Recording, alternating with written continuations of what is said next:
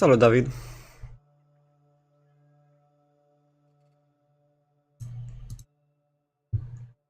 Bun. Sper să meargă totul bine.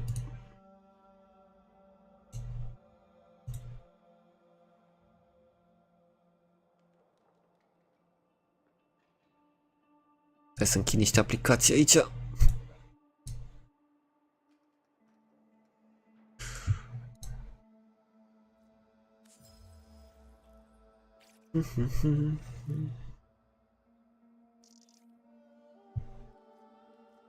Oh, nice.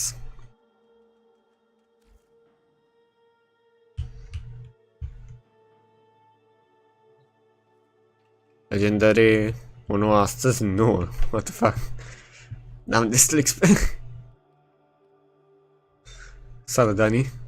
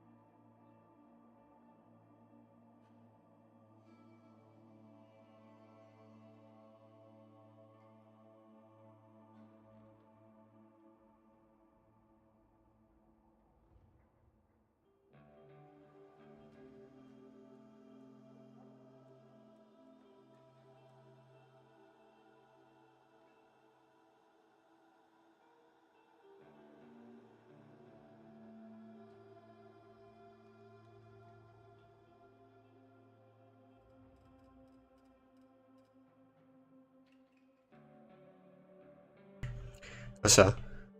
Ce-i în inbox de la stream-ul de aseară. La concert.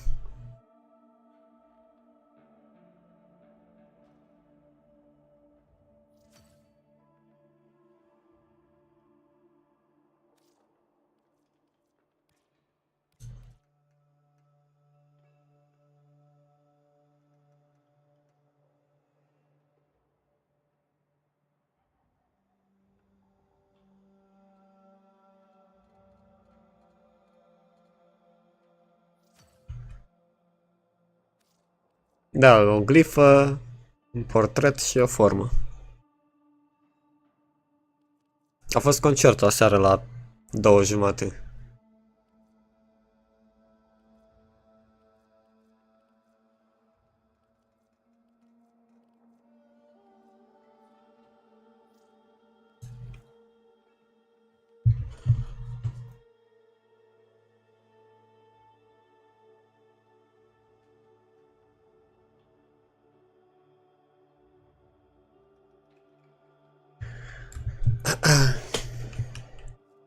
Trebuie să facem defense de 6 ore pentru formas. Oh, lol.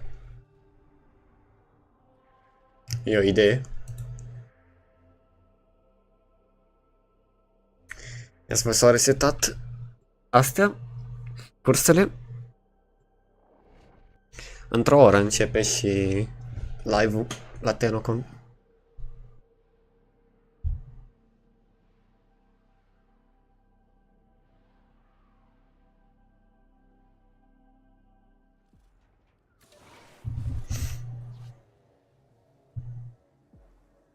Ok, s-a resetat, ia să vedem. Începem cu astea de aici. Ah, lol, what the fuck? A scris red text. Is this thing on?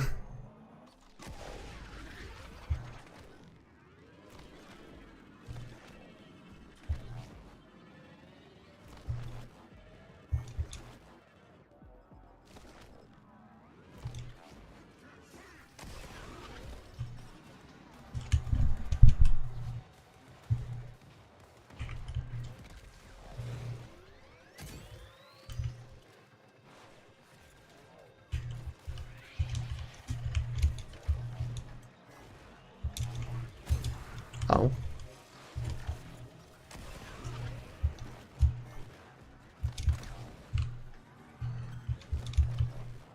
The fuck update?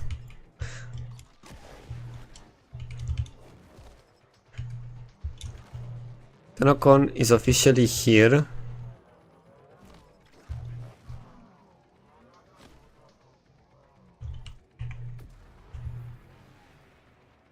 Update to deploy fixes and some behind the scenes stuff for today events.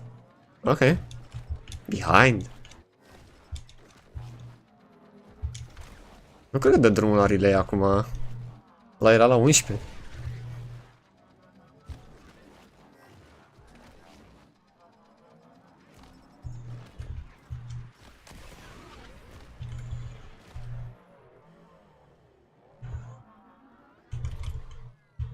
Rules are simple. Timer starts once you hit the first marker. Now, let's see what you're packing. Nice form. Let's see you keep it.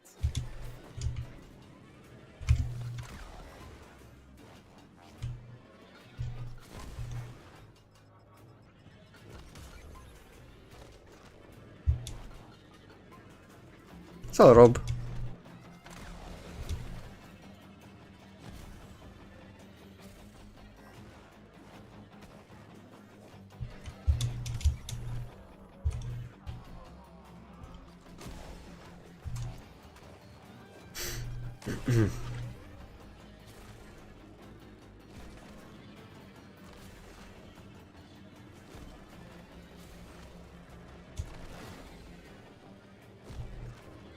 Da, azi e ziua cea mare. Noaptea cea mare. Nothing fancy, but got it done. Nice. Mai îmi trebuie una. O cursă și fac platină pe Steam la joc. Nu, Krill, fac achievement-ul.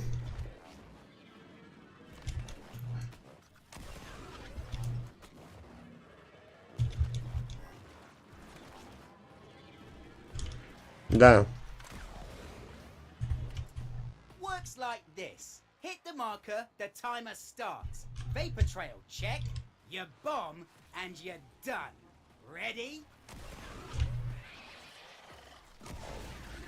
Este timpul pentru încă un teaser pentru teaser? Cine știe? Vedem ce bagă în hotfix-ul ăsta. Sigur o să intri toți data minerii.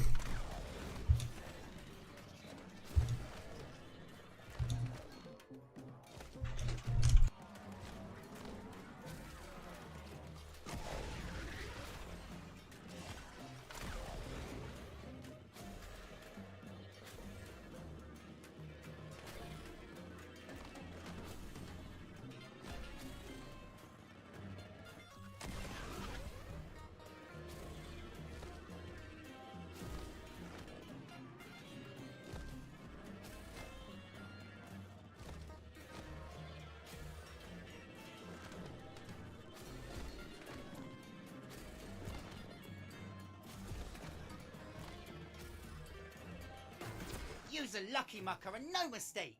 Skinny your teeth, Glinty.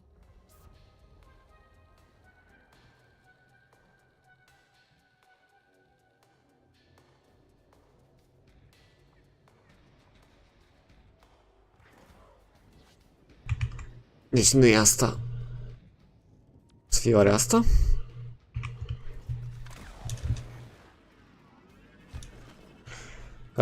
Ca să primesc dropul la Warframe trebuie să am și Warframe deschis sau... Nu, trebuie doar pe stream să te uiți, atâta. 30 de minute. Valkyrie o să fie dată drumul la 11. Sau 11 jumate, nu știu sigur. Cred că 11 jumate. Alright, clock it. I say go, you floor it. Time kicks off once you hit that first marker. Ready? Aveți să ai contul de Twitch conectat pe site.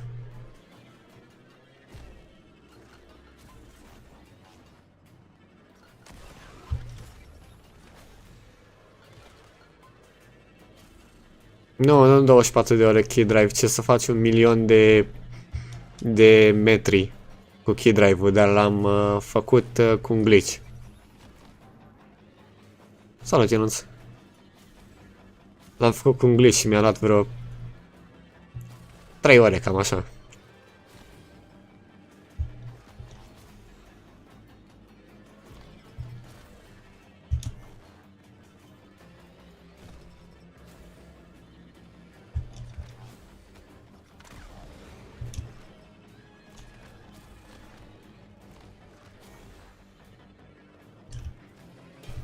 Yeah, don't get smug.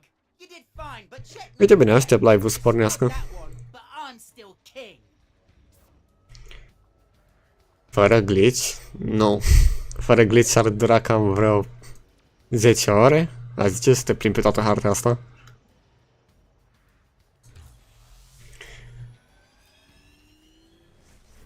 Da, exact, nu te aruncă în aer. Vi-l pot arăta. Că nu... Toată lumea arată bug-ul ăla. Stați așa să mai fac încă 2 curse.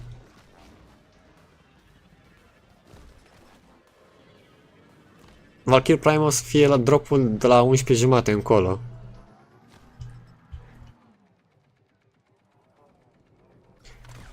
Cercul ăla nu mai e. E o metodă mult mai bună, e un... o să-l arăt.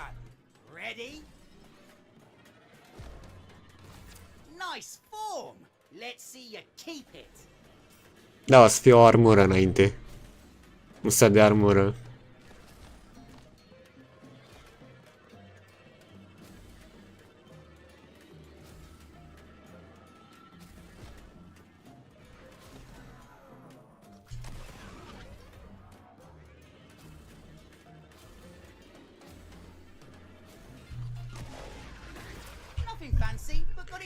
Ok, și mai am unul. Ce mai zice și mai... E la fel ca un key drive normal și mai are un skin cu libelul. Știu de care zici.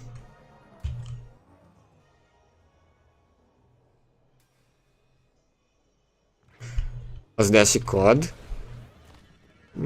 Nu știu, în ultima dată n-au dat cod, nici mi-aduc aminte.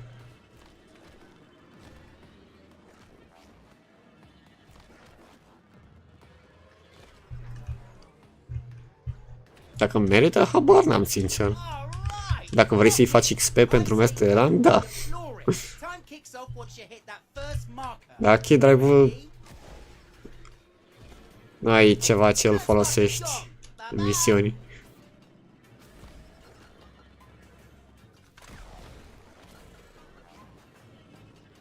Shit, stai, trebuie să scap de bot.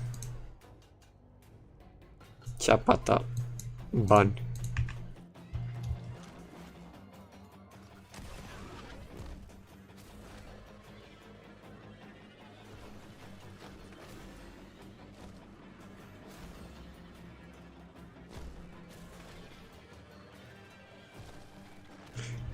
Fac legendary? Na, nu mă chinui. Ala mai târziu, ok. Aparent cursa care îmi lipsește nu e în ziua asta. Mai am avut nevoie de o cursă și cred că e mâine. Ala, ai. Ok, pentru bug. Glitch-ul ăla de key drive. Este aici la Harindi Crater.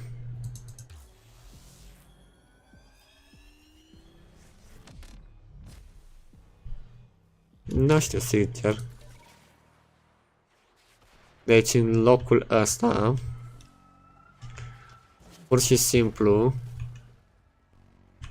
iei key drive-ul, te duci jos și aici unde e cascada asta unde pică apă, pur și simplu îi dai boost, pitch. Stai că n-a mers. Câteodată nu e din prima. Aici era? Aici era.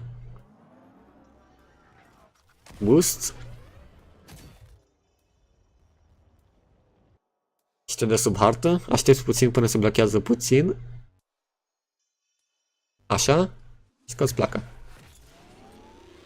Și așa faci achievement-ul pentru metri. Și aștepți.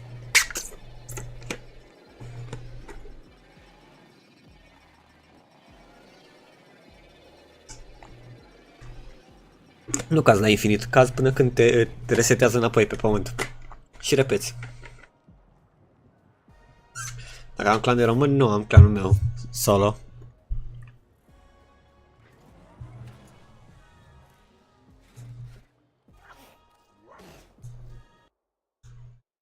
Dacă trebuie să ies din joc să intru că e update. Cred că au dat drumul la relay-ul lui Baro. Nu știu ce e asta.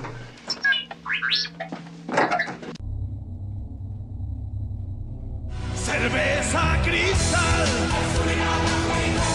Cerveza cristal. Holy shit! Is that Parappa the Rapper? Holy shit! Is that Parappa the Rapper? Oh my god, I knew he was real! Your music saved me! She's a maniac, maniac.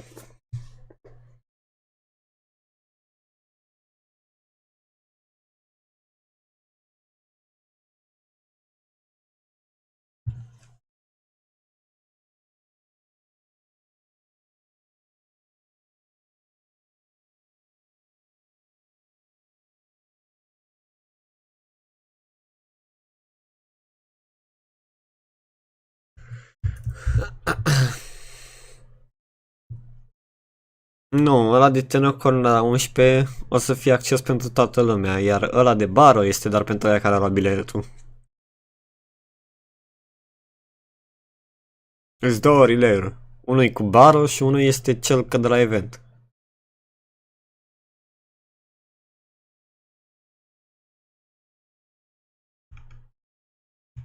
Nici o problemă.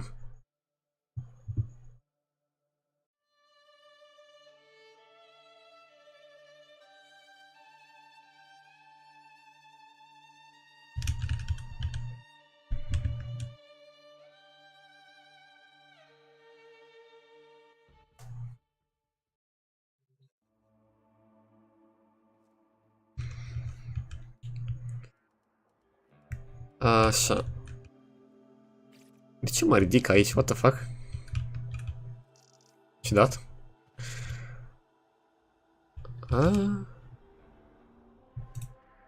Avem relay? Sau la cât îi dă drumul? Aici o să fie relay-ul la 11.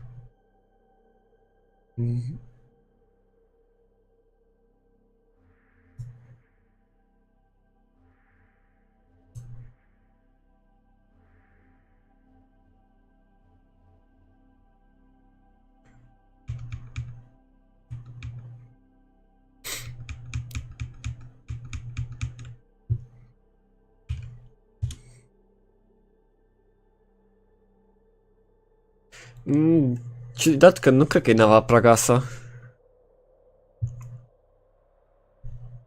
Acum nu știu.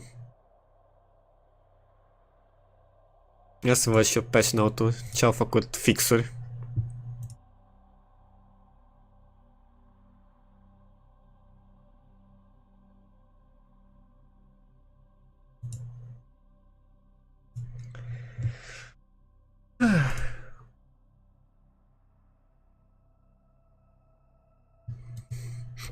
Improve performance in Albrecht Laboratory style set, ok.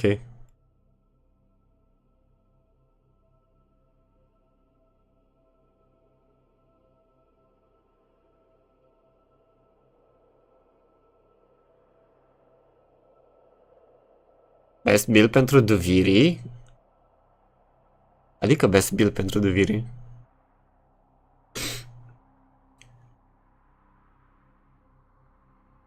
Acolo ai decree-uri.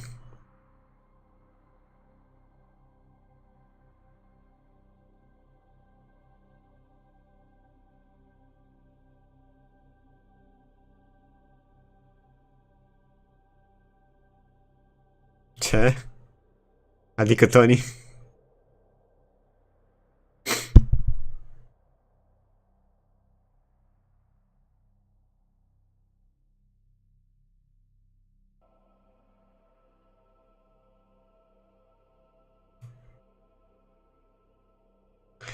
Alright, Tony, day one. Not sure, buddy. Baftă la World First, cred.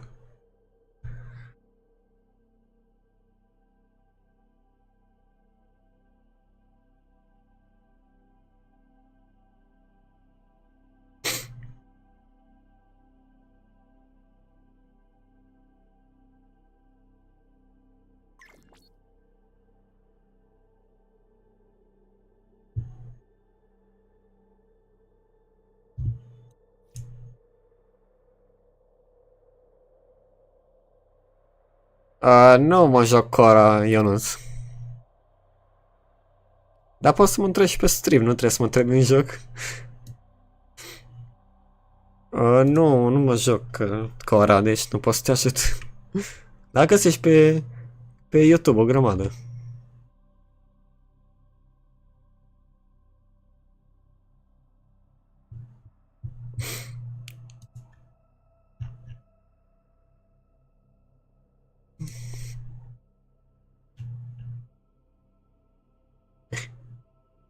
Ok, eu am luat de la Teshin Rivenul ăla. Riven.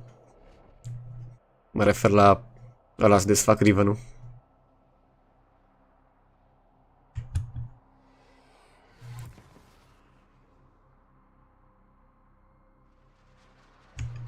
Ia să schimb muzica. Trebuie pe playlistul Bob.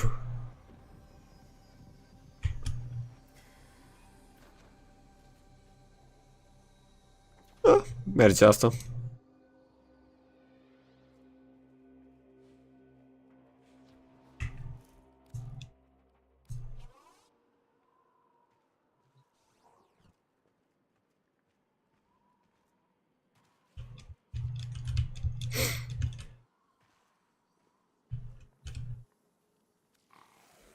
L-am luat. 3 formauri. Don't mind if I do.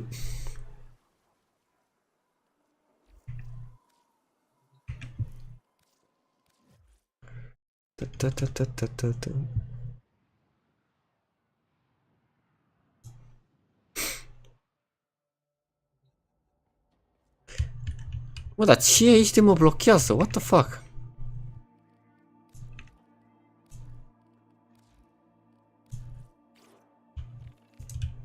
Nu-i nimic. Ce se întâmplă?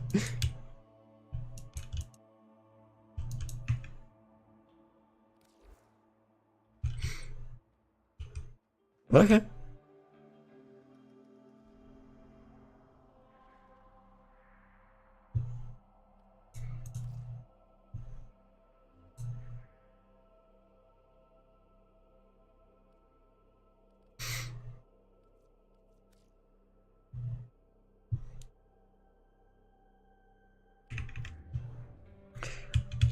Aș face niște Void Cascade-uri. Ups, nu.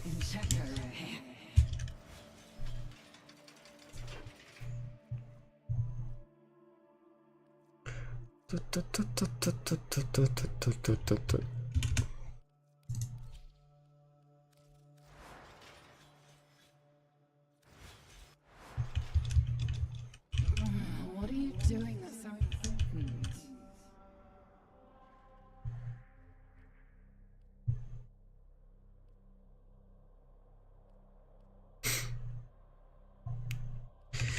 Corpus. Asta că puteam și acolo. Când blochezi cristale, termini Castle New War și o să ai Archon Hunt, unde poți să vânezi faci rost de cristal, sau termini după Whisper in the Wall și poți să cumperi de la Bird Trade de aici, de la Sanctum, un cristal, sau ai noroc să pice cristal 99 la calendar, reward-uri.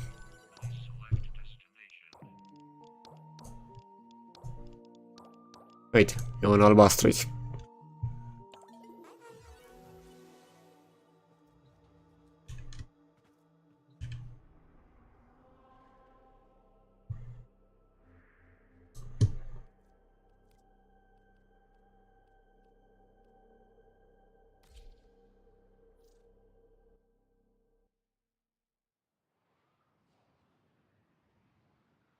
Le echipezi, trebuie să-ți iei upgrade-ul de cristal de la MR3, parcă? Nu mai țin minte exact. Dacă de la el. Ori de la el, ori de la Sun. Unul din ăștia doi, habar n-am. E un upgrade pentru helmet. Our enemy has abandoned valuable supplies. Am uitat să mă trec pe Madurai. Extract yourself when you need to.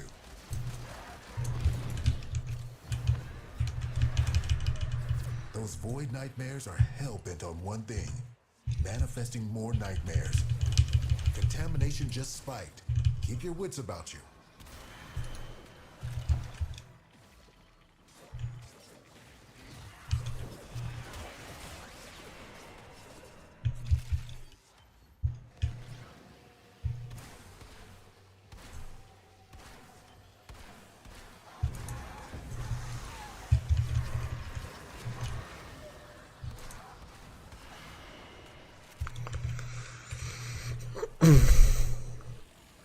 Possessed Exilizer located.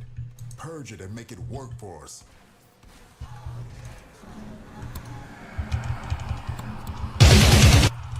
Ok.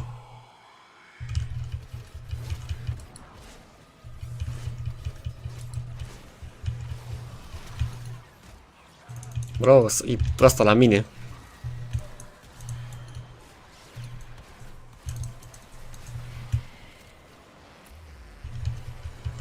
Marking a possessed Exilizer. Deal with it while you still can.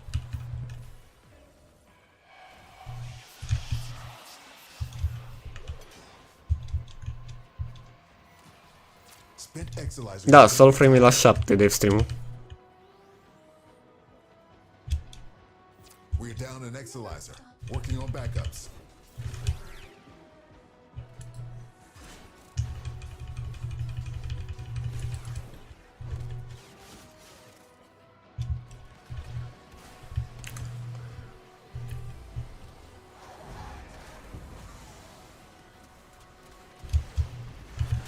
A void manifestation is possessing an Exilizer. Stop it before it feeds the cascade.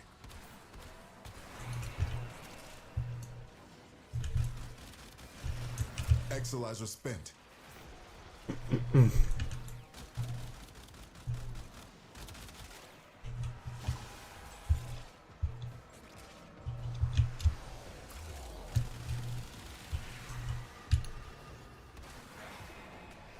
Ah, the void has manifested something other than a nightmare.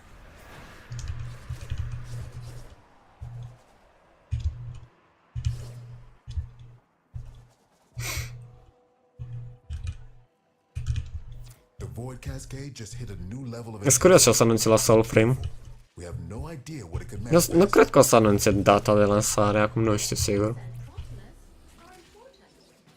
When that thing starts moving, and it will. Mama, a trezit îngerul? To do.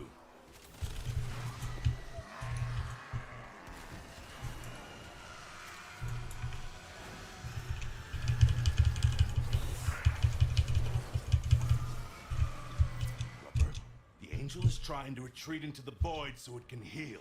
Follow it and stop it. Da. Good. Now it'll stay hurt. Spent Exilizer has been retired.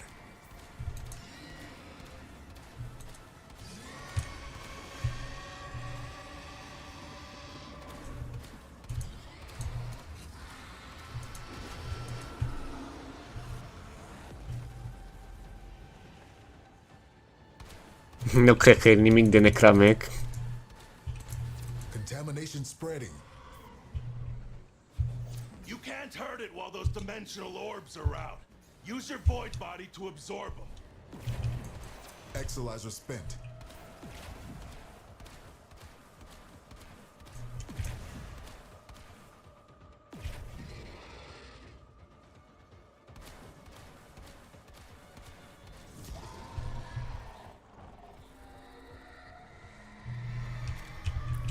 That's the way.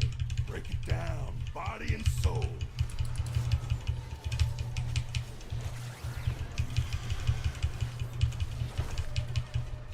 O, pe bune.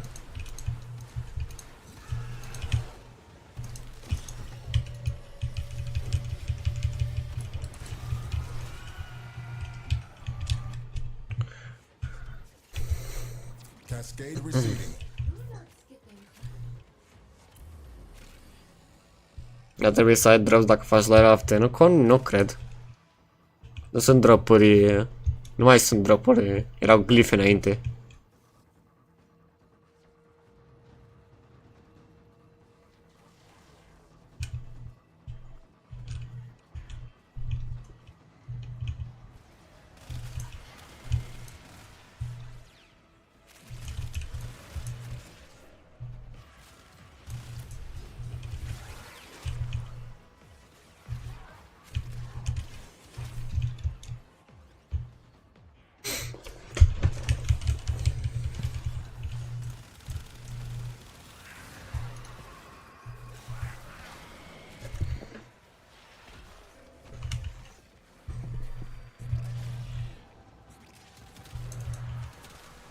We're down an Exalizer, working on backups.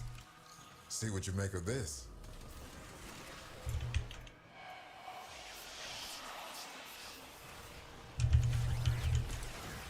Mania. Exalizer spent.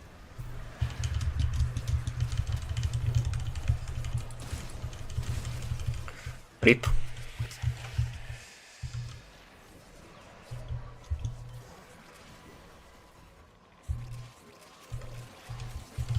Spent Exalizer. Eu ador pe noua Valkyrie.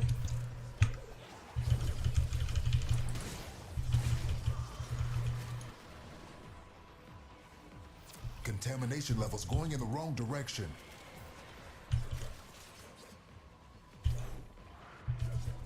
We're down an Exalizer, working on backups.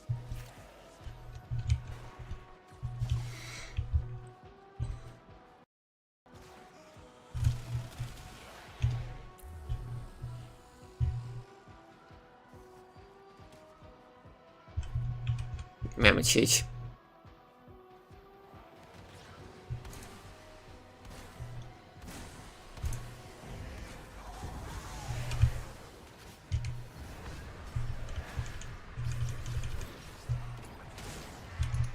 Void Cascade losing steam.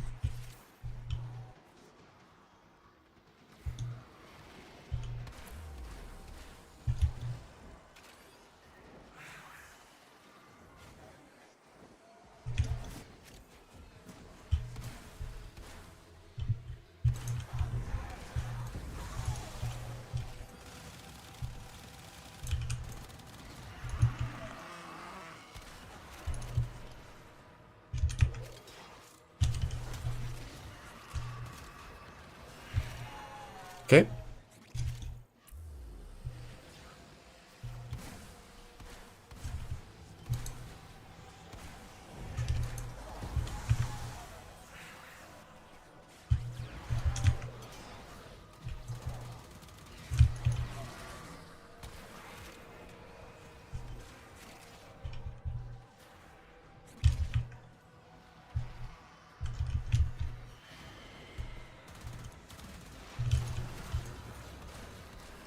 Au pe bune.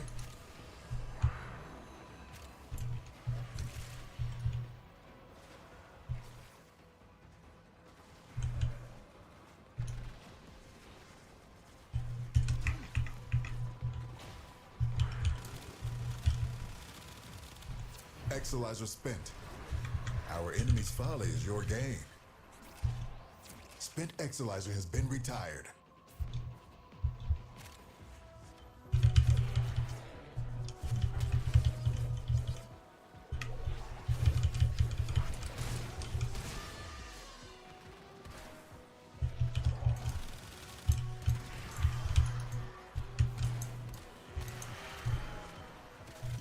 We're down an Exalizer, working on backups.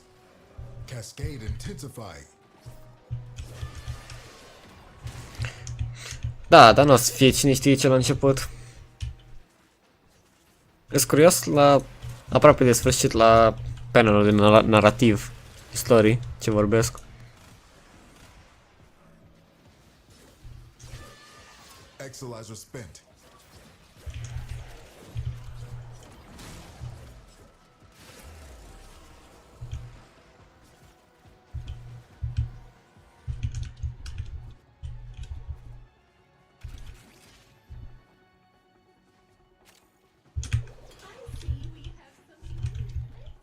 exolyzer suppressed.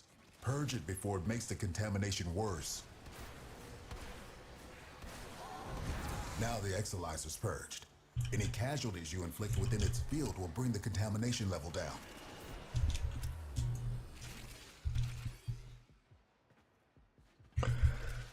Plaghiarele? Da, sunt mișto pe Valkyrie.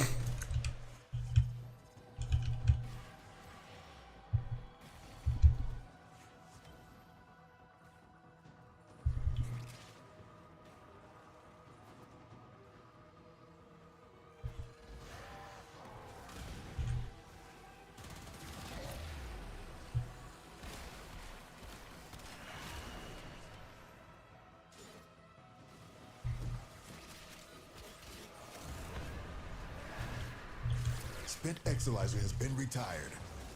Enemy bounty secured.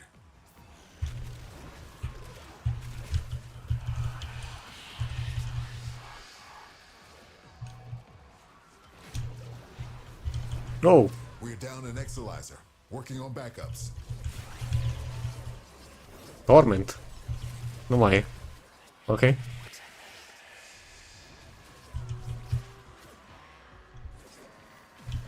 Exolyzer spent.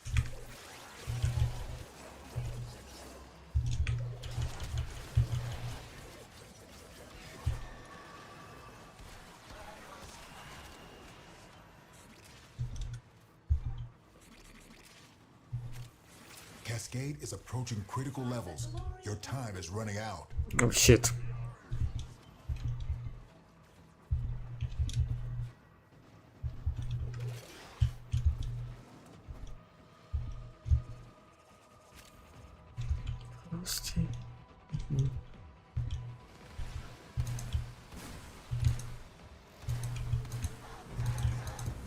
This cascade is growing out of control.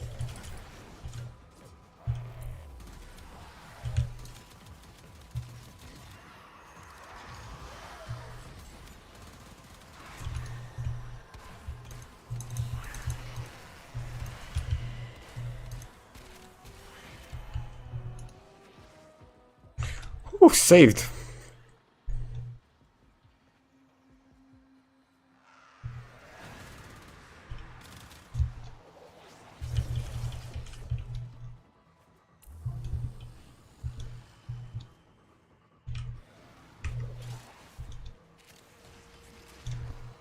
Void contamination dropping.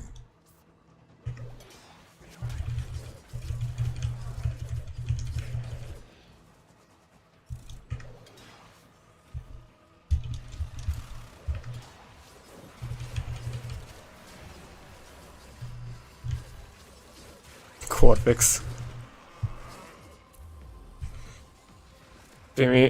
Primim sau nu tau în seara asta? Nu știu. Eu cred că o să fie ceva de Old War. Acum nu știu sigur. Posibil să ne arate ceva de Old War și la sfârșit să ne arate ceva de tau. Cine știe? E destul de vag totul. Chiar dacă avem multe indicii cu sentienți. We're down an exolyzer. Working on backups. Struggle has its benefits.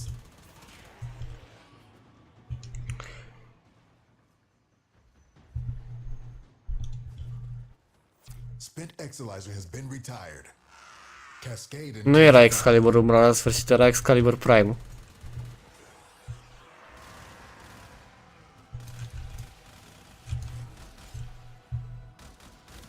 Exolyzer spent.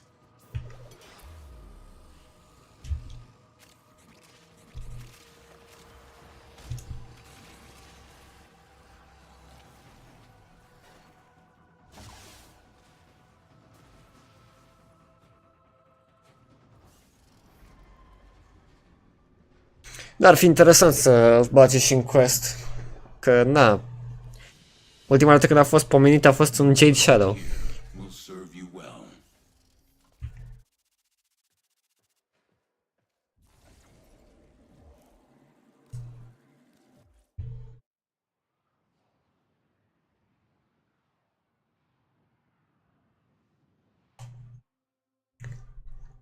It's on you.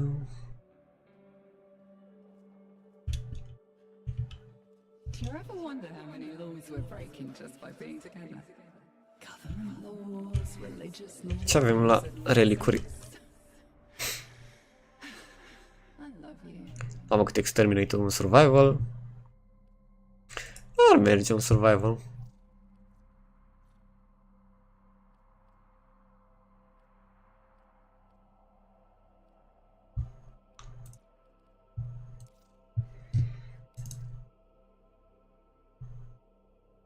Fac relicuri. Dar fac pe steel pet.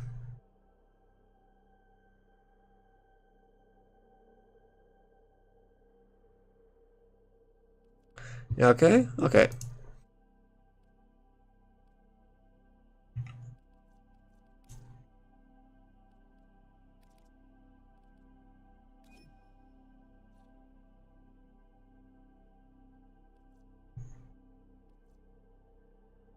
How do you like this?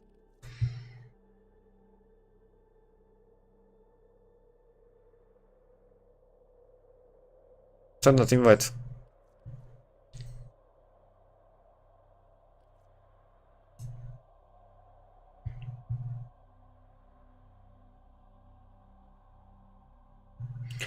Defense, ok.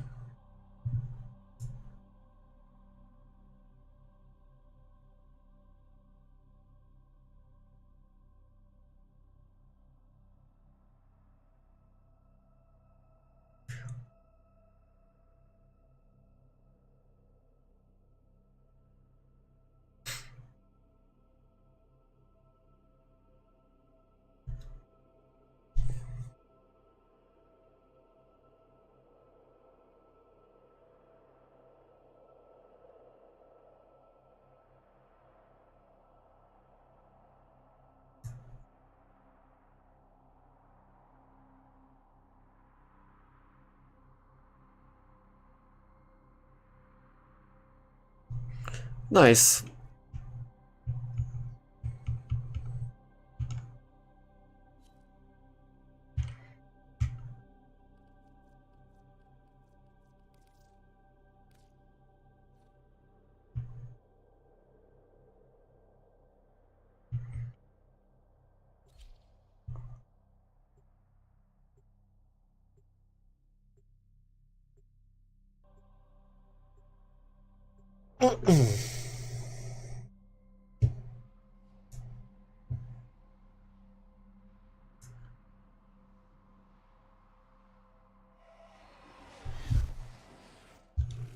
Their rage is vehement, their focus impressive.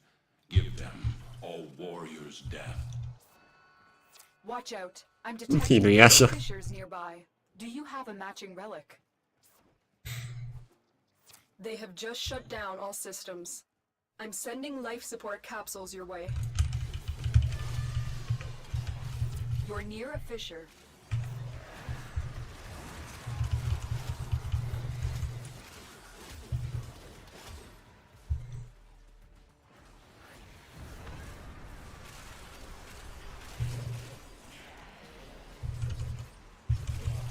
They're dropping reactant. Use it to crack open a relic. You are going to need more reactant if you want to open that relic.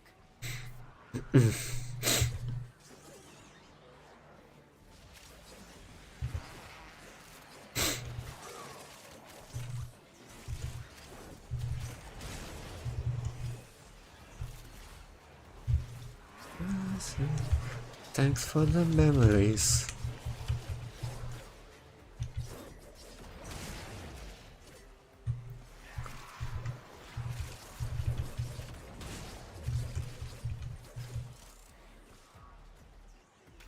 Life support incoming. Deci nu mai văd nimic de Valkyr cu particulele ei.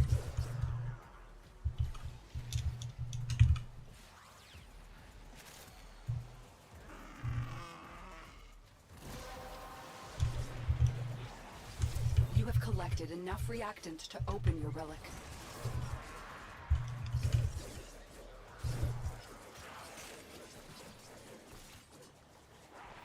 I've delivered a life support Pe stream-ul? capsule to the area. Activating Ok. it will buy you more time. Da, bănuiesc că e ceva countdown până la fix, până la 6 fix, nu?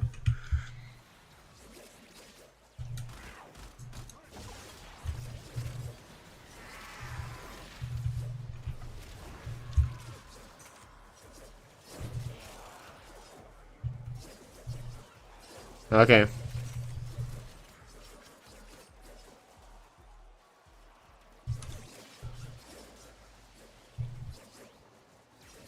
Nu dă mai devreme Valkyrie. Valkyrie o să fie la 11 jumate.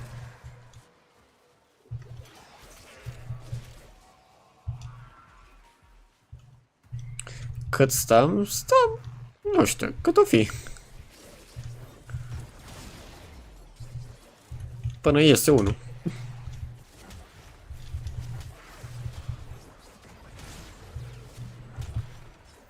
Tenno, prepare for life support. Until TennoCon. Uite, da.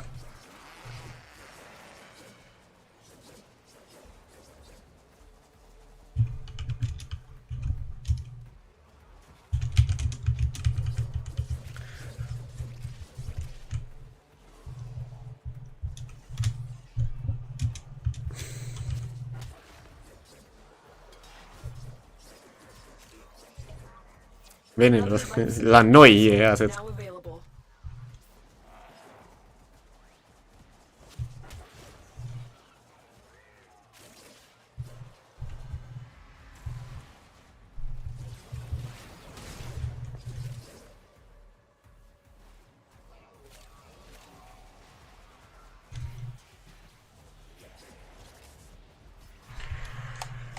Relay-ul știm cum arătăm pe hartă, cum arată pe hartă, îl știm din Twitter. A dat un video. E doar o navă sentient, nu arată prea gasă.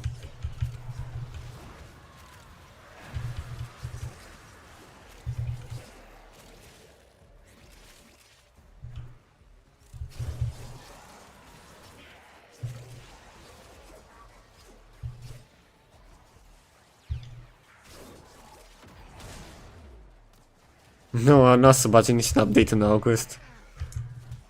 Major. Prea devreme.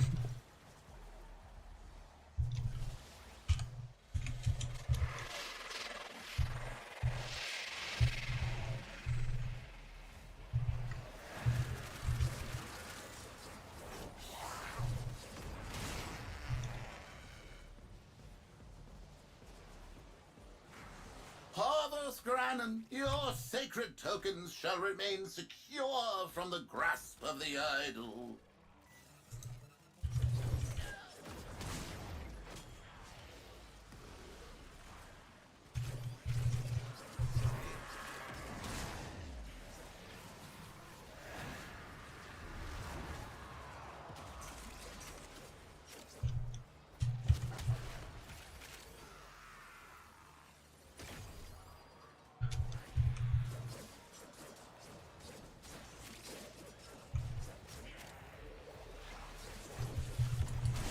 The raid is off to a successful start. Extraction is available if you need it.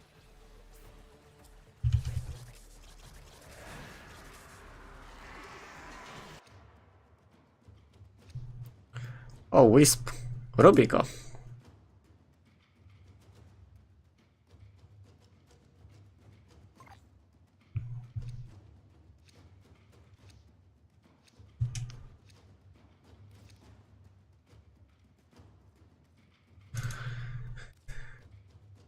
Viva Victoria.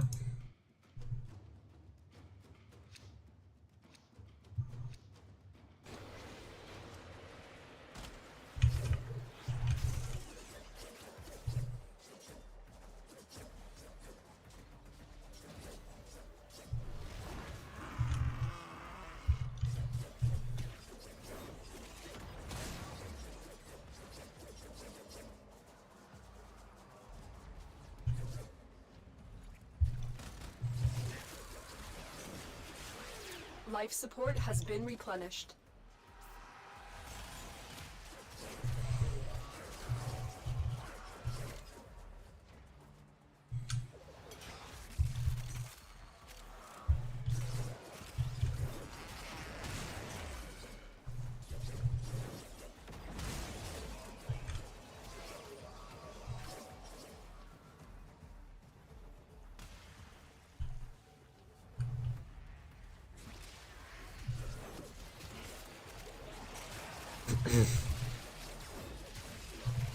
I've delivered another life support capsule.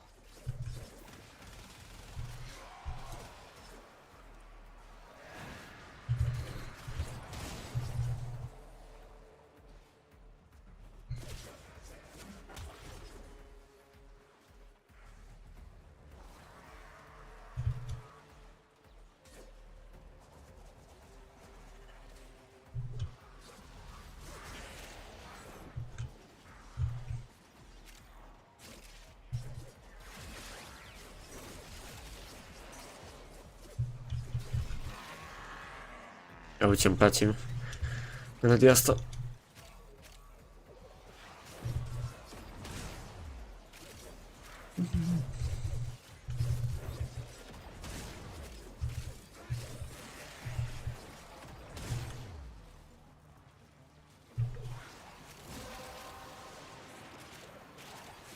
Well done, Tenno. Your relic is opened.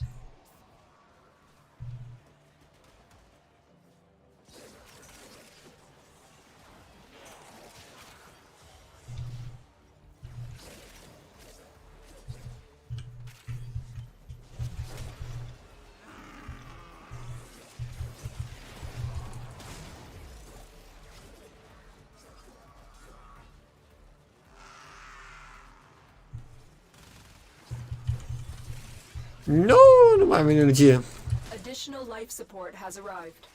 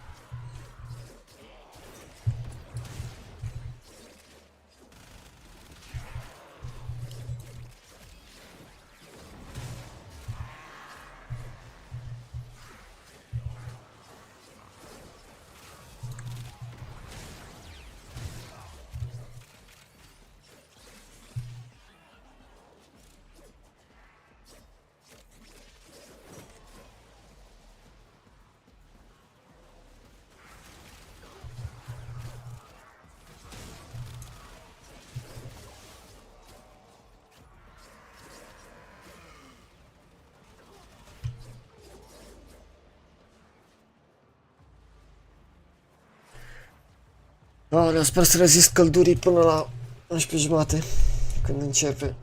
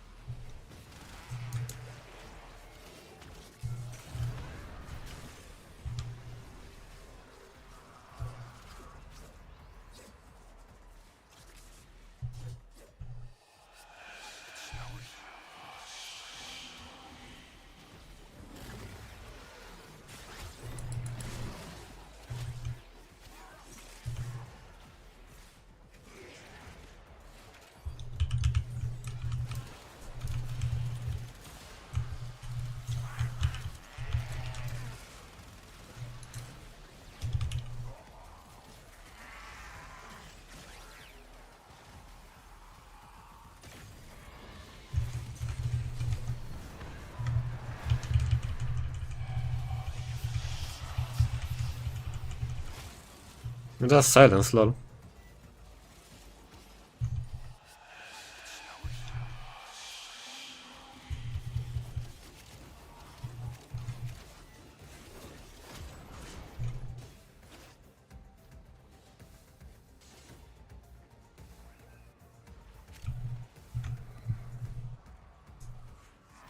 We will all share in this bounty.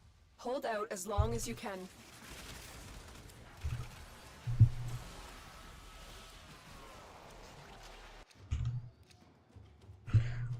Forma. Nagantaka.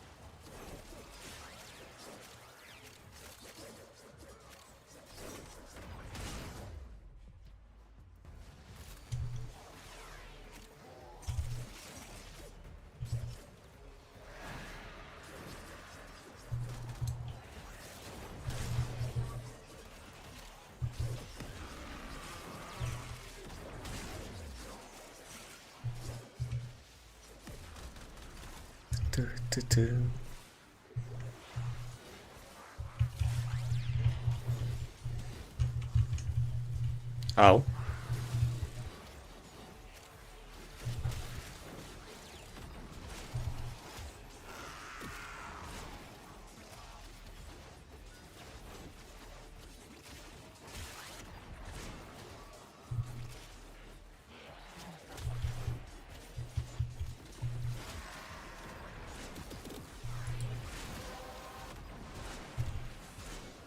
The relic has been cracked open. Finish your mission to find out what's inside. Hai, deci ce urmează? Welcome to TennoCon și apoi Warframe, ok.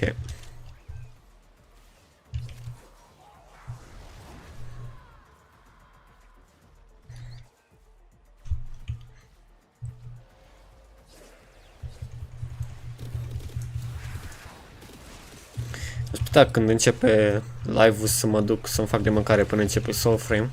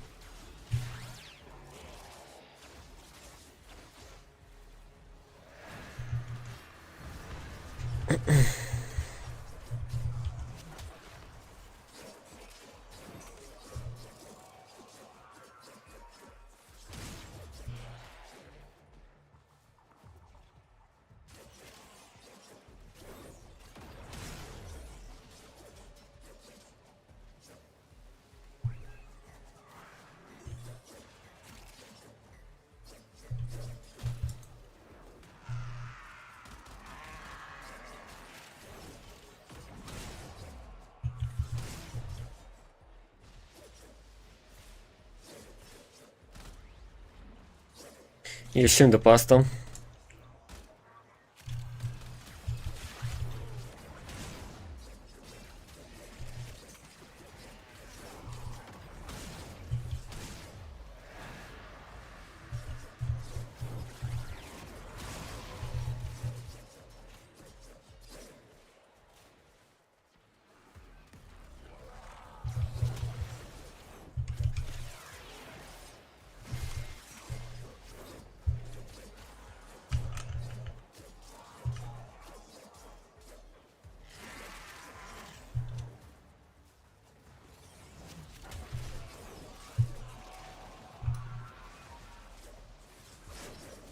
Another life support capsule is now available.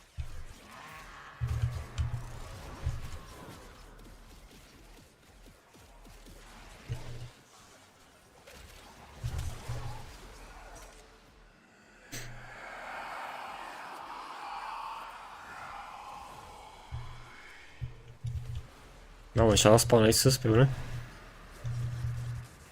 Life support activated.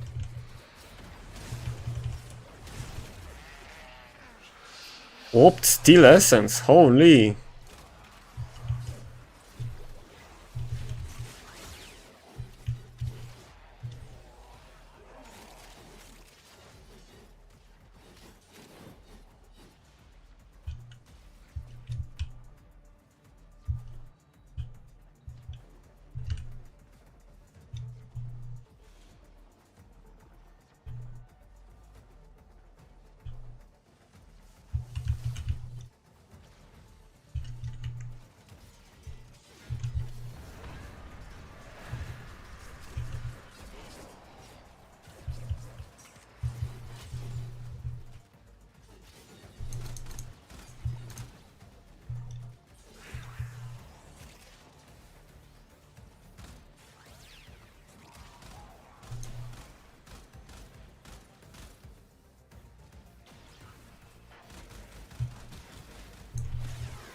Look what our Tenno operative just found.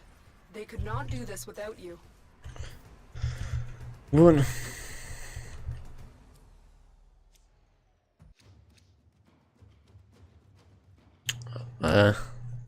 Forma.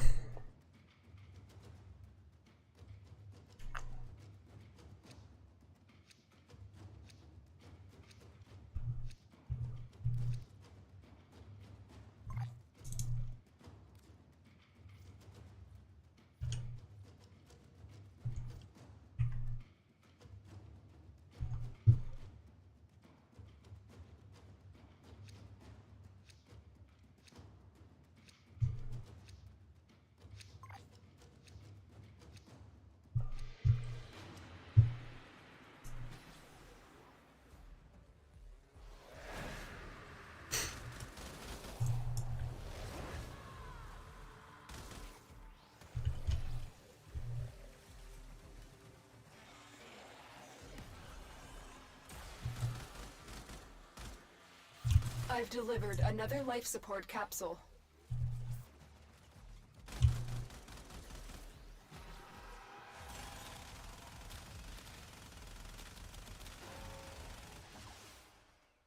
Așa. Da, ies.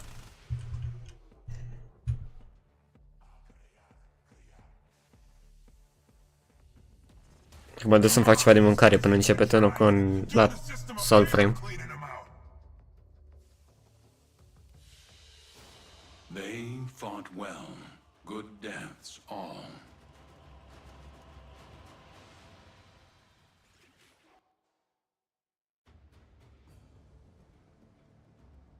Oh, shit. Ce e asta? Horn armor? Ah, cover-ul.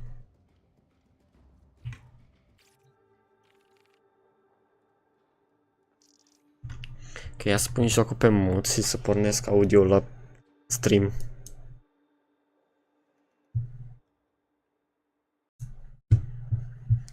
Așa. Sper să fie ok.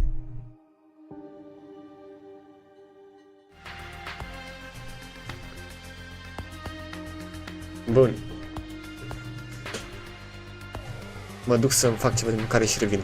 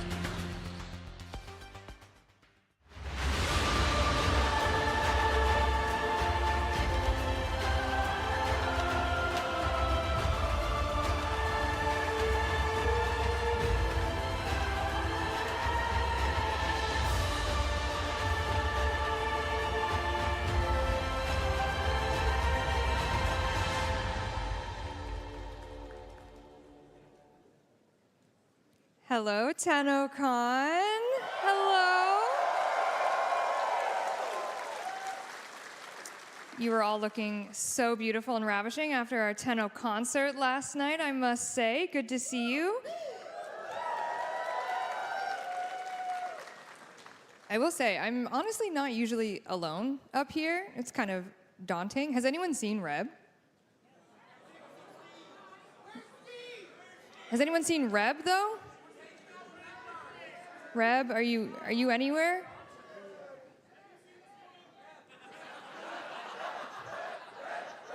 Is that a fridge? Hello, TennoCon. Many people were asking us about Android, but we decided to skip and go right to fridge. So this is the first official Warframe build running on a fridge, and it's an honor to be part of the debut of Fridge Frame.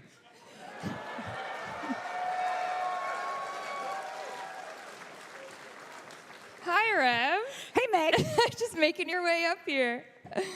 All right.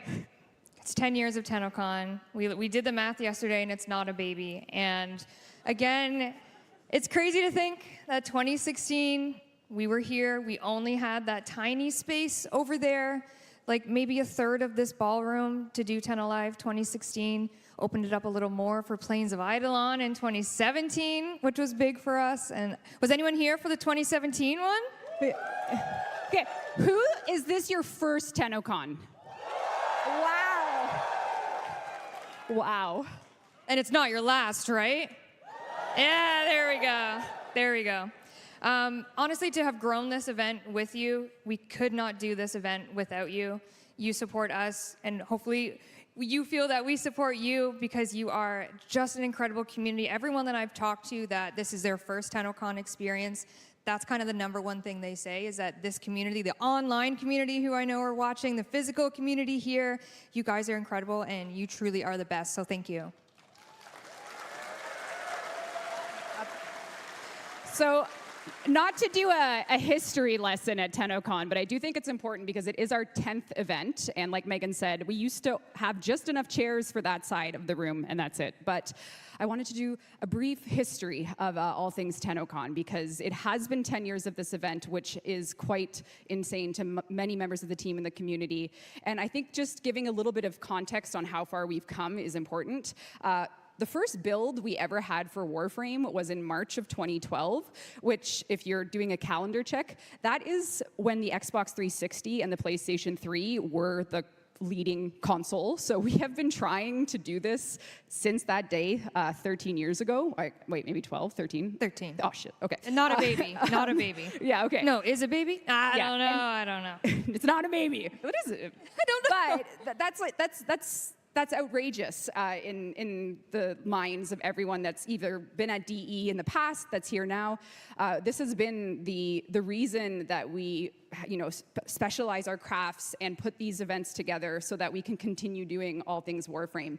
And when we started, Discord did not exist to continue the history lesson. Ooh. Like, it just didn't exist. So if you're watching on Discord, hello. Hey, you are a baby. I actually don't even think there were Twitch ads when we started. There were no What a ads. time. Yeah, like I don't know if they had ad revenue then. I don't remember. It's been literally 12 years.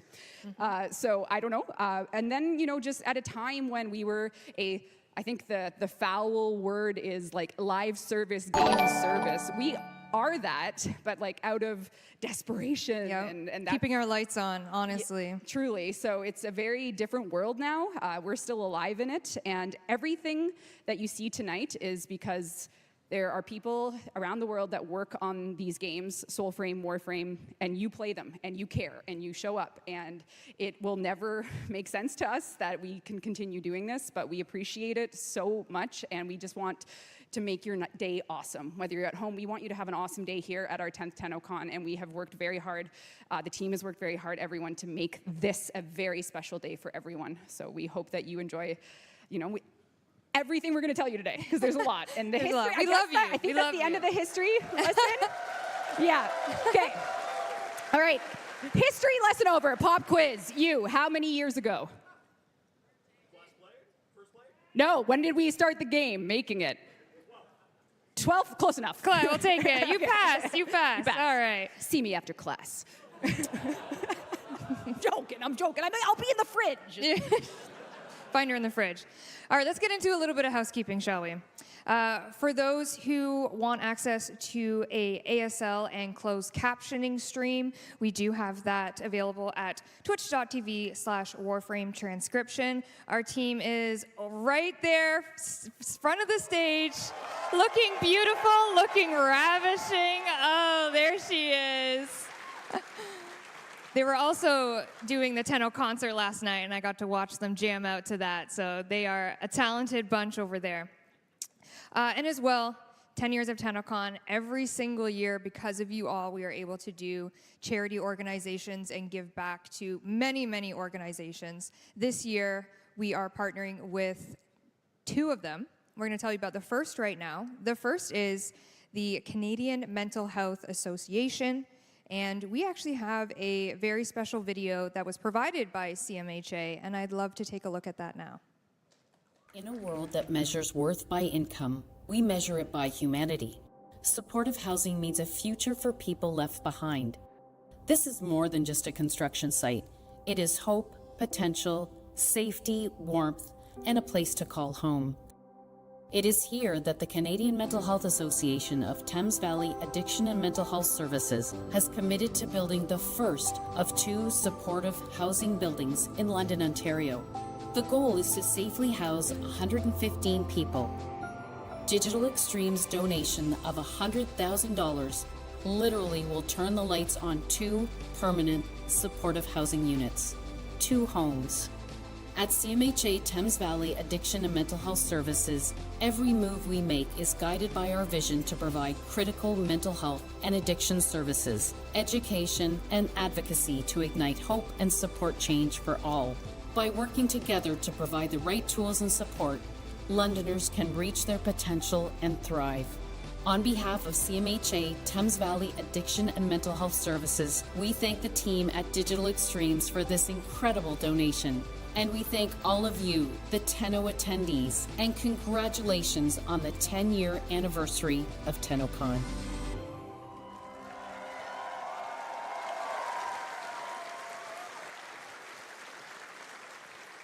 And we actually have Mandy from CMHA sitting over there. Mandy, I don't know if you want to stand up. I can barely see you. There she is. There she is.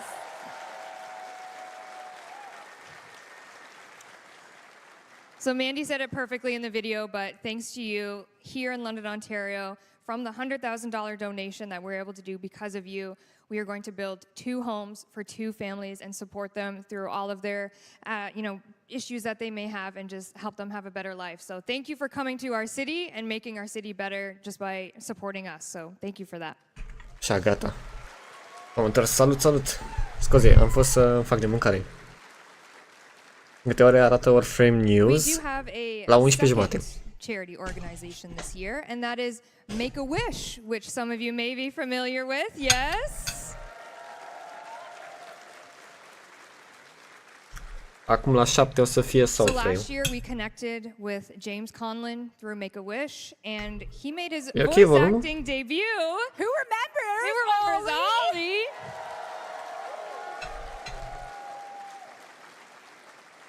Voice acting Ollie in 1999, and we have something special this year with Make-A-Wish. So please welcome to the stage our special guest, Shauna from Make-A-Wish Canada, as well as the voice of Ollie, James Conlon, and his parents, Marianne and Paul. Let's hear it.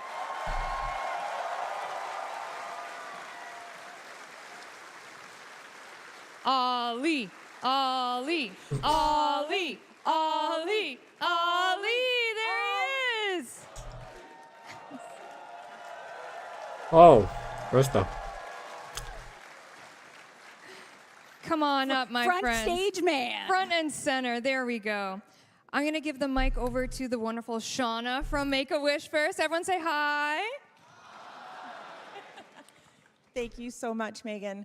You know, this is such an incredible community. To be here in this room and to be here at this conference and feel all the support and the love I'm just so impressed with what I've been hearing from all of you coming to visit the Make-A-Wish booth. A few of you in the crowd have even told me that you had your own wishes granted, which has been amazing. Thank you for sharing your stories. All of you here tonight and today have the power to actually grant wishes just like James. We have thousands of kids across the country that are still waiting for their wishes to happen.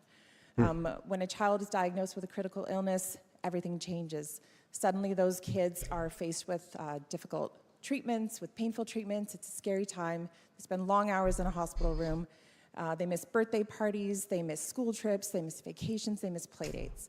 So wishes are an incredible turning point in a treatment journey where it gives hope and joy and strength when they need it the most. That's where you guys all come in, and that's where Digital Extremes has come in and helped make pure magic happen for James. So you have the power to grant these wishes for these kids that are still waiting and make their dreams come true. So to Digital Extremes and to the incredible Tenno community, both here in person and streaming live from across the globe, thank you so much. You guys are the heroes. You are the heroes. You are the heroes from everyone at Make-A-Wish Canada. We love you.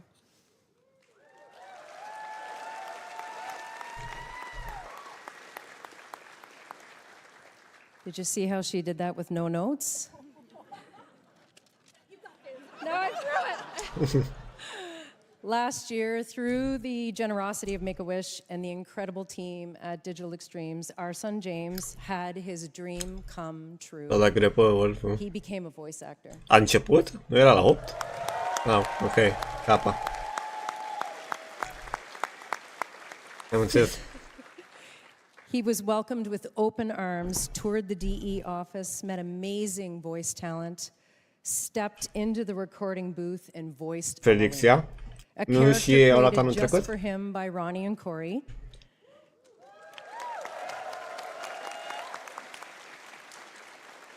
And then came TennoCon with thousands of people chanting his name. You included him, encouraged him, celebrated him, and that kind of support leaves a lasting mark. It was the most profound day of all of our lives. That experience gave James more than a wish. It gave him purpose and belonging and the belief that voice acting could be his future. As parents, this was something very special to witness. We're here to say thank you and also to ask you to support Make-A-Wish, one of TennoCon's chosen charities. Your support can help create another story like his. One wish truly goes a long way. Come and say hi to us. We're at the Make-A-Wish booth signing autographs, one of his most favorite things to do.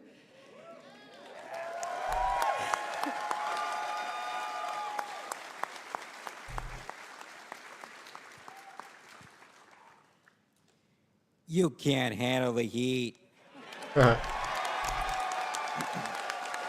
Random people got it? Okay.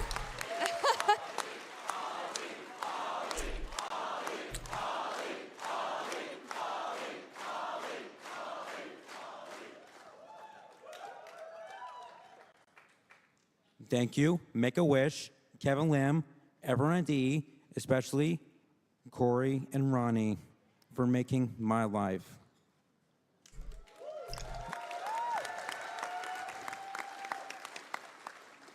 Bring on TennoCon!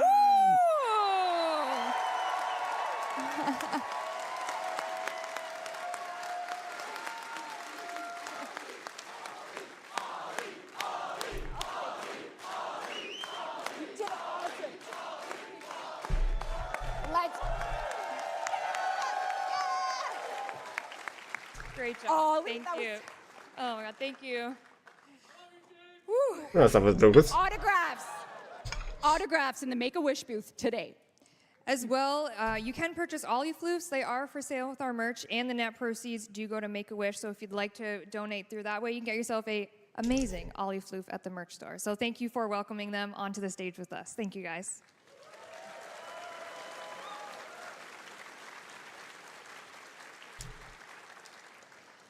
All right, some more housekeeping, shall we? Let's get into a little bit more here. Again, sorry. Thank you to you, everyone. $100,000 to both Make-A-Wish and CMHA. Again, we Mam, couldn't do it without you. câți Thank you bani. so much for making this year extremely special to us. All right, let's get into a little merch chat. The TennoCon digital pack is Bă, vreau available și eu until asta. Friday, July 25th. If you'd like to get some sweet TennoCon gear, that is available for you as well. We do have our TennoCon merch. Look at the little Owie and Ben. Oh, sorry, Arthur. Arthur Floof. And the Arthur Floof is caked up. It does have It's a lot. caked up. We had to pay extra for the padding there. For We sure. did. Yeah, it's worth it. Ben's request, not us. Yeah, that diva, am I right? So you can pick up these things as well at the merch store. Ooh, in your heart. Or in your, no, she's in your back room. Yeah. She's in your back. Come on. Come on. Whoa! I said what I said. To be honest, many of your favorite hacks are here today. That's right. So Eleanor talent, is here. The talent of Eleanor. The talent, of course. Yes. She's not in your back room. No.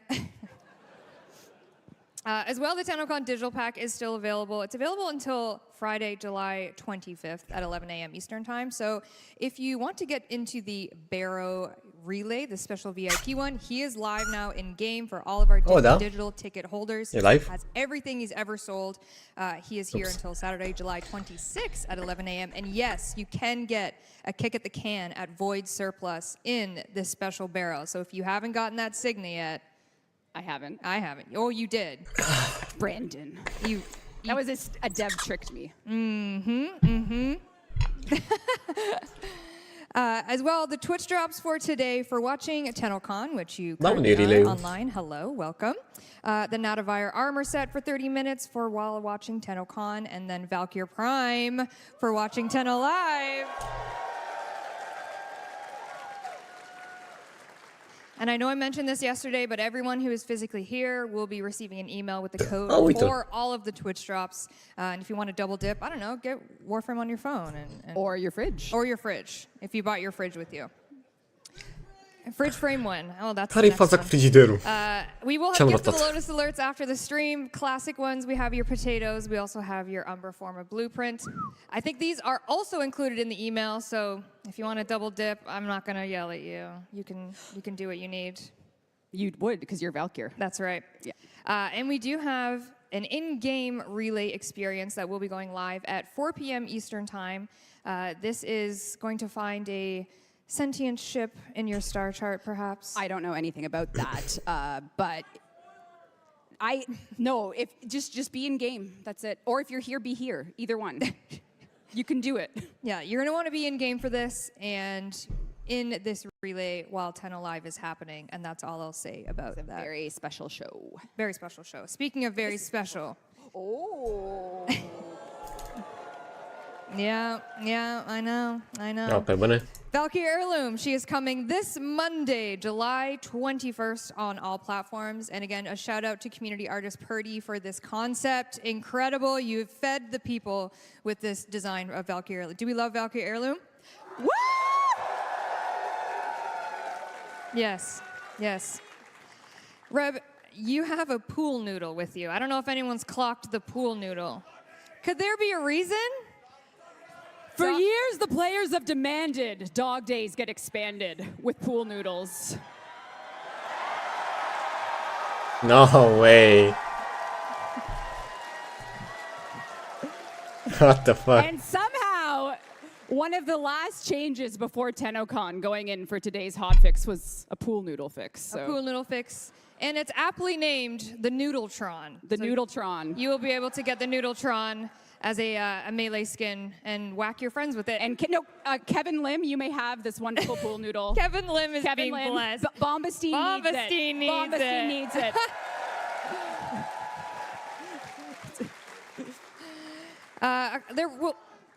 There will be some other new things in Dog Days as well. It starts August 6th, so you have a little bit of time. But we do have amazing new glyphs going in by Chicken Draws Dogs, a very familiar community artist. Yes. Chicken jockey. Featuring the Lobs from last year. We didn't know about the Noodletron yet. We could have had it in there, but that was our bad. So August 6th, you will be getting Dog Days and the Noodletron. You can whack your friends. It'll be great. That is outrageous. Come on, come on. And that's it. That's all. That's our reveal. Thanks for coming. That's Tenno Live. That's it. No, it's not it. Wait, you got more later. Don't worry. I just want Dai, to relay remind on. you of some amazing giveaways with Al some baro. amazing partners we have. These are all online giveaways through Gleam, but we do have some amazing Omen Gaming Hub and HyperX giveaways here if you would like to participate in that online. As well, the Secret Lab chair, which I gotta say, Reb, you want to crank me back? What am I doing? Crank me back. Crank it? Yeah, crank me back. This button here. Ready? 3, 2, 1, go. Oh, yep, there it is. Okay. There it is. Look at that. Look at that. You could be so chill. You could be so chill. It's so comfortable. Anyways, that's also a digital giveaway. Incredible. Wait, are we giving this one away? I don't think you want it after I've been sitting on it. All right. That's for Omega Gaming. Guys, I run hot, okay? That's it. That's all that meant. And then as well, the most comfortable footwear in the game, Crocs. We are doing a Crocs. What the fuck, Jocuri? I'm not wearing them. I'm not wearing them. Don't look at my Bro. feet. Don't look at my feet, cameraman. Don't look at my. Don't look at my feet. Don't do it. We do have some gibbets, as you can see, TennoCon 2025 gibbets and very orange Crocs. I think these are actually Ruse Crocs in this image. Rue, so confirm? Thumbs Rue, up? thumbs Yeah, up. We yeah. got those are Ruse Crocs, and they weren't clean. Let's hear it for Rue, everybody. Broadcast specialist. Yes. Yes. Woo. All right, we're going to wrap up here shortly. A reminder of what today is going to entail. You're currently in the Welcome to TennoCon 2025 panel. And then at 12, Soulframe DevStream really kicks off this main stage. We are going to show you, kind of go through Soulframe's history, what we've accomplished over the past year, and where Preludes is at, some exciting news about Preludes. And they have a 30-minute live gameplay demo for you. Oh, It's 30 minute. I mean, I don't want Steve to get mad at me for cashing checks, but it's unreal. Yeah. So you're gonna want to tune in to that, and then after that, the art and animation of Warframe panel, where you're gonna, that's probably the one panel you get a lot of reveals from. Oh and yeah, sneak peeks about things that are coming. So team's gonna show you some really great stuff, and then the sounds of the system panel. I'm just looking at Zach. He's right there. Zach's hosting it with a lovely bunch of our sound folk, as well as some voice actor representation as well. Hear about some sounds in Warframe. And then for the first time ever, we're doing Origin Stories, the narrative of Warframe panel, hosted by Corey right there. There he is, front and center. Going to dive into some lore, maybe some proto-frame talk, also have some voice actor representation. Oh, Ember Proto, speaking my language. There is going to be one disappointed person this TennoCon. But I'll make it up to you with an Ember heirloom statue. Oh yeah. Great. Now that's a good one. That's right. And then at 4:30, Tenno Live 2025, we will be back up here. We will be showing you the future of Warframe, where we are going, where we have been, and we hope that you enjoy it. Team has worked incredibly hard on both demos, all of these panels, and we're excited to show you where the future of Warframe's going. It's true, and I did rehearse my closing remarks because there's 2 jobs on the line. Brad is signing this, so if I screw this up, it's going to be dangerous. As of this speaking point, there are 566 registered users on the Digital Extremes Slack, which are people that are, whether they're co-ops for our social media team, part of our culinary staff, every single person. There's 566 of them right now. There's many that came before, and there will be many that come after, but this day was brought to you by those individuals. So if you see any staff that are willing to, say hi, they are the team that makes this possible. We say it every year, but it becomes more and more true when we just have to keep everything going. We must, and it is our honor and our pleasure, and to everyone at Digital Extremes past and now, thank you for anything and everything you've done. This is a day for community and devs alike, so thank you all. See you in the Soulframe dev stream. That's right. Next up, Soulframe at 12. Get a snack, get a drink, get a break, stretch your legs. We'll see you back here for the Soulframe dev stream. Happy 10 years! Happy 10 years. Thank you. Happy 10 years!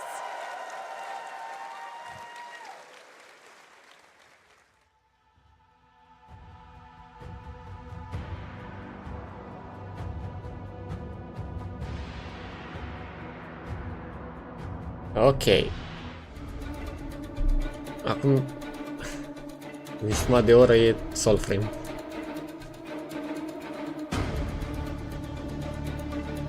Mai am moduri de luat.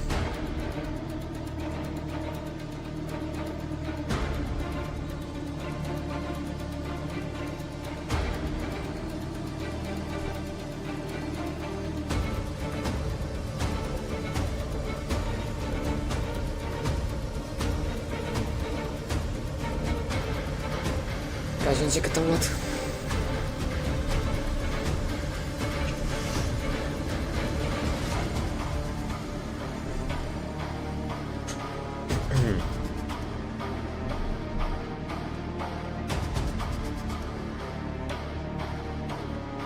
Cât rămâne Baro? Sincer nu știu. Cred că tot weekendul. Ca și mâine. Ah, I didn't see you there. E TennoCon 2025 bundle? My Habar name is n-am. Zach. Delighted to meet you. I've returned for day 2 of TennoCon, and I'm here to keep you well informed on the Twitch drops that you are able to obtain. Not everyone can be as dashing as me, but fear not, we are here to assist. By watching TennoCon for 30 minutes between 11 a.m. and 4:30 p.m. Eastern Time, you'll receive the Noctivire armor set. You may even Prime fashion Chamber. myself. Actually, Am probably. deja unul. Upon the start of Tenno Live at 4:30 p.m. Eastern Time, watch for an additional 30 minutes and receive Valkyr Prime absolutely free. The only thing finer than a free Prime is a tall glass of the sweetest Ce apple puțin rob. juice. Ah, perfection.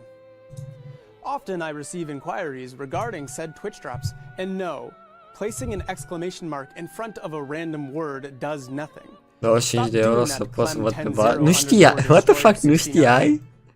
I won't ask again. To do it Lol. properly, head over to Da, ăla e warframe.com/. barul ăla e special pentru aia care cumpără biletul TennoCon. Follow instructions Eu and you're ready to l-am. claim your goods. Observing I mean, today's e show barul on cu Steam, toate ensure itemele. you are logged into your Steam account before watching, and you'll be rewarded with item tokens in your Steam inventory. Once you claim those tokens, log into your Warframe account and adorn E ok, volumul yourself la with stream, all your new la items that make you feel TennoCon? alive again. Now then, run along and get back to enjoying today's Unde show, scoți 100 de Tenno. lei? I've got important business to Depinde. attend to.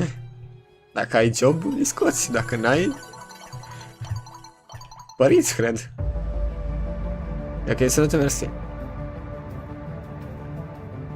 Nu prea are sens să cumperi dacă n-ai format de casă și credite. Da, adevărat și asta. Eu nu am cumpărat pentru bară special. Eu l-am cumpărat pentru că să susțin Devi și am vrut alea. Bandana și capa. Pelerina.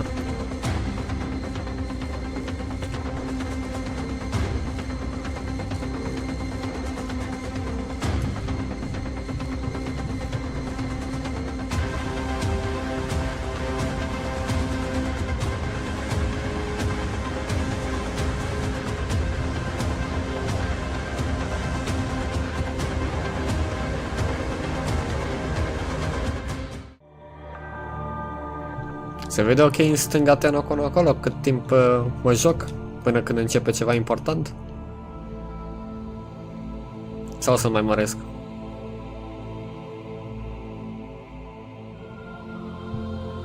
Ok. Când intră banii băgăm acest bilet. Păi vezi că nu știu dacă mai merge luat biletul. Sau până când ține biletul. Well, ok, mersi.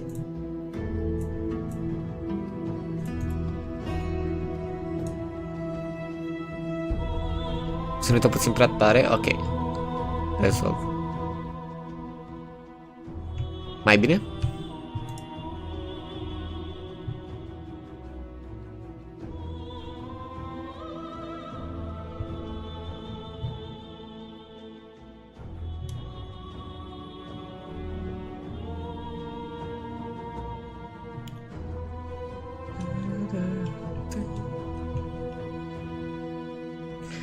Perfect, mon. Mersi. Chiar îs curios ce o să arate la Warframe.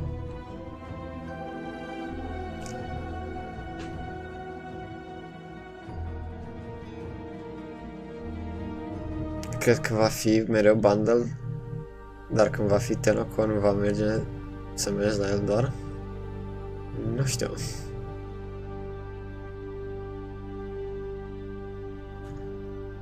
Eu am luat biletul de mult.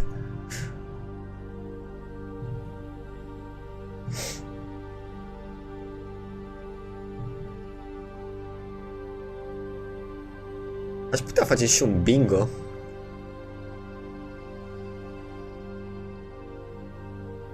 Atunci îmi pregătesc mai târziu. În 2024 aveam? Nu, lol. Ăla îl dă live cu vreo lună, două înainte de eveniment.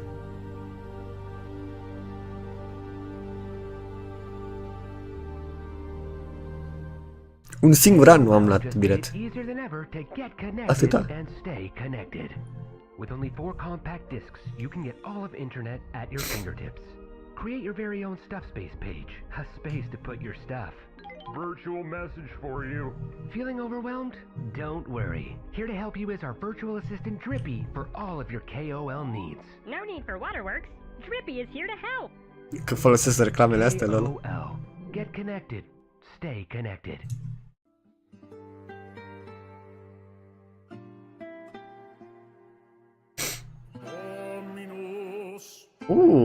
Nu știu pe tipul ăsta. Marco. Marco așa-l chema.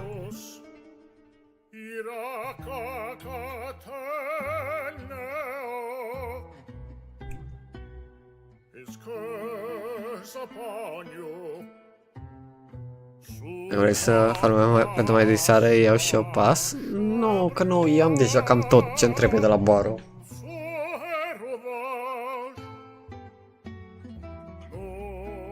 Asta e faza.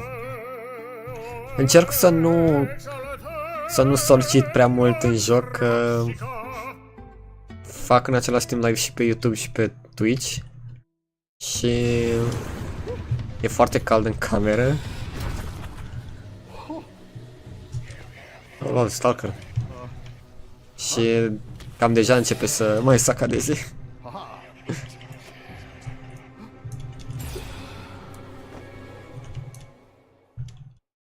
Profit Taker. N-am mai făcut Profit Taker de mult. Eu am credite, o grămadă, am vreo 37 de milioane, ceva de genul. Am peste 30 de milioane oricum. De credite.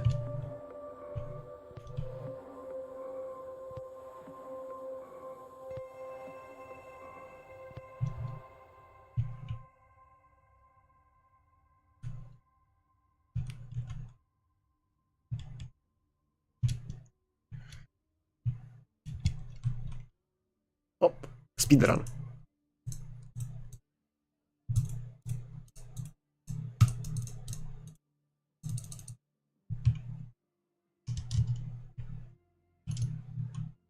Uno acolo, uno acolo.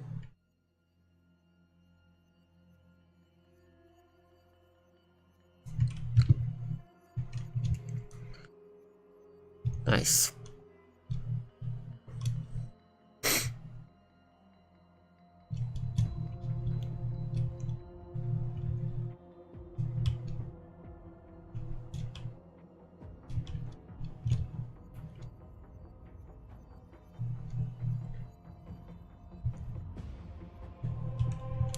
Deci ne arată 30 de minute de gameplay la Warframe.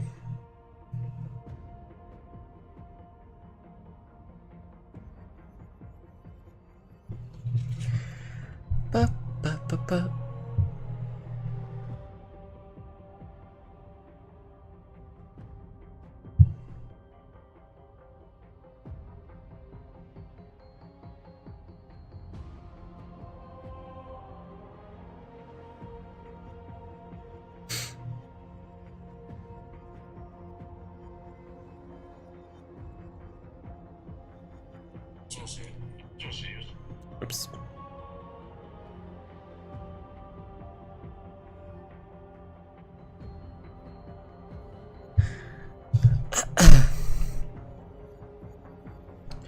Hai în următoarea misiune?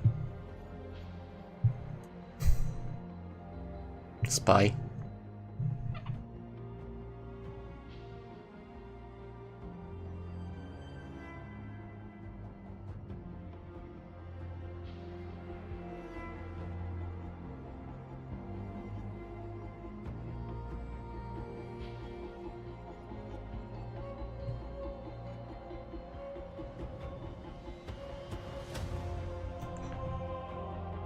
Melodia din New War.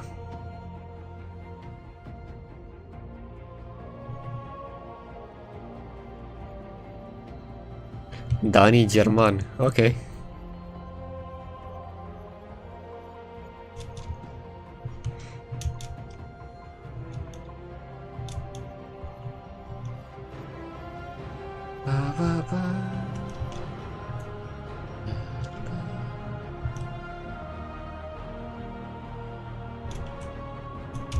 Nu mă dezamăgiți. Ce te duci tu la ce?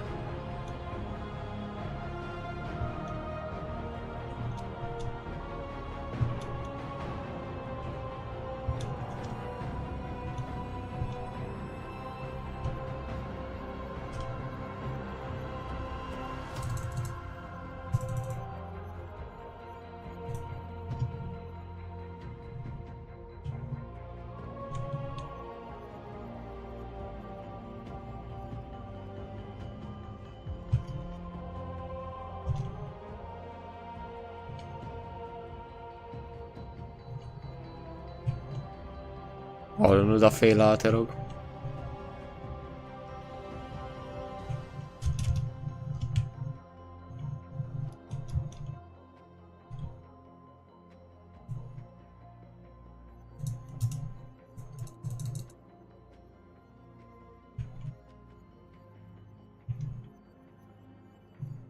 Eu sunt singurul care a dat hack, pe bune.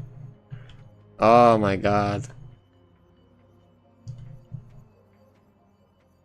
Trist. Trist.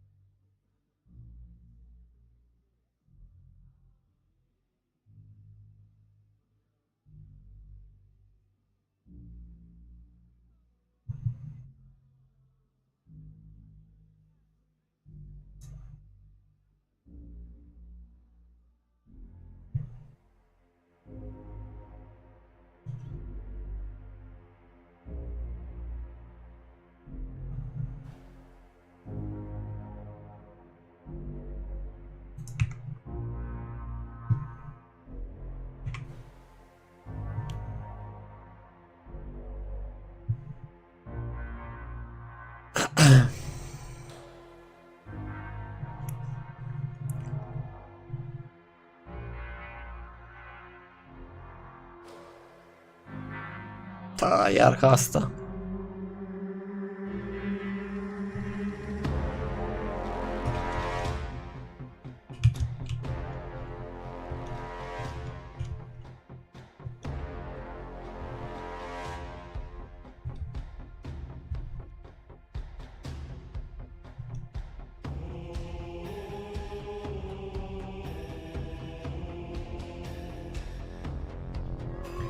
Bine că n-am mai auzit melodia asta.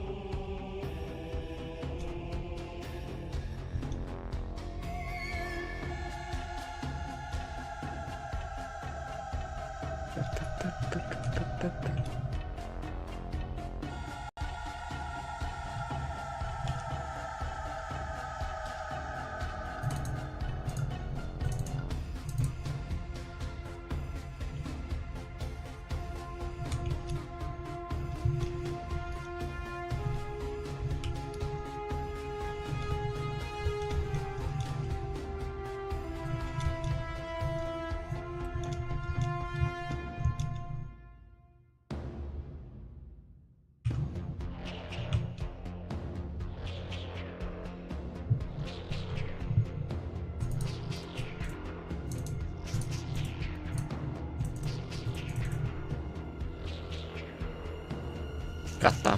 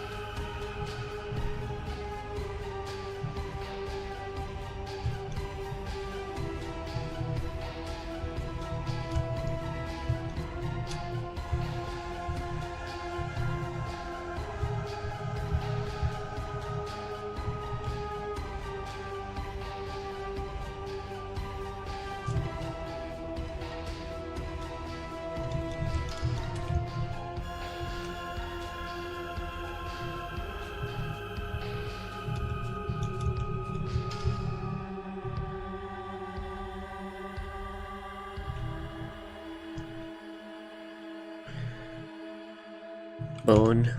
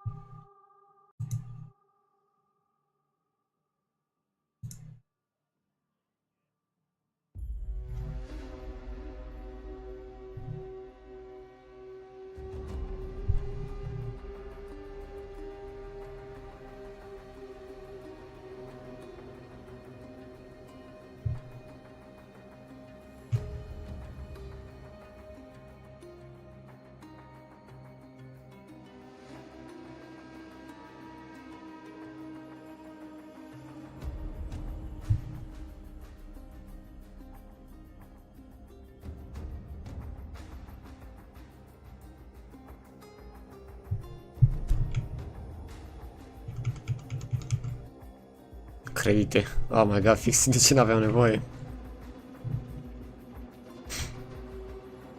Să fac anunț pe TikTok, sunt live.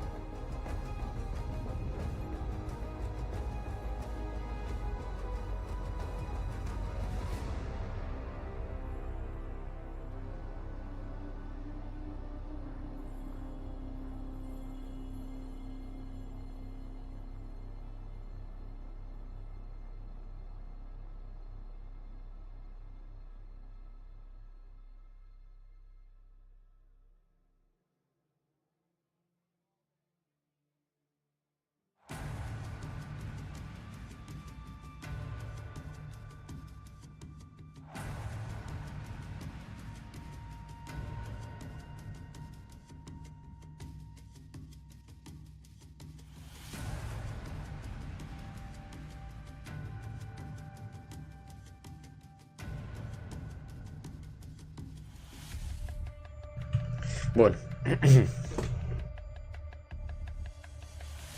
Câteva minute începe și Warframe-ul. Dar cine aici de mă blochează? What the fuck? Se-mi bag, nu?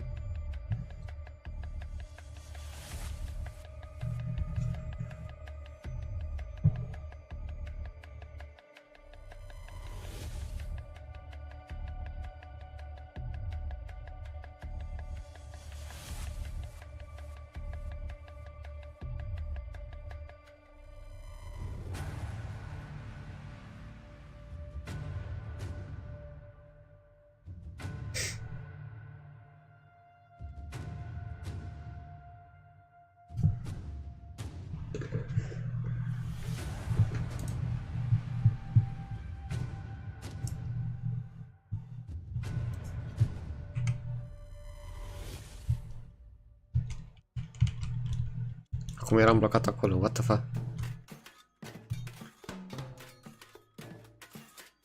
Pare Valkyr?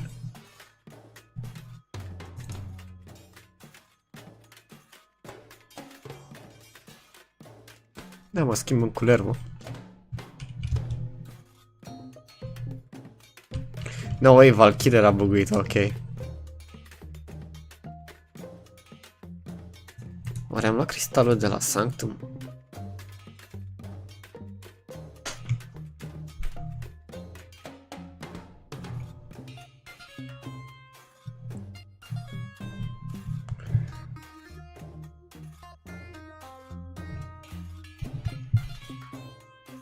Aici e ceva nou sau nu?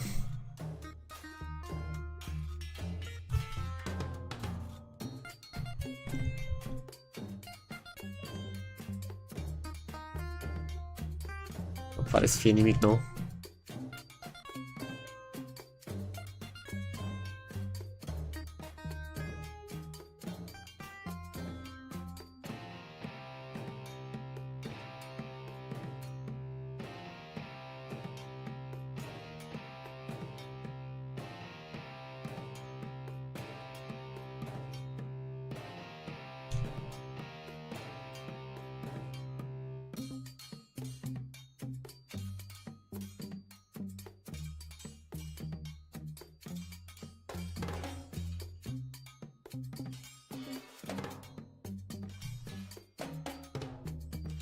L-am luat, ok.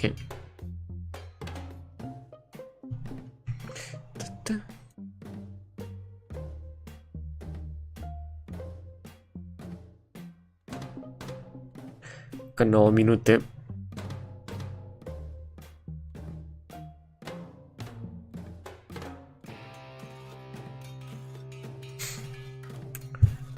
Nu o să intră în nicio misiune acum, că nu vreau să mă prind în timp ce vreau să mă uit.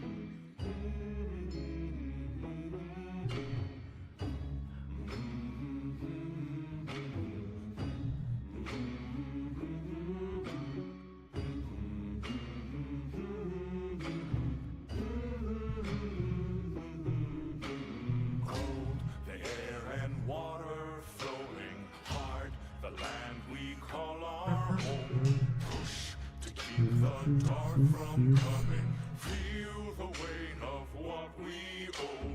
This the song of sons and daughters, hide the heart of who we are, making peace to build a future, strong, united, working till we fall. The air and water flowing hard, the land we call our home, push to keep the dark from coming, feel the weight of what we owe. This, the song of sons and daughters, hide the heart of who we are, making peace to build a future, strong, united, working till we fall. And we all lift, and we're all adrift together, together. Through the cold mist, till we're lifeless together, together.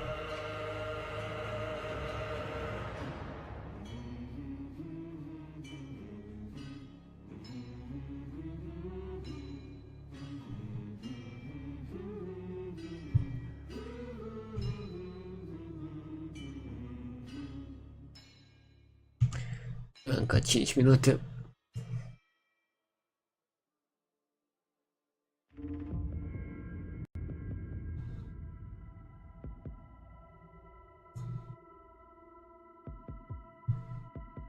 Chiar că am luat drop-ul. Hai să vedem. Oh, l-am luat.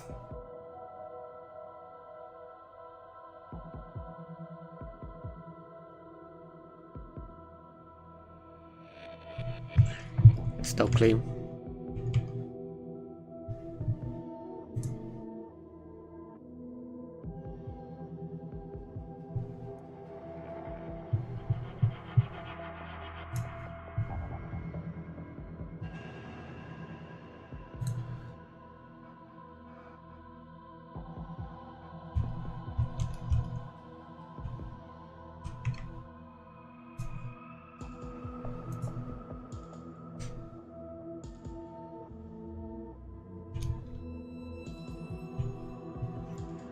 Să mă duc într-un relay și să ies.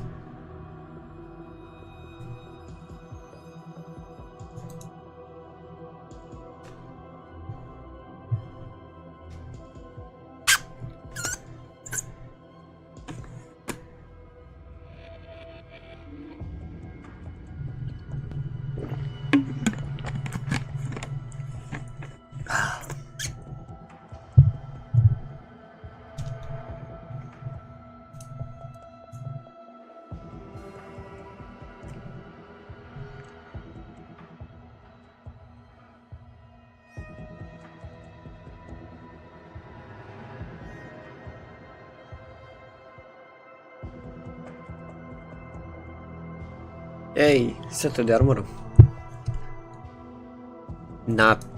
Nactavir. Ok.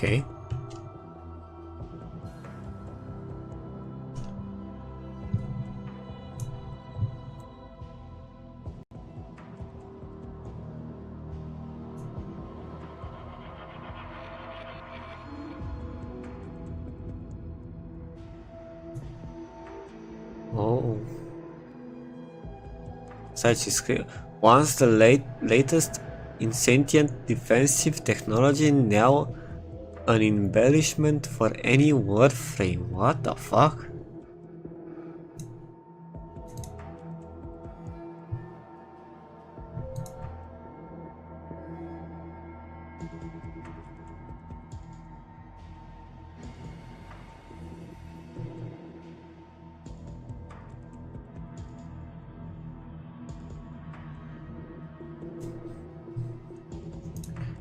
Defensive.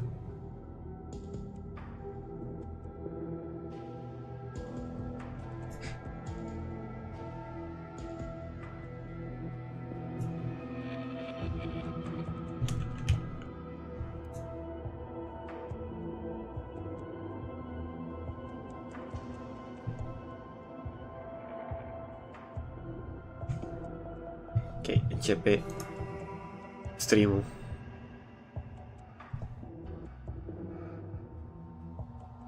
I-am uitat pe el să colectez, pe ei încă mai e drop-ul la el. Armorul.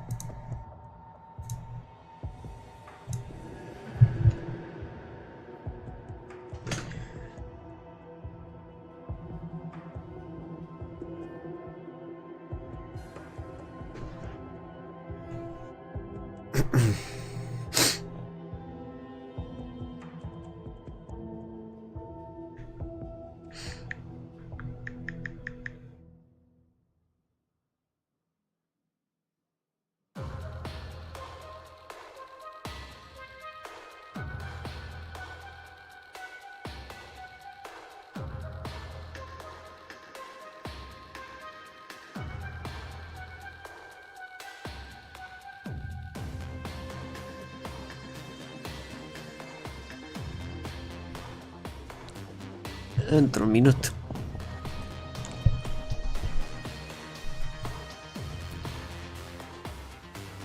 Mamă, sunt aproape 200.000 views pe Twitch. Deci dacă sunt doar aproape 200.000 la Soulframe, câți or să fie la Warframe?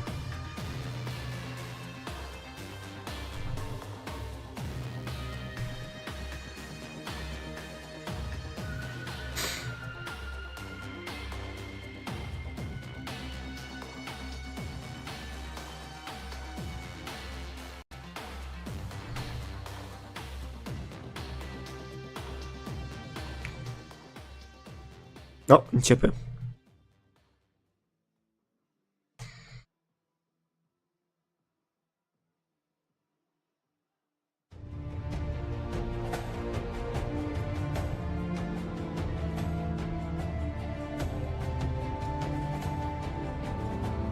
Wow, ce mișto!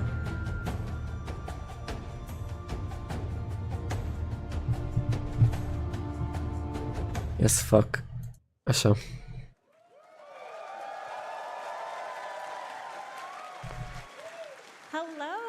Hi. Hello. Holy shit, e Scott. Warframe Dev Stream 8.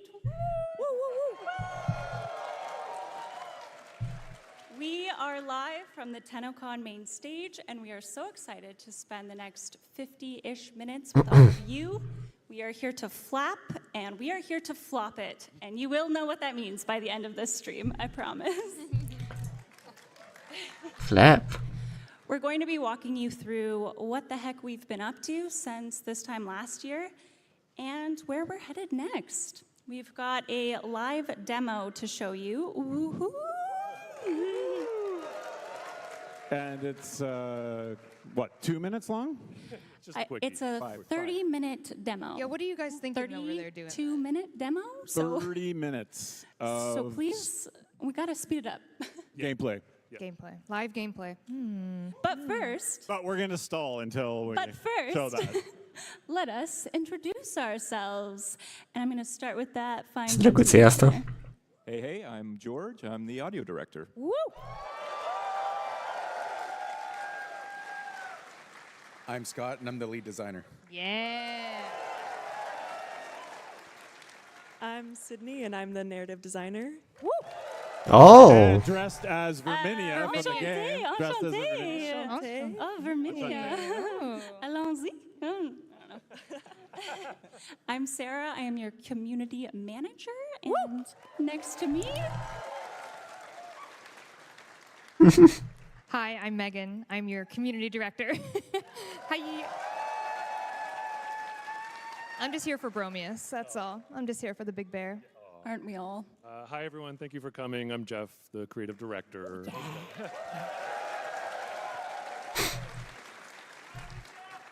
I'm so proud of you for saying your real It was so title hard for for me. once. It was so hard This for was a me. debate. Săracul. I'm Steve. I'm the opening act for the Warframe band.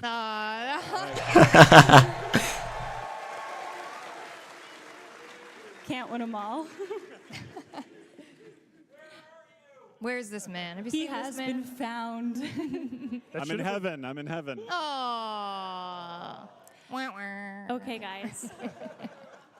We are kicking this stream off with some very big news. And this is regarding access to Soulframe. Opa. We're announcing this publicly for the first time today, and that is until the end of this TennoCon weekend, we are opening the Soulframe doors open to everyone who signs up on soulframe.com. Whoa. Whoa.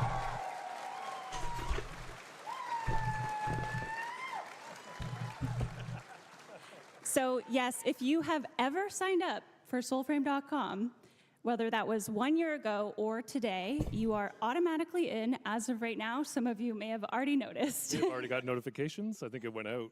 Download it. Go, go, go. Get Yes. Yeah, turn off the stream and ignore No, it. No, Yeah. just kidding. We would Sidebar. Wait, I maybe really wait. love if you stay and also watch the rest of the stream first. But this is permanent access to the game. It will only include those who have signed up on the website by midnight Eastern Standard Time tomorrow.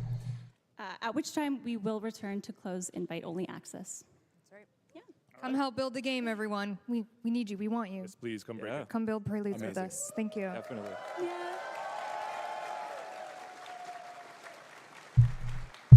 Some of you have been waiting a really long time to play Soulframe, and while we are not quite at the point where we are ready to launch permanently, we do want to say thank you for your patience and continued support.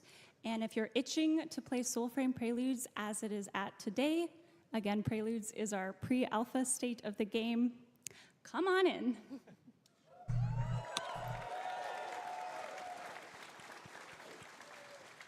How many years will it be in pre-alpha? You tell us. Yeah. You tell us. Yeah. Is Warframe still say open beta? Yeah. I think technically it is. Yeah. One big happy family. Yep. Yeah. Maybe we'll go from, instead of pre-alpha, just be pre. Nice. I like that. Pre. Maybe we're just in pre-alpha? Ooh. No more pre. You're going to make Steve sweat. I think we've gotten rid of at least the couple pre's. Regardless, we are still early days, and there is a ways to go with some core game design and systems, which we're going to be talking about today. But this is still a really exciting time to join our journey. Our aspiration is we have no more account resets or wipes, so everyone joining in gets to keep their progress, and yeah, just help shape the game as it grows. Keep your puppy, yeah. Join us, won't you? Oh, very nice.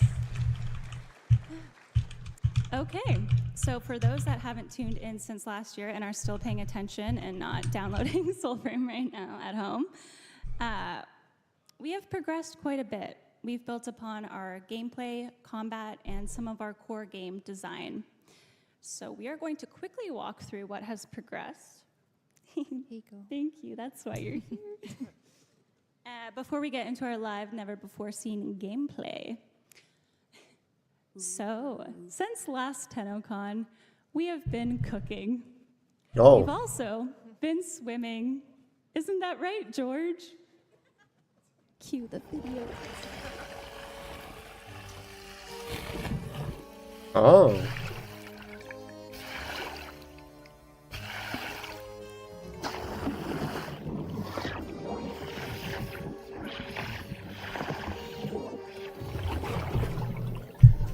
What the fuck?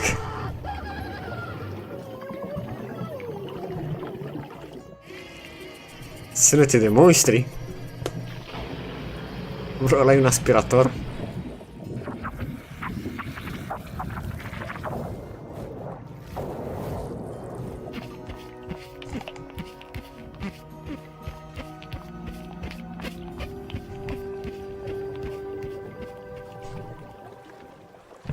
Opa.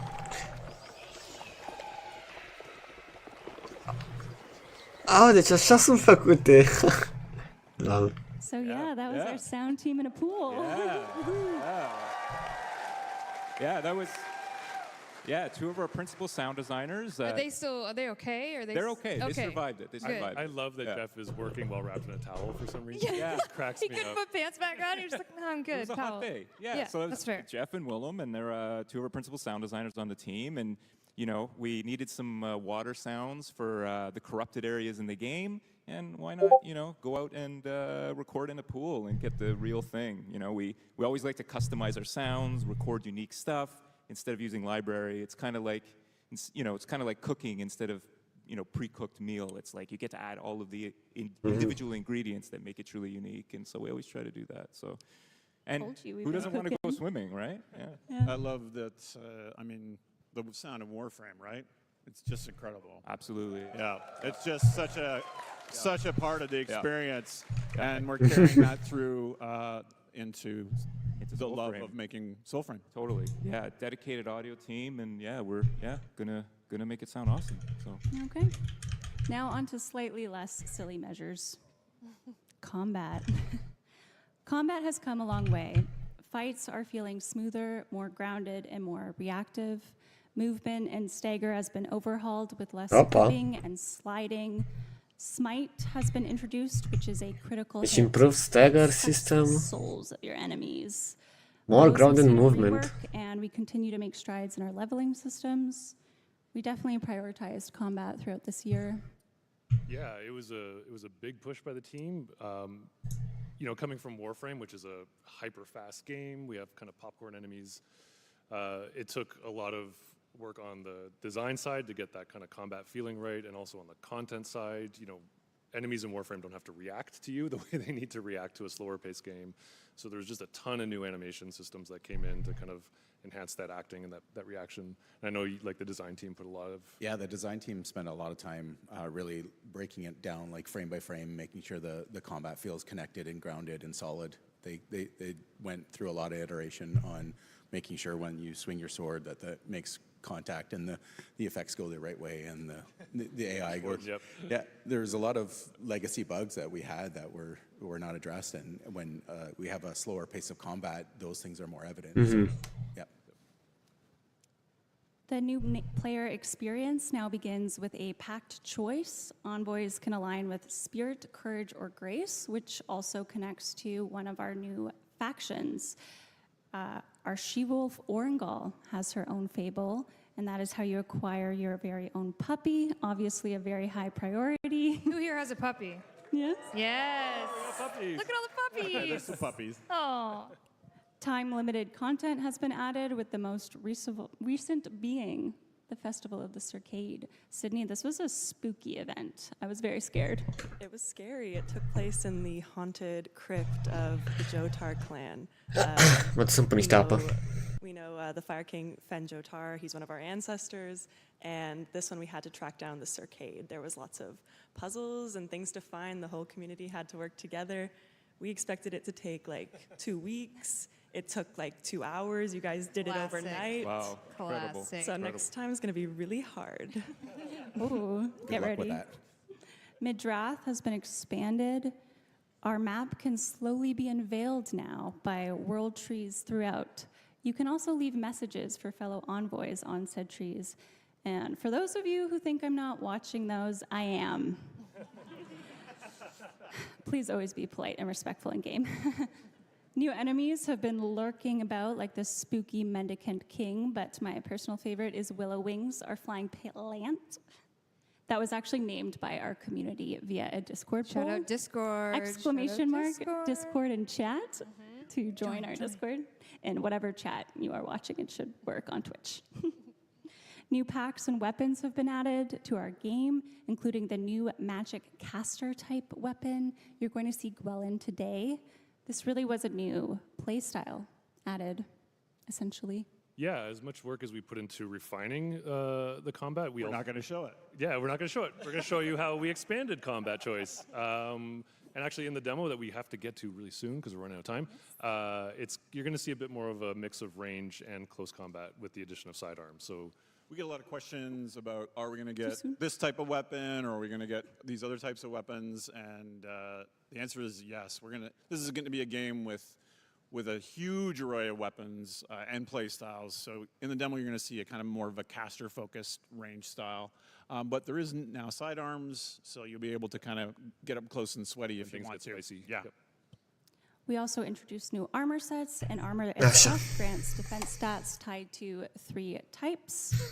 But no transmog yet, eh? Is that in the works soon? Yeah. Soon? We'll work on it. I feel like we should call that glamour. Glamour. Glamour. Yeah. Yes. Fake glamour. I think What do you that's, guys think? Should we call it glamour? I think that's Is that a official. good name? Yeah. Heard it here. Heard it here. Glamour. Write that down. Write that down. Maybe you have to see a certain witch. Ooh, Good idea. Enchanté. Enchanté. So yes, a lot has happened since you last tuned in. But before we jump into the demo very shortly, we're going to talk a little bit about what's next. As I said, we have a priority and a focus right now on improving and adding core game systems. One of these is the mode system, which we've been talking about a bit. It aims to offer more freedom to Envoy's gameplay and ability for weapons. Sid, these are living creatures? They are. They're hungry little sprites that live in your weapons. What the fuck? Yeah, this is a way for us to inject a little soul into your weapon. It's basically Amidamaru. power progression, making like a super weapon for your Envoy. Early Preludes players will remember the Ode packs had an ultimate, and we didn't really like the balance of that, but we liked the punctuation very much. So this system is meant to kind of bring that back in, but give you guys more choice in how you want to equip that to your build. Another concept we have in the works is related to leveling techniques of Envoys. What are we looking at here? Right, this is, everyone makes their own kind of martial arts manual. We're sort of inspired by the feudal arts, sword fighting arts, and so rather than kind of a fixed skill tree, which unfortunately caps out very quickly, you'll be able to learn these techniques from ancestors and quests in the world and collect them, and then you write them into your own personal martial arts manual. So that's going to be, I think, going to be really important for customization. Again, the motes and all of these sorts of things. My Envoy is different and fights different, and my weapons are different than yours. Just embracing customization and choice. Yes, speaking of customization, character customization is very early in this pre-alpha state as well, which we have another asset for. Very early, but we have lots of stuff coming. Like lots of stuff in the pipeline. We have new armor, new packs that are in production. I think we have more base player customization with what's the hairstyles coming very soon. And then I think there's even more beyond that with like further customization for players. Just, yeah, cool. We have some of the spicy new weapons as well. Oh. Yeah, the people in Preludes right now might have seen the bow got a really great rework. So we just loved it so much. We're just going to kind of keep encouraging and put more content in to build that around. So, and more sidearms as well. Phase sword. Of course, there's always going to Să arată ca un... Being used today? It was going to. Oh. And we made Arată ca oameni din Warframe, lol. And who uses these? What the fuck? Ever want to kill someone with a leaf? Now is your chance. Always wanted. Yes, our beloved Sprout folk in game. You're going to see them very shortly, and they're not doing too well. But they also need somewhere to live. Oh, very Jeff cute. told me this one maybe wasn't necessary. I was just going to say that reaction just proved your point. So you win. Hell yeah. So cute, but not quite as cute as he is. What the fuck? This is a new Omen beast that you will one day meet, but it is not the one you will meet today. Speaking of which. Yes, Romeus. I think we should turn now to what you may be most excited to see, and that is a demo of our new Fable. Story of Bromius. Yeah, I think just we're going to jump in real quick because we're out of time, but just a huge thanks to the team. The team killed it on this. We have a lot of very creative, passionate people. Please let them know you appreciate it. Fantastic. And yeah, if you are in Preludes and you don't want spoilers, you actually might want to just download it instead, because this is a very condensed version of the Tale of Bromius. Landon and Joey from our team are going to be playing this on our live dev build right now. Over to you guys. Let's go. Thank you, everyone. Good luck. Thank you. Hope you enjoy. Thank you all. Please enjoy. Thank you. What the fuck? Tomb Raider.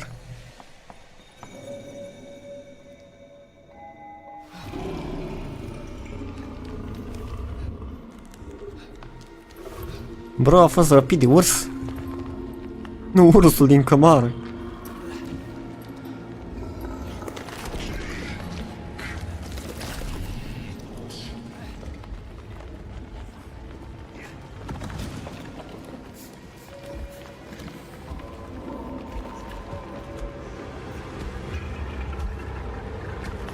Oh. Envoy. Just a few puffs and you lose your head. What did you see? Ma grand-mère always praised my gift to interpret such vagaries before they weighed her down.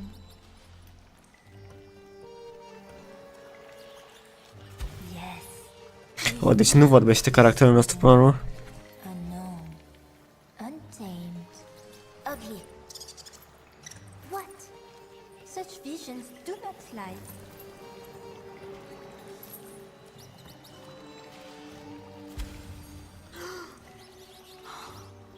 It is worse than I thought. Forgive me, Envoy.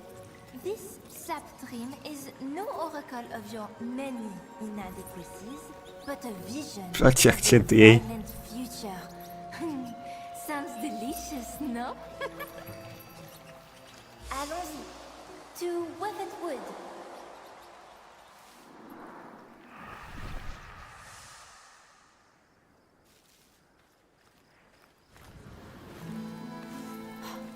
Took you long enough. If your fate is to battle this wretched beast, my puppets will be glad to guide you. Oh no, no, no, no, no, no. An envoy's mind is simple. More than one guide would be... Unless... A floppet. What the fuck? Flap, flap, floppet. Bro. Weapon Wood, we go. E un șobolan zburător. Mamă, dar au făcut improvement masiv la grafică, what the fuck?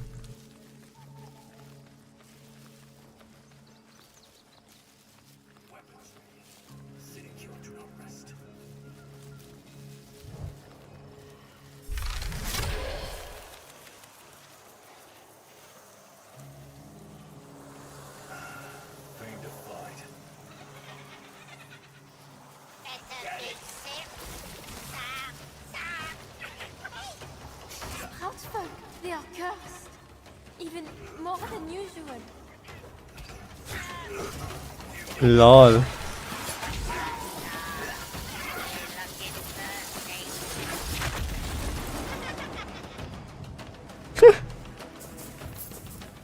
Decoy.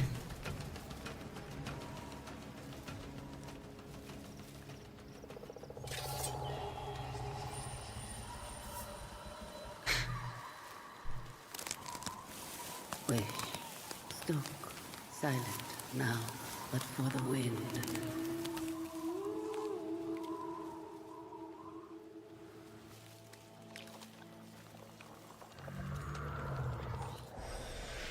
Oh. Flashbacks. The sap of elder voicing trees once granted drinkers future dreams. With none his own, no cub nor home, he raised them, their bearer, Romeus.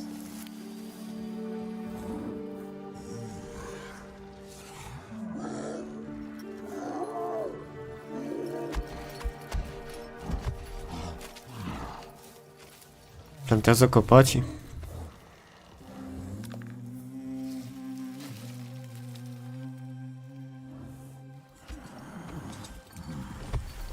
Ship and crown and sea till morn. With this song of growth we Oh.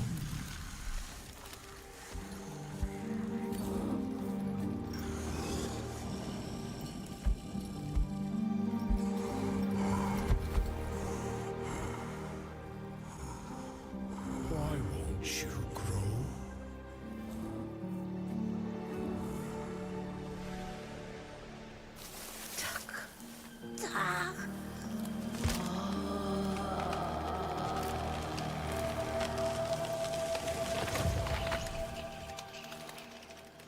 Damn. Șobolanul ăla, dude.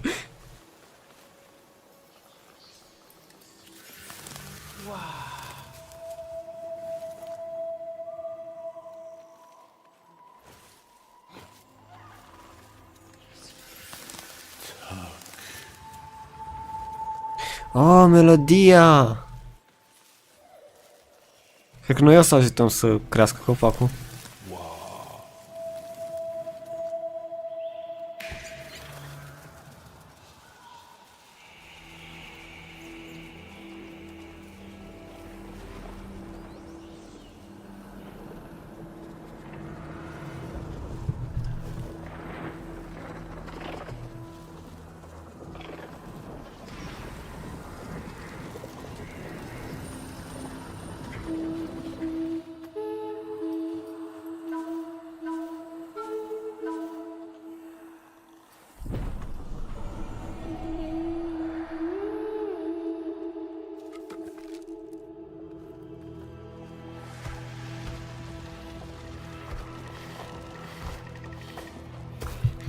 What the fuck e aia?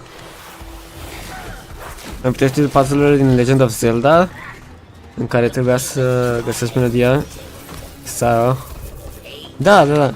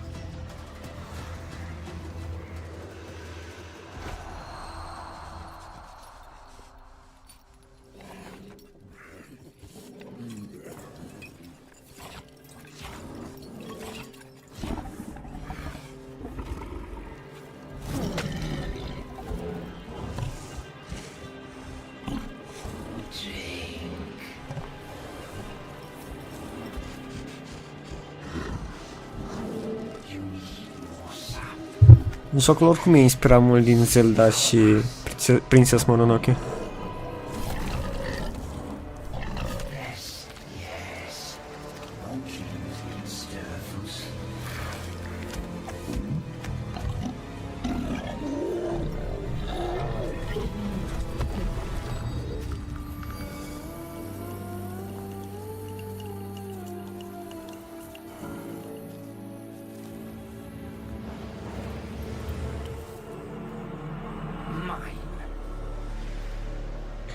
Oh. This putrid hand. I smell a medicant. My puppets know well his wastes.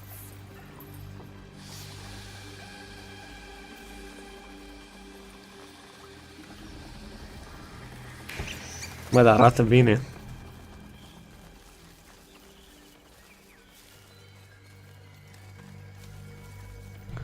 Chiar arată bine ce vine.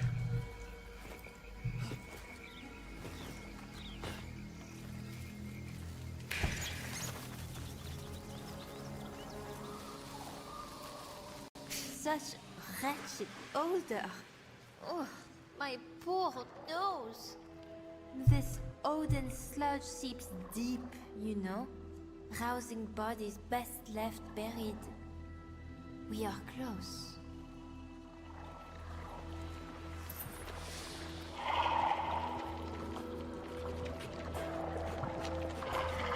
What the fuck? Ah, știu, creaturile alea sunt enervante. A word faking. What have trees, corpses, bears, and seeds in common? All are rotting beneath your feet.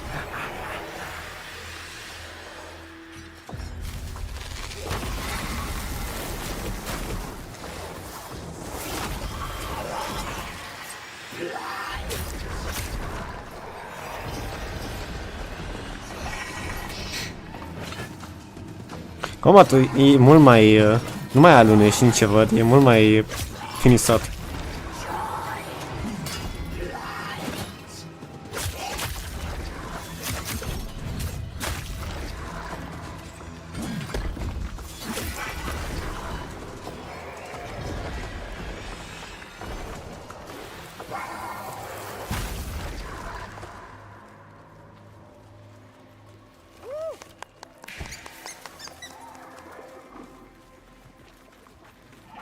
Ăla a fost Steve.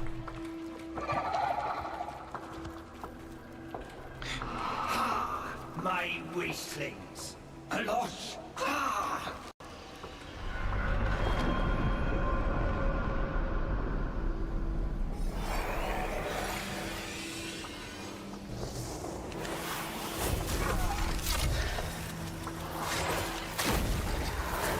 Ce fain.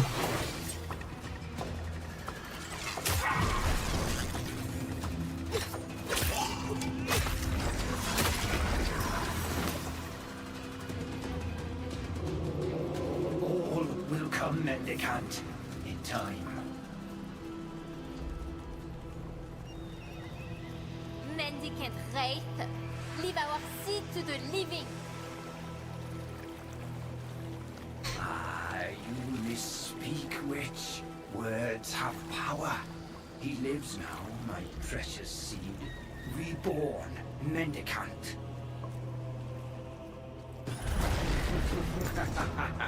Oh, boss fight. We rotted things have much in common. LOL! E dat silence la abilități. Still.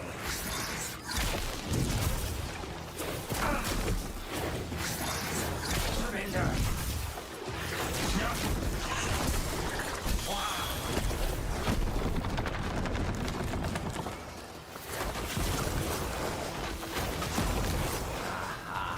Ah, lol, le-a recuperat. Ce fain! Shed blood, shed legs.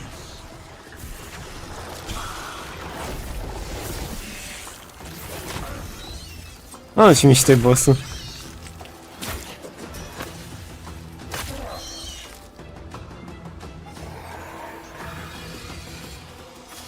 Dead do not die. Wasteling.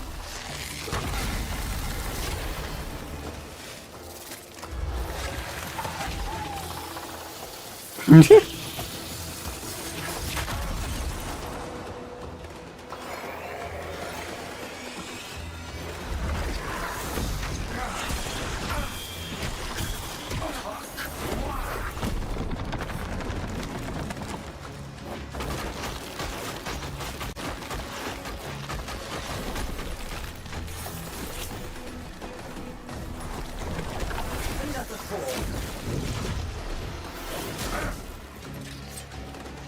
No attack.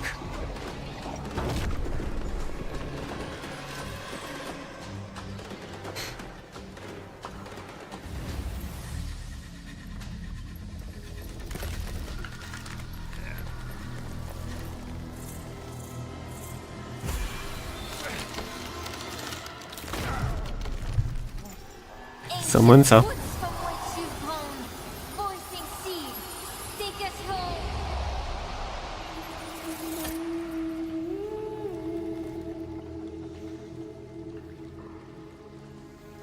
Though home it may be, you cannot thrive here. I see the puppet. This spoiled soil will turn you mendicant once more. We must go below. Face the rot. Oh, a intrat în squad.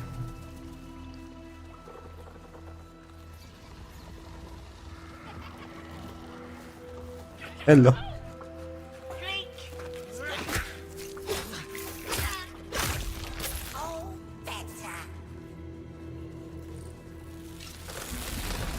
Ce mișto că poți să intri oricând.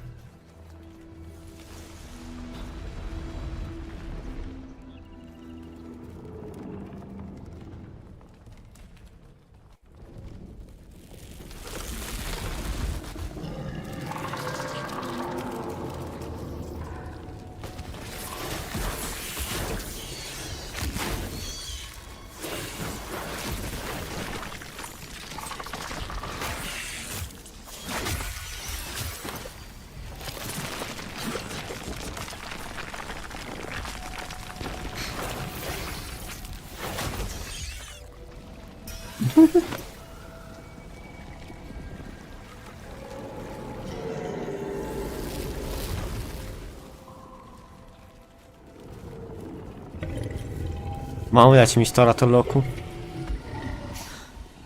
The beast. Sap smoke on his breath, no less. Fly deeper.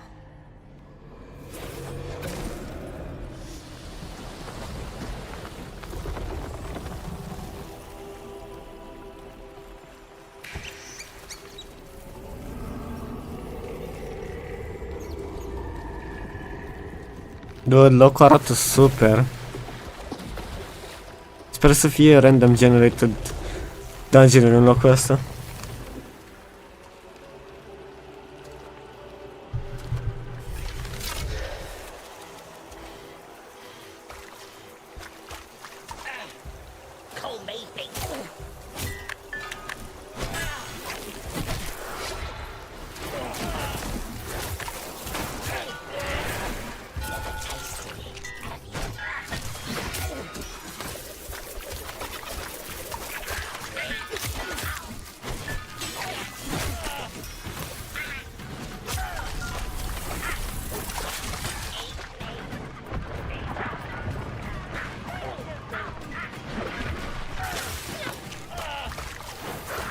Mamă.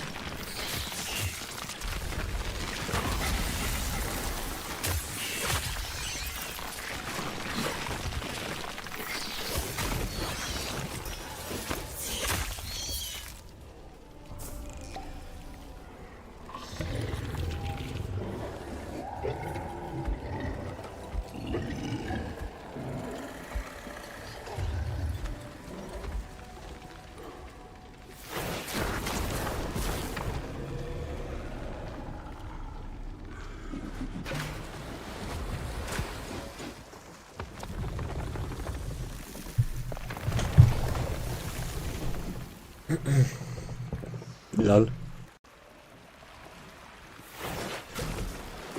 Platforming.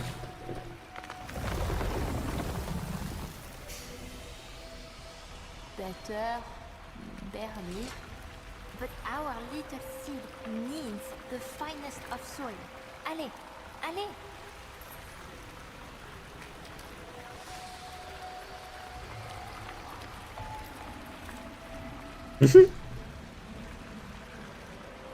Ce vrea să facă?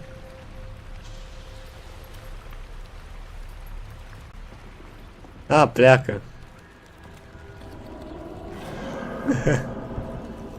Ce fain.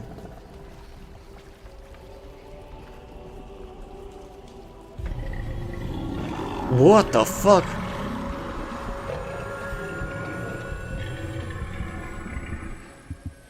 Nightmare.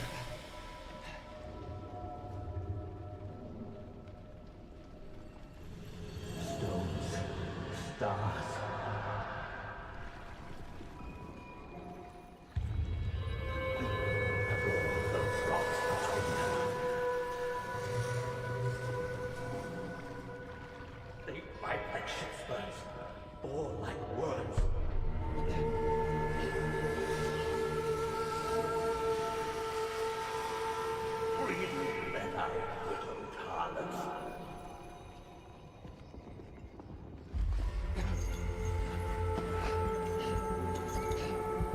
O, are flashback-uri.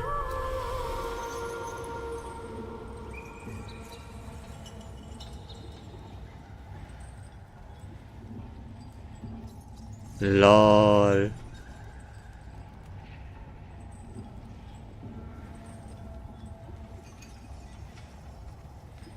Wanting more than I have, every inch of land that I bleed, that I feed for them, that is mine. Mine.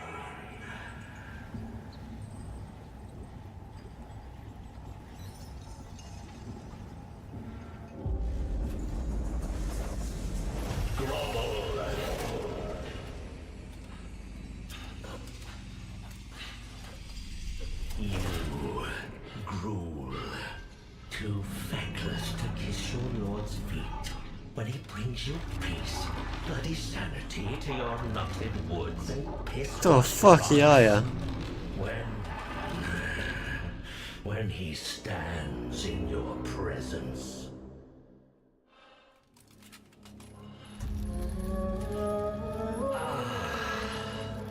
That's better. Better to listen. We are a family, are we not? Now give me the Empress, you blue-blooded bitch of a thing. Bitch of a thing, lol. Și tot a fost capturat. Am înțeles.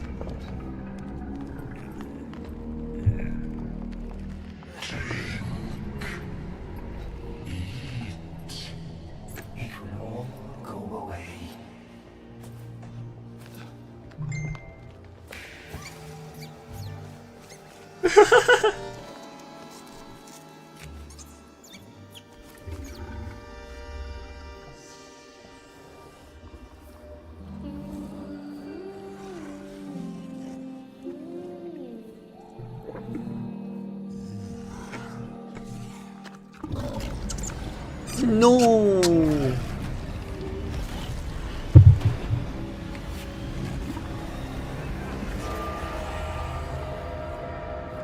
Well, boss fight.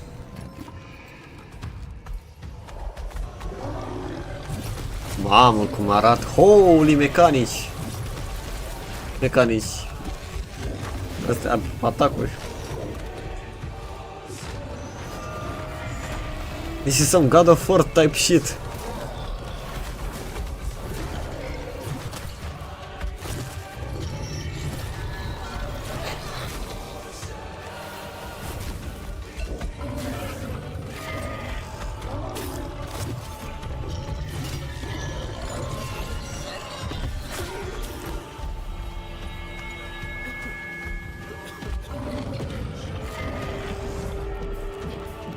Quick time event, lol.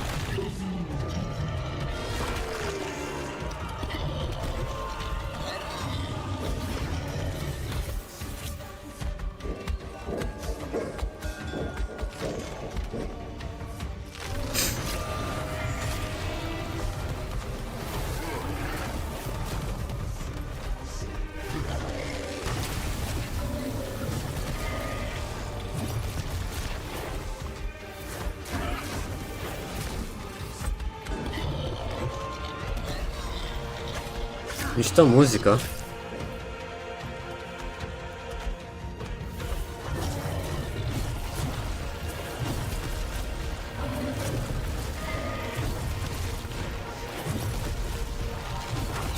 Ce zice chat-ul?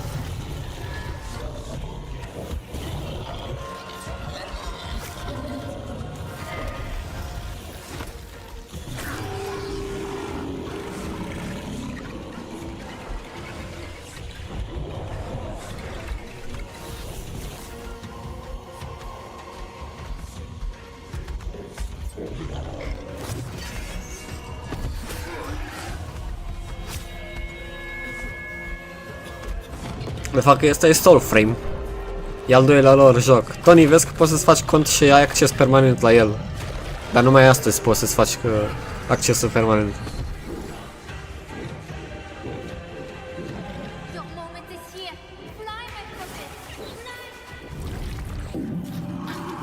E pre-alpha la el. What the fuck?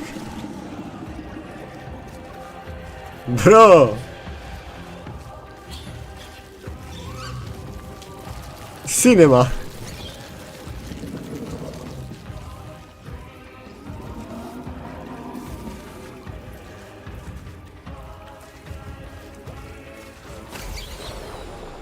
Voicing seed.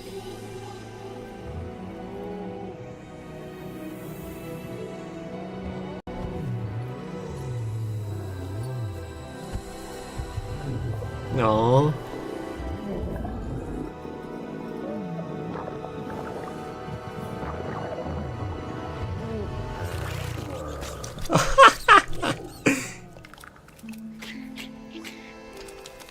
Săracu.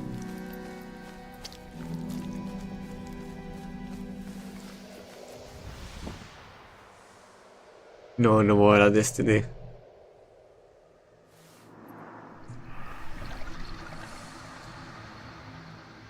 Oh. Oh, plantăm copacul la noi în HUD. Oh, asta e fain.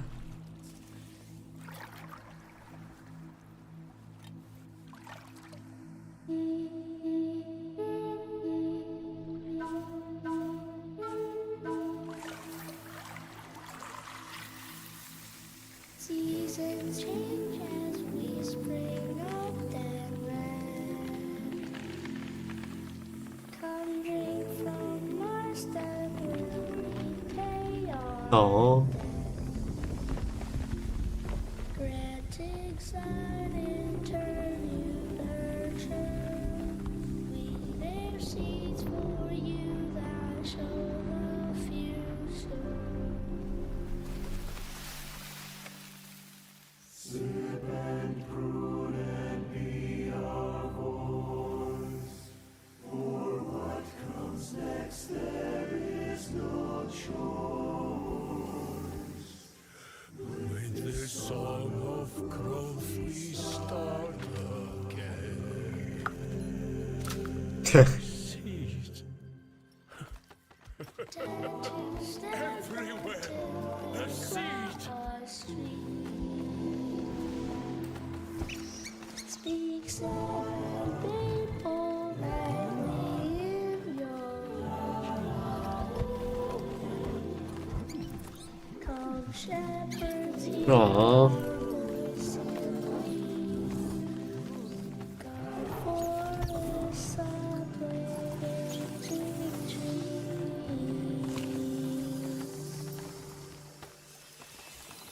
Sip and food and plant and Băi, deci e incredibilă muzica.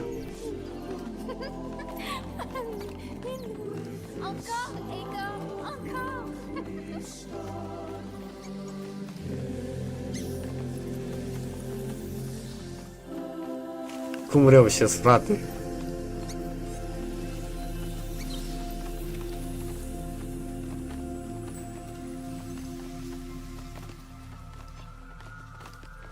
Old friend.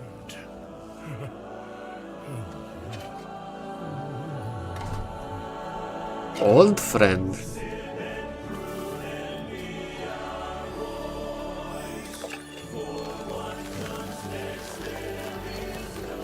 I've plenty new lives to tend. This wise elm be yours to fend. By the pact, our bearer.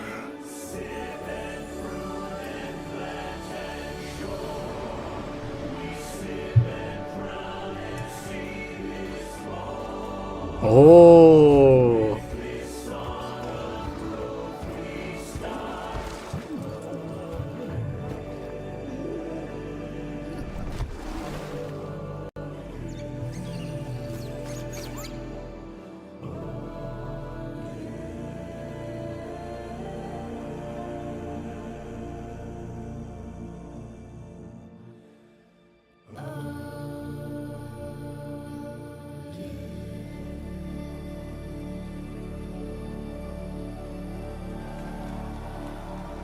Damn.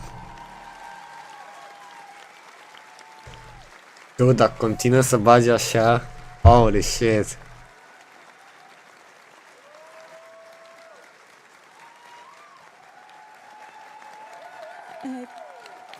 up on soulframe.com. Sarah and the team is making something very beautiful for the community. Thank you for sharing this space with us. Landon, Joey, great job on the 30-minute live demo. No.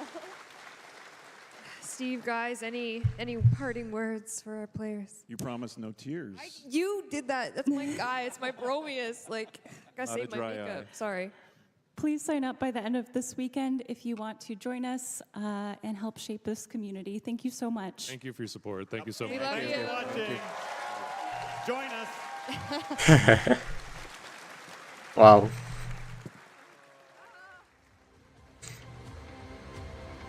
Uf, mi-au dat și mie puține lacrimi. Ah. Frumos.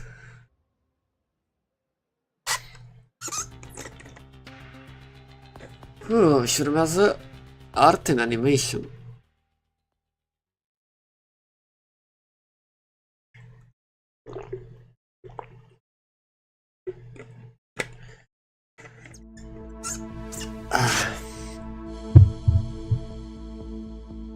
Până atunci spargem niște verze.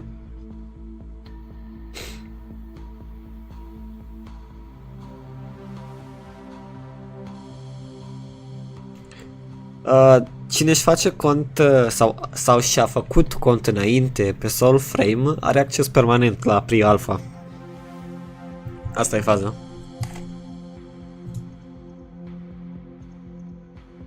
Deci dacă nu ți-ai făcut cont până acum, să îți faci cont și ai acces la el.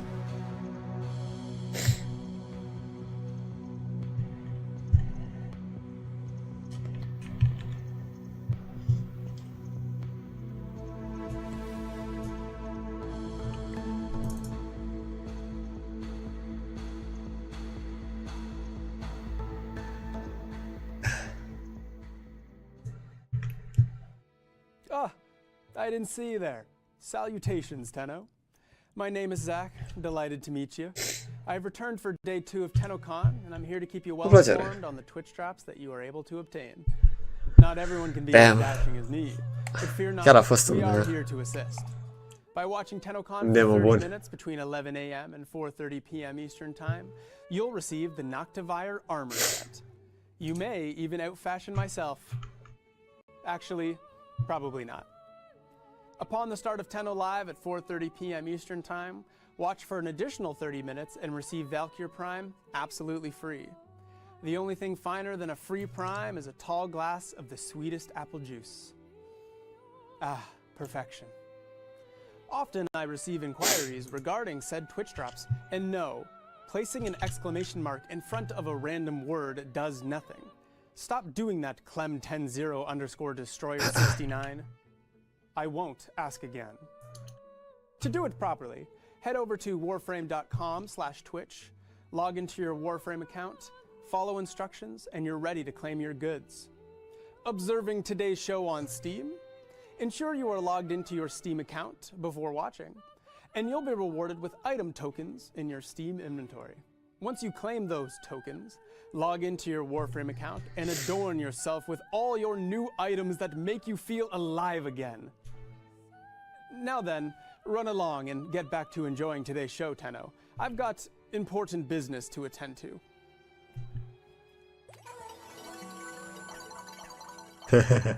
Well.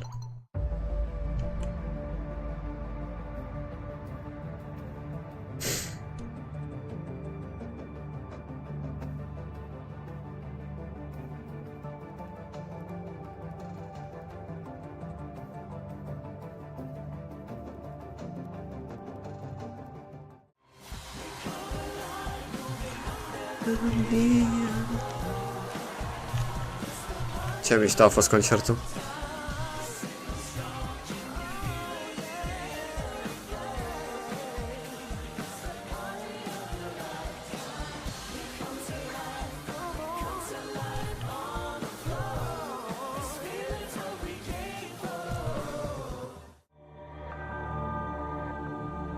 Warframe trivia, lol.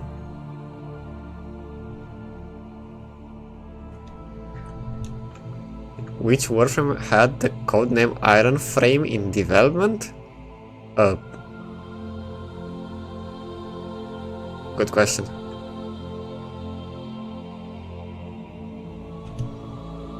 Rhino? Oh, Hildrim. Oh, what the fuck? What is relaxation? It's a choice. Diverse commerce. Tenno-loving and pet-friendly. It's kicking back. It's sun-kissed meat slabs. Drums of unnerving milky fruit. Unusually big doors. Large mutant birds. Friendly faces. And plenty of rugs. It's sitting in the fresh air on the beachfront. So what is relaxation? Well, come see us in Cetus. Call 1-800-555-CETUS for your free vacation planning DVD. That's 1-800-555-CETUS. Call today.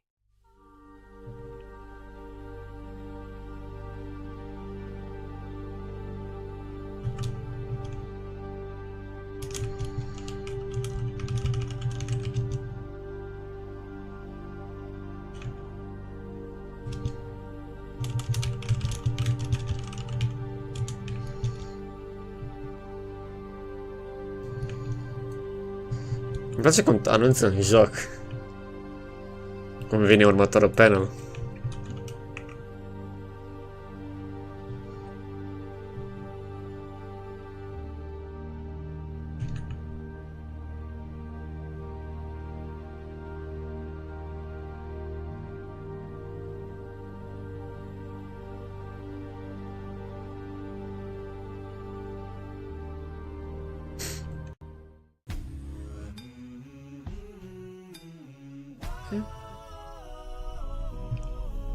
Cold, the air and water flowing hard, the land we call our home.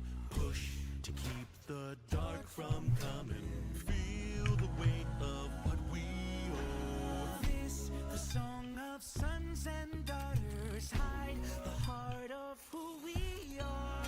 Making peace to build our future, strong united. Waiting till we fall. And we all live. And we're all in this together. Together.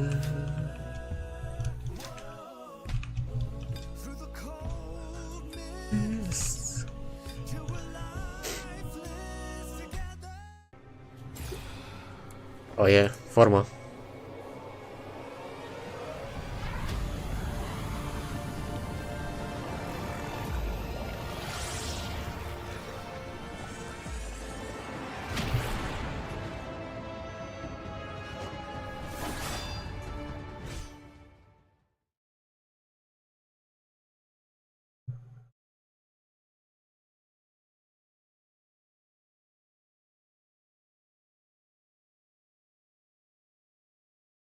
Mm.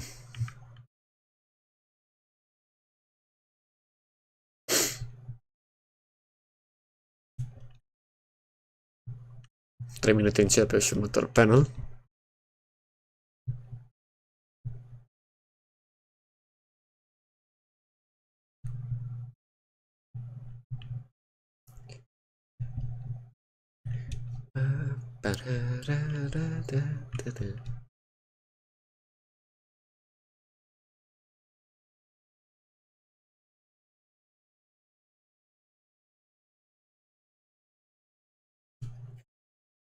Salut, Tudor!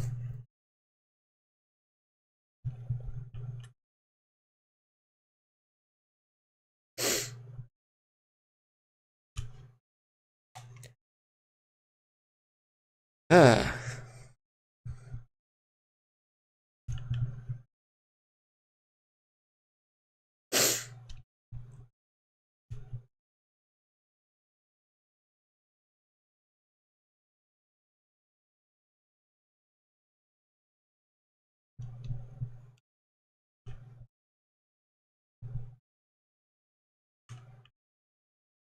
Da, uite. Un reactor mai trebuie.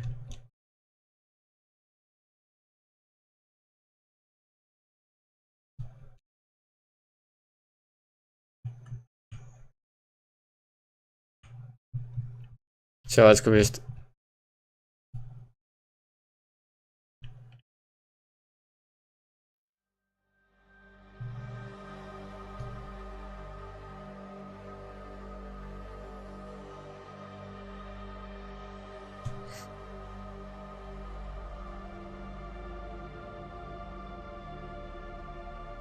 Vreme mene, hai mă.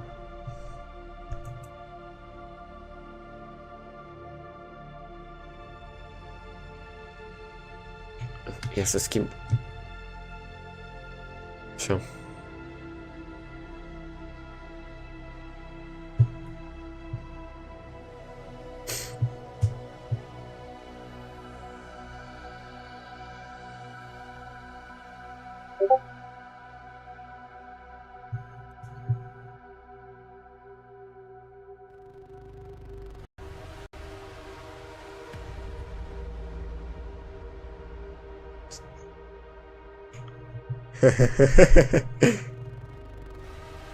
Ok, Tony.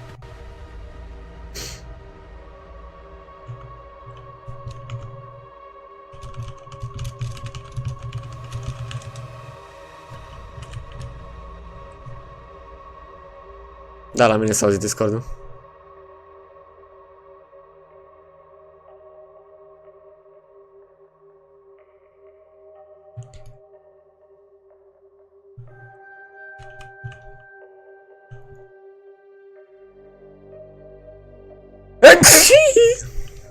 Scuze.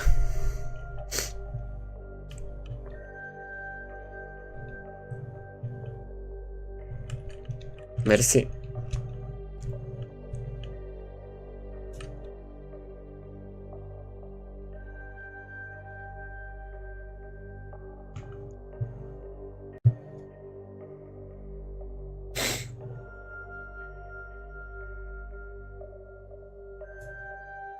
Asta e melodia de la Railjack.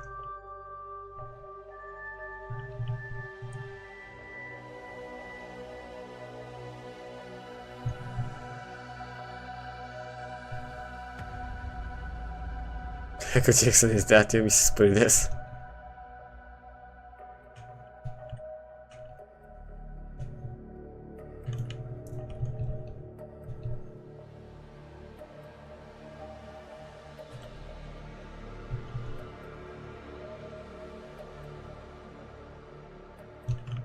Așa. Dacă tot la început.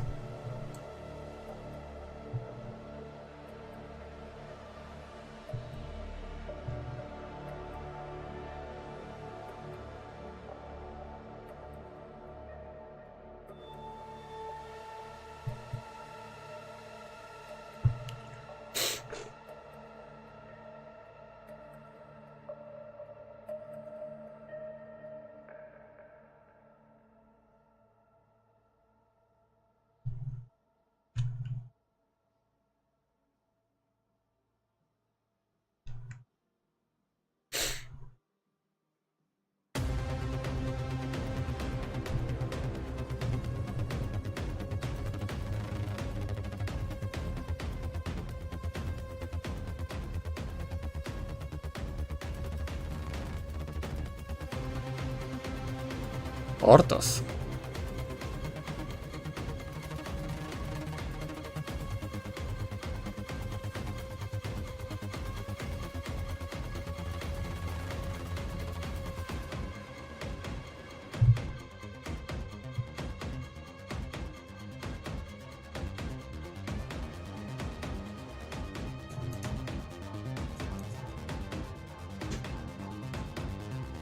Văd că întârzie.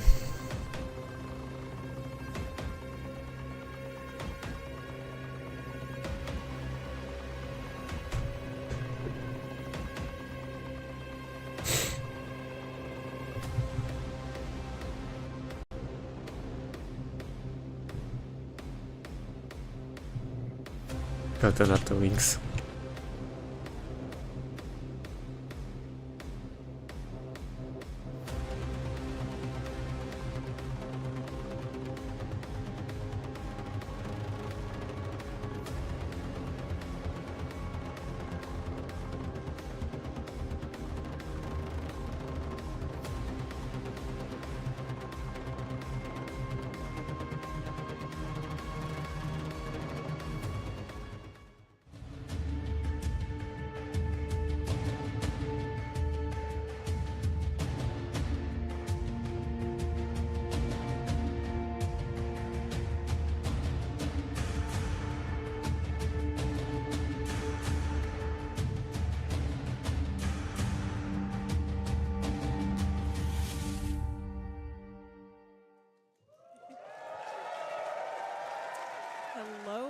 Hello? Oh, hello? Hello? Can people hear me? Can people hear me? Okay, hello everyone. Welcome to the Art and Animation of Warframe panel. I'm joined here by the incredibly talented people you see here on stage who brought you 1999, Tekra, Encore, Isleweaver, and so much more with their teams, and some things you guys haven't seen yet. We'll get to that in a little bit, but we're gonna start with some introductions. Carrie, hello. Hi, I'm Carrie Black. I'm the art director on Warframe, and I think it's really, really hard to follow a panel that had a mouse run through a bear all the way. Yes, yes. And we have a special guest. Hello, Flair. Hello there. Hi, Kaz. Hi, Kaz. Hello. Hello. And we have Marco. Hi, I'm Marco, Associate Art Director with Warframe. And next to Marco, yes, yeah, Marco, next to Tim, or next to Tim, next to Marco. Hi, Tim. I'm beside myself. I'm Tim. I'm a principal animator on Warframe and mocap performer for Soulframe, so I get to just play pretend for a living. Woohoo! And we have the lovely Sedona. Hi there, I'm Sedona, and I'm a senior animator on Warframe. Woohoo! And we have the lovely Adele. Hello, I'm Adele. I'm a senior character artist on Warframe. Woohoo! All right. Now, what if I told you we were starting this panel by announcing the next Prime Warframe? And now, what if I told you that that next Prime Warframe is Caliban Prime? Rise up, Caliban gamers, let's go. Now, Marco, what did we want to keep from base Caliban, and what did we feel Vadim could kind of explore with? Well, first off, congrats to Vadim. That's a terrific concept. And what we wanted to keep from the original Caliban was, well, most of all, the vertical split in the middle. And we went all in with that for the helmet as well, having the same going forward, and all the VFX. We wanted to keep the sentient theme alive. Nice. Patterns, and we kind of reflected that on, Da, Vadim, what the fuck? on the character. And of course, he's very agile and slender. Îl cheamă Vadim, lol. Still needed to be there. Amazing. And we kind of pass that over to his Caliban. summons. E cam ciudat totuși în Sentient Prime. So his Conculus, Ortholus, and Sumulus are also getting the Prime flair. How do you approach priming all these different characters? True. Well, a lot of it is keeping the same tints and the same colors as the main character in this case. And as always, we add those little prime bits and gold bits to the characters. In this case, to save a bit on resources and on time, we have some of the pieces that are reusable among all the characters. In particular, their head is all the same. They're triplets. Yeah. They're besties. All right, we also can't have Caliban Prime wandering around without his signature melee weapon. So the Venato Prime is also coming with his Prime access.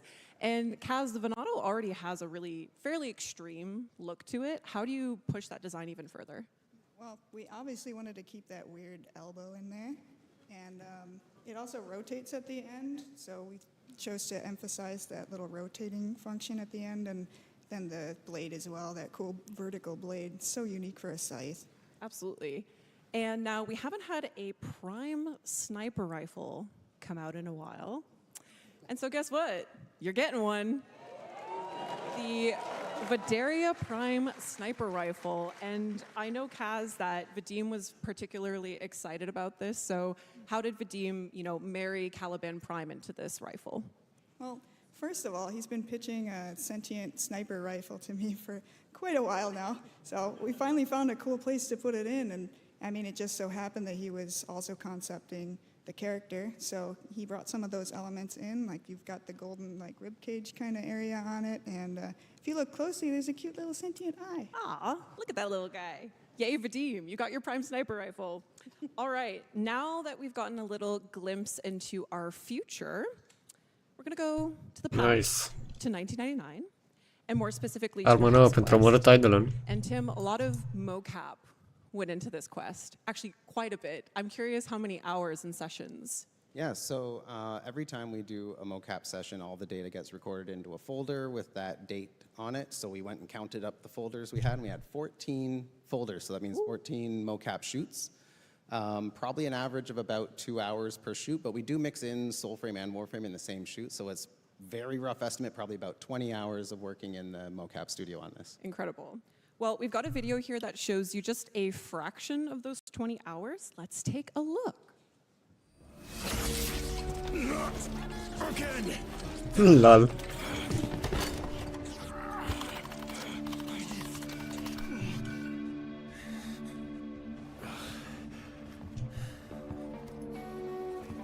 Bastard! Nu, buretele. Didn't the bastard doctor warn you?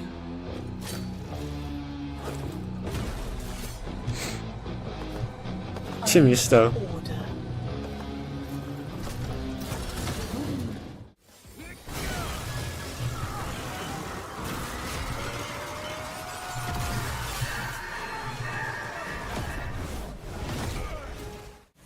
Ăla e George acolo. Master, my master, why hast thou abandoned me? All that matters is I'm here now.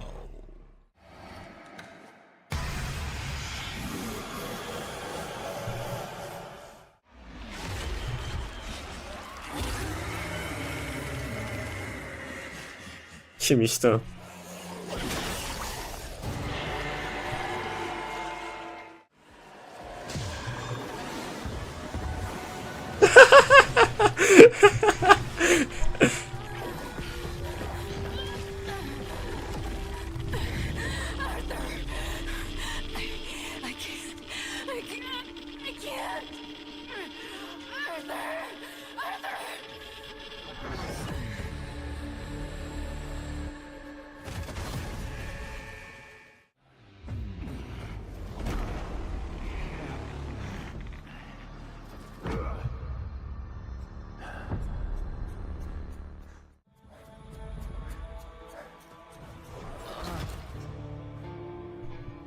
I was too slow. Give it up for our animator. Mișto. Incredible. Incredible, Tim. Obviously, our quests are a labor of love. So what were some of the standout moments of working on the Hex? Yeah, so there's a lot of like dramatic moments and kind of bombastic moments, but I'm gonna go with a little bit less obvious answer. There was a kind of a somewhat quieter scene where all 6 of the Hex were standing around after they had just seen Albrecht's message on the computer, and they're trying to make their plans for what to do next. And it's a little bit more of a subtle flex, but there's 6 characters in the scene. We only have 3 mocap actors, so we each had to kind of run through the scene twice, playing 2 different characters, and we'd have like a little chair or stool standing for the missing character, so we'd kind of know approximately where to look if someone was talking. And we have, in the mocap room, we have 2 TVs set up, like opposite of each other, so we can kind of watch if there's any previs that has been made. We can listen to the recorded voice acting and pantomime to it, and sometimes we'll even put the waveform of the audio up on screen so we can kind of see when our cue is, so we don't miss it when the voice line comes in.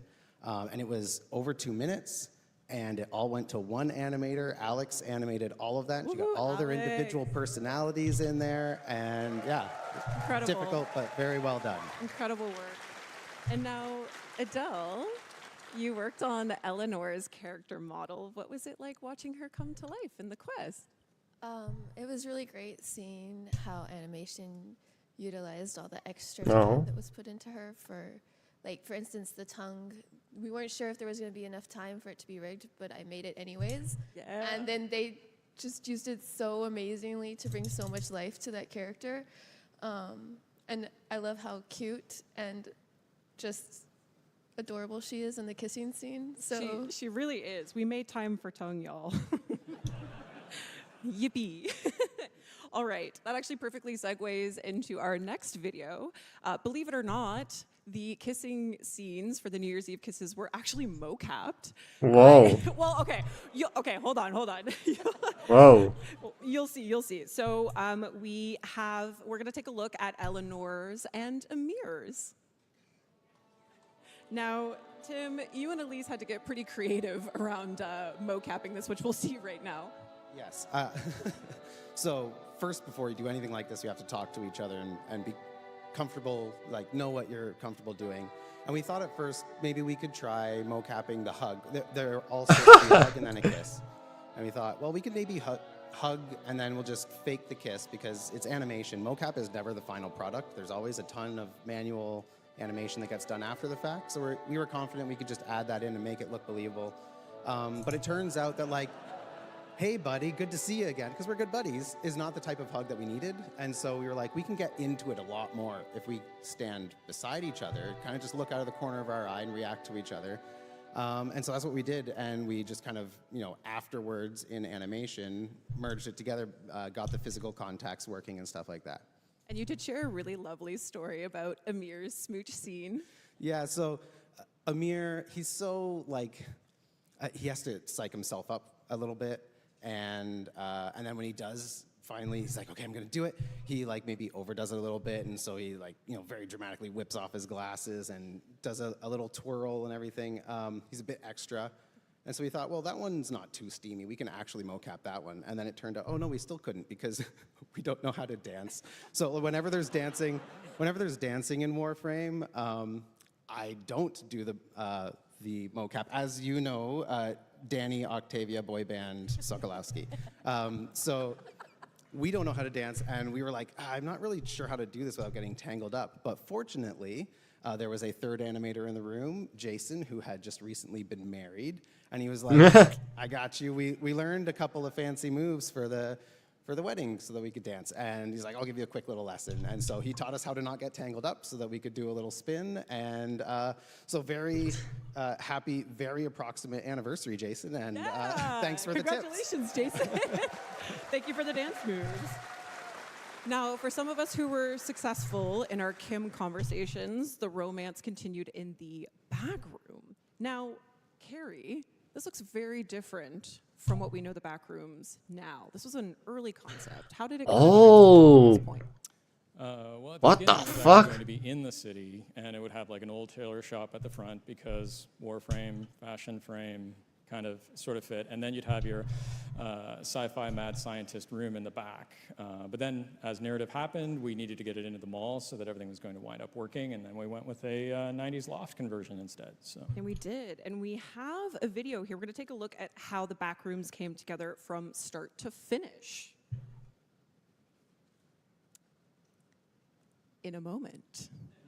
Believe me, it's very cool. We shall see the building blocks. Actually, we should start talking about it. So when the pieces started coming together, Carrie, what were some of the kind of energies that you wanted to bring in the space, or kind of the player considerations that you had in mind? Well, I think one of the big ones we were looking for this was actually to do a space that is really cool. Everybody could, know what story we were telling, but then actually be able to strip it back so that somebody wanted to really be able to put their own thumbprint on it.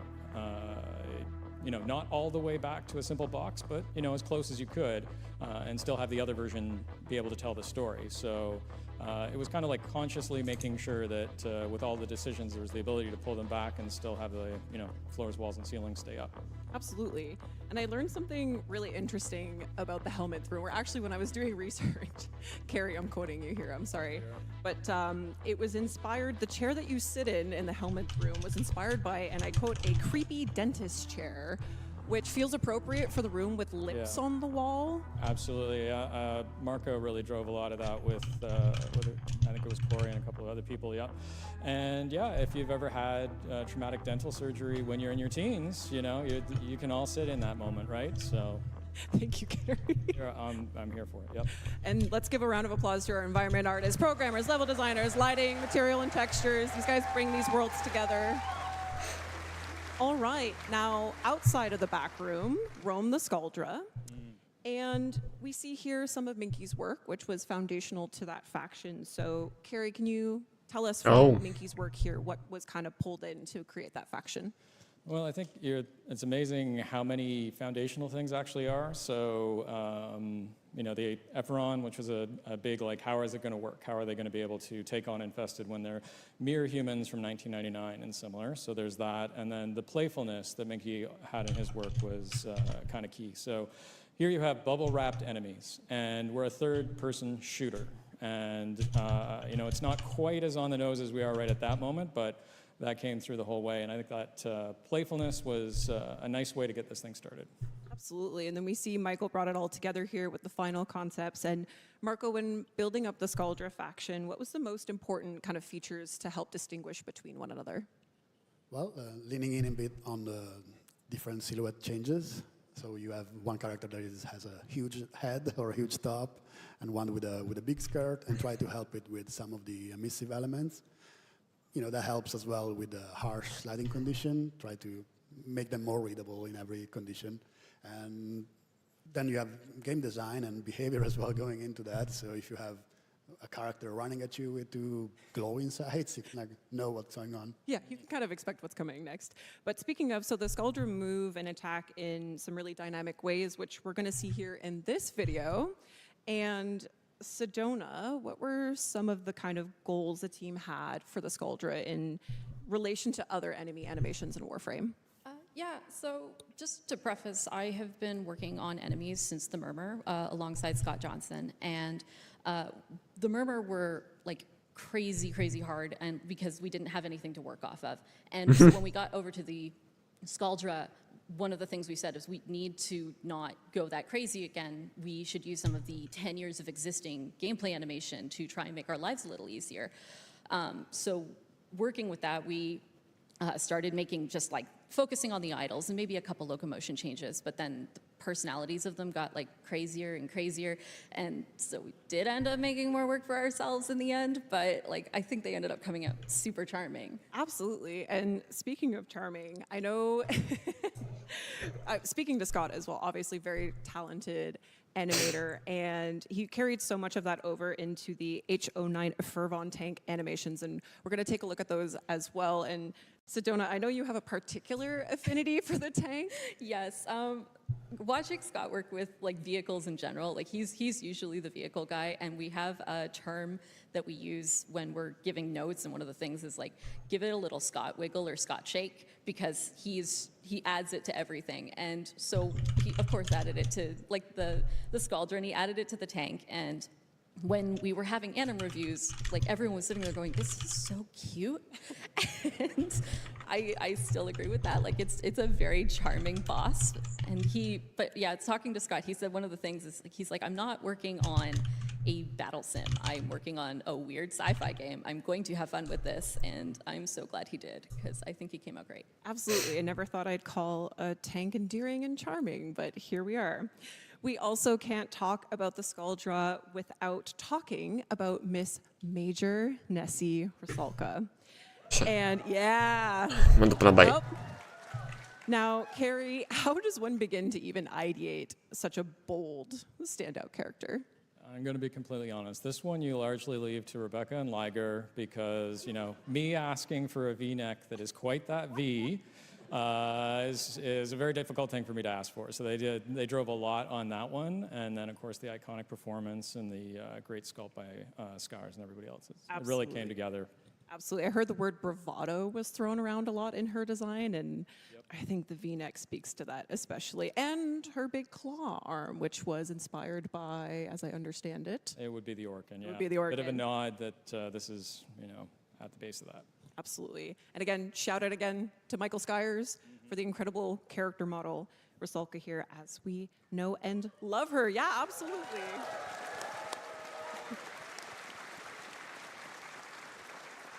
Now, we learned a lot more about Rusalka in the Kim conversations with Mom Toxicated and Papa Polar. And two, of course, are proto frames that came out with Techrot Encore. And we're going to start to take a look at Minerva. And Adele, how did you start, looking at the potential stylings for Miss Minerva? Well, it wasn't really determined what her age was going to be yet, just that she was going to be older and possibly part of the Skaldra. And so that's what you see in this slide here is 2 different age ranges and a more Skaldra-looking version of Sarin. And then we ended up going a little bit different. We have a video here showing Minerva's directional shift, which is kind of more similar to what we know Sarin as. So in this video, you can see how once it took a different direction, it was more that she's 40, 40s, and so I was like, well, what was cool in the 40s what was cool in the late 90s for someone in their 40s? And I kind of referenced like the aunt that I had that I thought was the coolest, and my grandmother, and there's this movie Barbed Wire that I thought was awesome when I was younger. So it's a lot of influences from that to make her like a really fierce, badass lady. And you nailed it. It's only right to talk about, yeah, of course. We love Minerva. We love Minerva. Thank you, Adele. Now, it's only right to talk about Velimir next, our big lovable warrior that drives Minerva insane. And it's Liger's pride and joy. And Marco, with Protoframes, obviously there's the goal of kind of maintaining the aesthetic of the original Warframe. So how was this achieved with Velimir? A bit of an easy win with them. I have a huge winter coat, and that's pretty obvious. You still have most of the tech gear on his back, which when you play in the game, you kind of see constantly, so that helps. And the pretty straightforward palette with him. It's absolutely blue and white. And I understand that Velimir's relationship with Minerva also affected some of his jewelry. Yeah, we had a pendant on the concept that Liger did that had a cross. So we wanted to, not force any religious connection there, and we were trying to find something else to go with it. And Adele had the good idea to have a reference to one of Minerva's pieces to go in there instead, and we went with that. That was great. So sweet. Now, our headlining Warframe and Protoframe in Tekrot Encore was Temple. And this glam rock sentient guitar wielding superstar was actually your creation, Kaz, back in 2018. Yep. What was it like to have the opportunity to revisit this and actually have Temple come into the game? Yeah, so I think all of the artists have some little ideas for what kind of Warframe they want to make in the back of their heads, right? Right, guys? Everyone thinks about that stuff when you work on this game. So I was just thinking, what are my favorite themes? What have we not done yet before? Like, what would be the coolest thing that I could possibly do with all of my tastes? And I couldn't get like a rock star out of my head. Started out with like 80s rock and stuff. I've got like Slash from Guns N' Roses in there. I've got like the fringes and stuff. The one thing that didn't change from this concept would probably be the shoes. But this was the original concept. And then we have where it kind of transformed from there. So we're seeing obviously Temple and also Flair's, like Temple's Protoframe, Flair, and Flair, Nathan, who worked on the hair and the makeup as well. Yeah, really bringing the glam rock together there. And now, last but not least of our Tekrot Encore crew is our temporal teenager and Nova Protoframe Kaya. And Kaya is so interesting because she has the most visible infestation out of the other Protoframes, particularly on her arm. So, Adele, how was this achieved? Well, the character team had been wanting like an update on the skin shader since the earliest hex, and the programmers worked really hard and made it happen. And Nathan did a lot of fielding and testing on getting that to look right with the programmers, and you see the amazing results in just how awesome Kaya looks. Absolutely. So, and it set the foundation down for character artists to kind of work from that point. Yeah, now we can use emissives and have metalness, and it's so much easier to blend between skin and Warframe, and it opens up so many possibilities to the types of skins and coloring we can do in the future. Fantastic. Shout out to our programmers and Nathan for that. Thank you so much. All right, there we have it, our Tekrot Encore Protoframes. We're gonna give a little round of applause for our character artists here as well who made them come to life. Now, a core part of Gemini skins, of course, is our Gemini emotes or transformation emotes. And we have a video here that we're gonna show you a little bit of that process. And Tim, you had worked on Kaya's Gemini emote. And you mentioned that there was, her Kim story, narration worked on that. It actually inspired her emote. Yeah, so kind of at first glance, it looks like she's just kind of having like a fun, playful, cute interaction almost with the camera, where she's kind of like, striking a cute pose, pretending to take a picture. Lol, sketchy. Kind of like tossing it away, like, yeah, let's keep it real. But like, for those of you who have taken the time to get to know her a little bit more, you might know her backstory, and what you might see is someone who's like taking their power back, and she's kind of giving you a warning. She's like, I'm keeping my eye on you, and if you try anything funny, I will kick you to the curb so fast your head will spin. And she's not having any of it, and she's just very cool, and I'm glad that she's feeling that way now. I agree. And I know, Sedona, you had also worked not only on the Hex emotes, but also the Tekrot Encore emotes. And what was the kind of process of creating the Encore emotes? So when emotes were first announced, like the Gemini emotes, seeing the one at like TennoCon at the beginning, we were like super excited to like get started with them. And Elise always did something like extremely extra with hers, and that just sort of paved the way for us to kind of go, oh, well, maybe we'll do that too. And so we end up having like a lot of fun on them thanks to that. So with the Encore emotes, it was nice that we had like, we already knew we could push it. So for instance, like when I was working on Minerva, Elise had already been working on Velimir for a while, and I decided because they're a couple, I should make their Gemini emotes kind of like couple-coded. So you'll actually see like their poses at the beginning are mirrored, and the kiss of death that I made Minerva do was also like an allusion to Frost using his breath to make the snowball. And so that was like kind of our fun little thing that we added.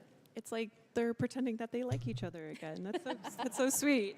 Now, the proto-frames were, of course, fairly prominent features in Tekrot Encore, but so were the Technosite Coda. And Ali wam pravim vždycky skiny deluxe. obviously, we see here some of Minky's sketches for this, Tekrot boy band. So, what kind of set the tones here from Minky's concept? No, mi se pare. Well, he had those neat idea to have facial features be the prominent thing there, and we kept some of that, mixing it with the behavior and the characters of the original. Skinul deluxe arată ca ceva spaniol. Sau italian, nu știu. I know. So you have the frontman, which has a big mouth in the chest, kind of a big mouth in the head as well. Has a microphone stuck on the back of his head if you get close enough to look at it. Dangerous. Yeah, and the Packet, being the more nerdy guy, has the video game console stuck in the chest, and swapped his eyeglasses, the 4 eyes, for a big one.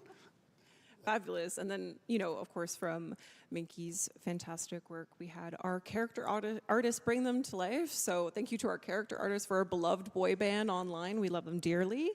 And then from there, Da, ceva de genul. got to work on these characters, giving each member some truly gruesome charm.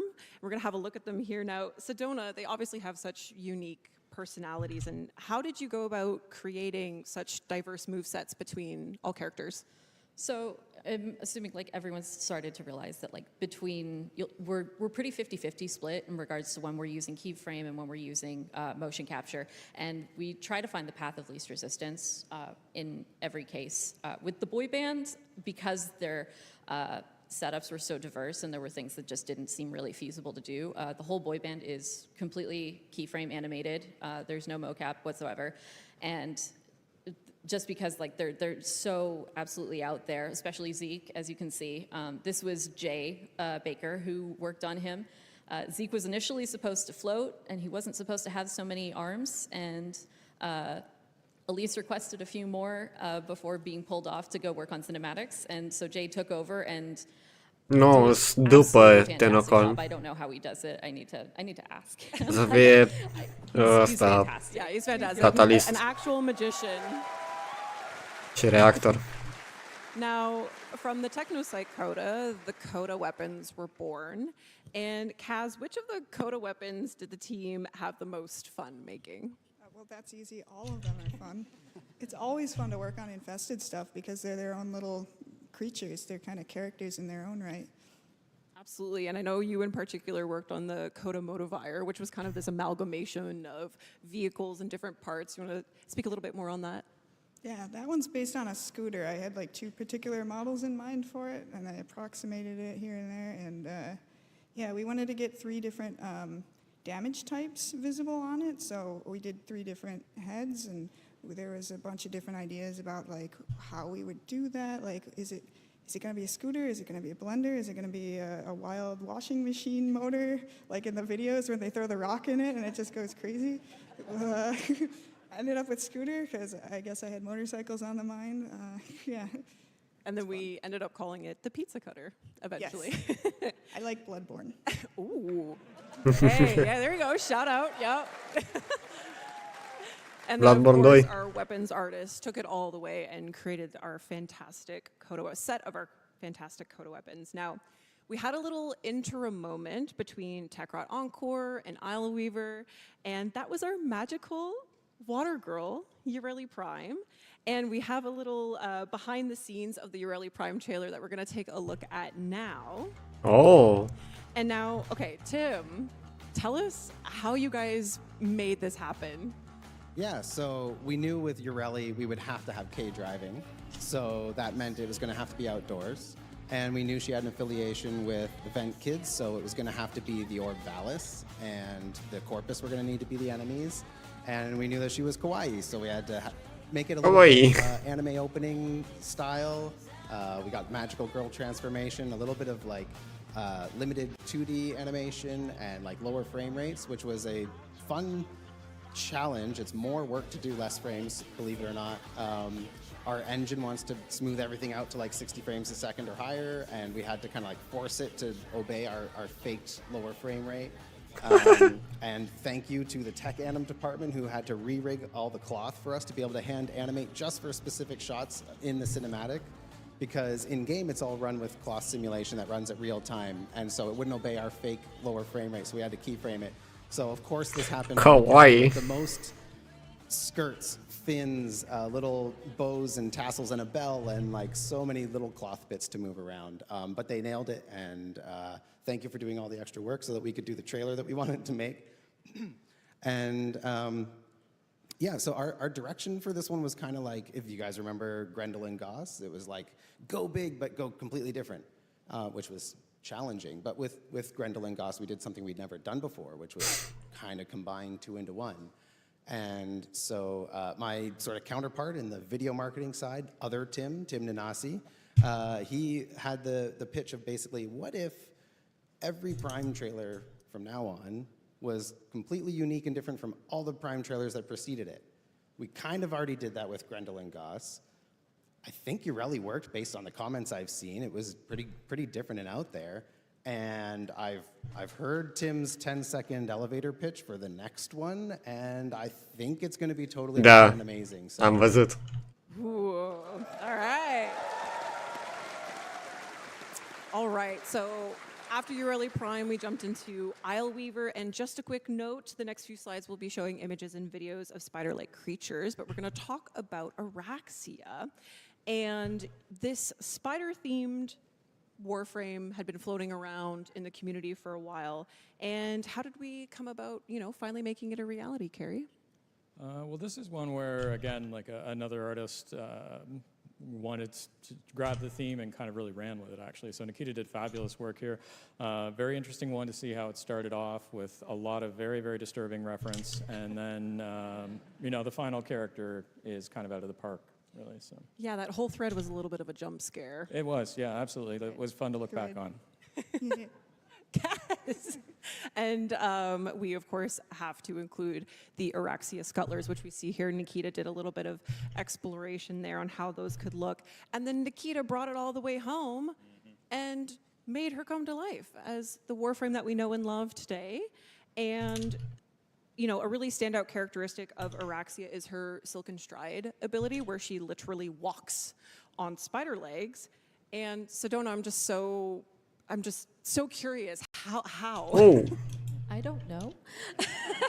No, seriously, like with Warframes, usually like a lot of animations are shared between them, specifically with locomotion. You have like a set skeleton, this is what you work with. And Araxia kind of threw that all out the window. So she's got a whole new set of animations that we kind of had to like figure out how to make work and play nice on these spindly little legs. And this was, again, Scott Johnson and Jay Baker and Eric Stoible, who, again, it was a team effort. I don't think we could have done it without, everyone coming together for this. Also, yeah, kudos to Eric on the scuttlers. He did such a good job. They're so cute. Wow, incredible. We also had a new enemy enter Duviri in Ileweaver, the Unseeing Herald. And, you know, another Minky concept. This is actually part of a bigger kind of murmur exploration that Minky had done. So what was kind of the deciding factor in bringing the Unseeing Herald into Ileweaver? I was actually like talking with Pablo, and you know, he had an idea for an interesting character to try, which you know, maybe someday we see, maybe we don't. Deci a fost tot artul lui Minky. Was kind of the gist of that, and then in the back corner that we hadn't used yet was, you know, this guy, which is Minky a fost un developer care nu mai lucra cu ei, dar a mai ajutat cu concepte noi la joc și el a adus primele concepte la joc și a decedat anul trecut. Pretty common in the wall elements, and kind of go home with it and try to make it stand out from the other enemies in the În Sentience When aflăm în seara asta. Marco. So give it a good different silhouette, behavior again works well there. But yeah. Absolutely. And then Sedona, you had the honors of bringing this murmur mouth into action, and how do you even begin to animate something like this? Well, I was lucky enough to have a lot of experience working with the murmur already. Any floating murmur enemy was animated by me, essentially. And so... Woohoo! Yeah! Sedona! But yeah, I love people asking me to animate a weird little guy, and I believe he falls into this category. So my goal every time with the murmur was try to upset the animation department with it. So I think he's charming, but others might not agree. I understand. Do you guys think he's charming? Yeah. Absolutely. All right, so something we haven't shown yet is a deluxe skin. And oh. Yeah, a lot of people have been annoyed at me for this for apparently about 10 years now. So. Yeah, this one in particular is very special because not only was it shown on DevStream number 79 in 2016, it is also another Minky project, and also, Carrie, you had worked on it as well. Can you take us back to that time and what the experience was like working on it? Well, that's a bit of a lifetime ago, but yeah, I can. We were looking at Zephyr, who was at the time a rather relatively noisy Warframe. So, you know, standards have changed with time, and we were seeing so with a deluxe, let's do something that's maybe a little bit more clean and see what some influences might be. So there was, you know, some 5-star stories, and then how can you have that be with a tribal theme, and then some kind of classic Warframe in the mix and everything. And yeah, it was a little crazy because I did actually have her walking around in the engine 10 years ago, and it's taken a while to get to next steps, But we've arrived, and she will be walking in the engine. We're really excited to share that the skin has been revisited, and in memory of Minky, it will be part of the rewards for this year's Quest to Conquer Cancer campaign in October. And there she is.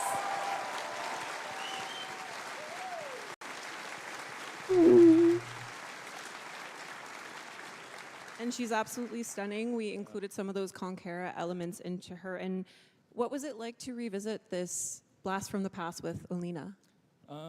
It was interesting. It was maybe a little bit too personal at times because, of course, Minky was Deci o să fie un skin gratis. one of the most important people I've ever worked with, and you know, a bit of a mentor. So actually, happily, Marco was able to work with Elena and do a lot of the Conquera elements in the end. And it's a very cool piece in a lot of ways because you have people that were touching Warframe things 20 years ago. If you look at some of the early sketches from Minky, and then you know me kind of in that middle part, and then somebody who is really, really young relative to me, who almost hasn't had Warframe in their life, or not had Warframe in their life. So it's a lot of interesting hands having touched this piece. Absolutely, which makes it that much more special. Absolutely, yep.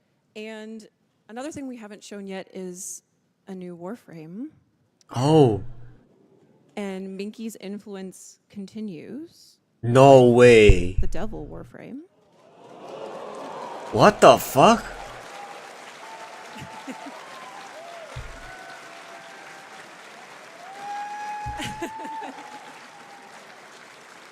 Yeah, this is obviously a layout of No way. exploration into this theme, and Wow, can ce you mișto tell us a e. little bit more about how we kind of are entering the territory of a Devil Warframe? Yeah, I guess actually right off the top, he wasn't apparently super comfortable with having his sketches often seen, which is something I didn't know until relatively recently, which is a bummer because there's a lot of them, but I mean, there's just so much energy in his pieces, and there's actually 2 pages of these, and yeah, Rebecca and I got to have conversations with him, several times a year sort of thing, and have him do really big, impactful pitches, like a Warframe was a part of it, but a lot of Devil Warframe. towards 1999 as well, so can't really say enough there, but yeah, I mean, it's just Virgil. a great, exciting theme, a little ironic for like the nicest person that you could ever hope to meet to have this be their last Warframe, but it's really cool, and it's turned out super, super well. Yeah, and from that yeah, absolutely.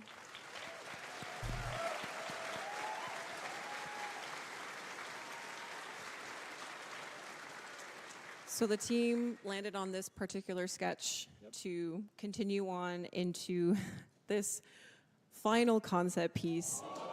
Wow. Mamă. And Marco, I know that the team wanted to maintain as much as Minky's original design as much as possible, and tell us a little bit more about the process of working with Sergey on this. Yeah, well, keeping the original sketch in mind was absolutely the priority there, and Sergey did a terrific job completing the design, working around it, giving the back view, and the only little touches that we added was little nanotech elements to it, some metallic trims, but the original soul of the concept is still there, and yeah. Absolutely, and we see the cool flames coming off of the heels. Yeah, maybe try to distance a bit from Amber and Chroma with the color of the flames. Oh, that's super. Where the flames were coming from. And in general, the Constitution tried to keep that nimble devil look that was crucial to the original. E tastatura mea. Absolutely. So, for clarification, this isn't our next Warframe. It is a new Warframe to come. I know. Don't worry, that means that there's another one. It'll be worth it, guys. All right. So we've arrived.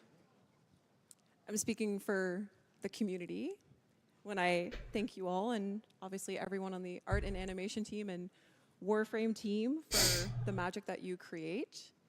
But that magic comes with hard work and dedication to your crafts and a love for Warframe.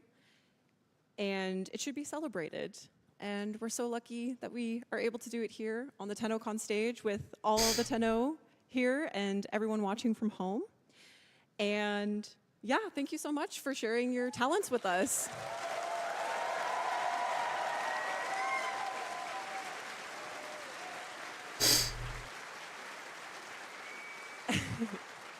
Now, there is an article Nu e următorul. Următorul este ăla cu litera U. with bonus panel content, Asta o să as fie well as some next write-ups from the artists that we saw featured here today on următorul. Network. Check it out. Shout out DE Sam for all your work on the panel with me. Next up, we have the Sounds of the System panel with Zach and the sound team. You won't want to miss it. But before we head off, there's one final thing we would like to show you. And it involves Tim being way too close in proximity to Jeff throwing things around in the mocap room. So we're going to take a look at that. But thank you guys so much for watching. Enjoy the rest of TennoCon. Thank you again. Frumos.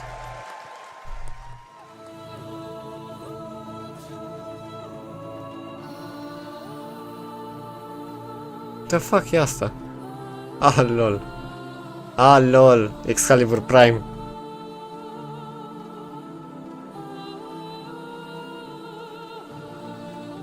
E de la teaser. What the fuck? Ăla-i Volt.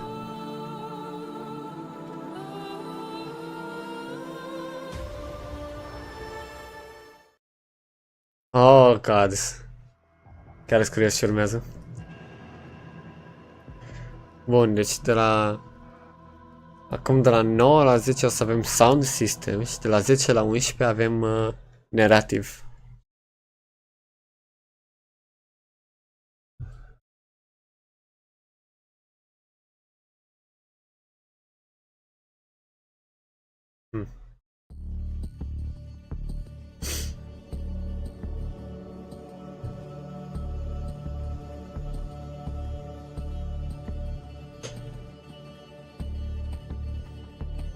Da. Mă duc și o să fac un duș și revin.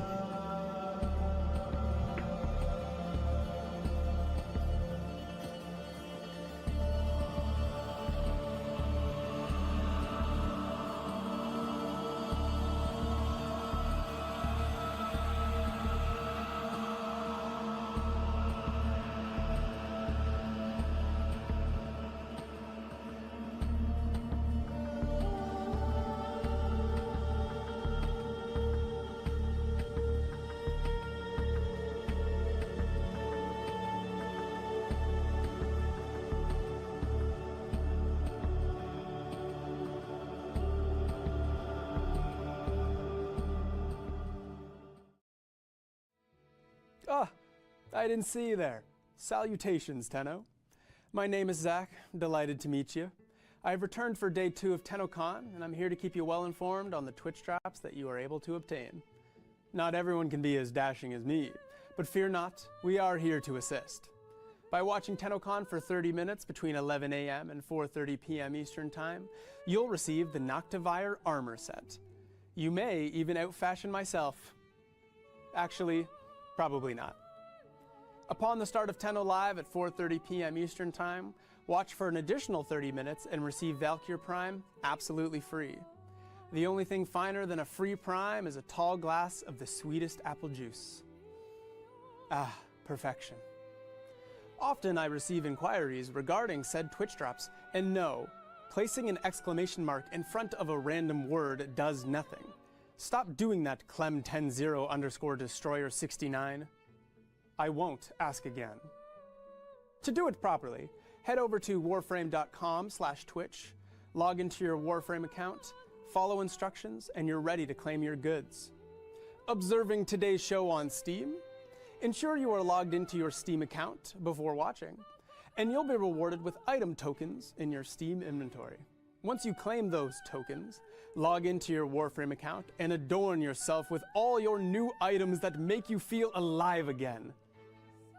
Now then, run along and get back to enjoying today's show, Tenno. I've got important business to attend to.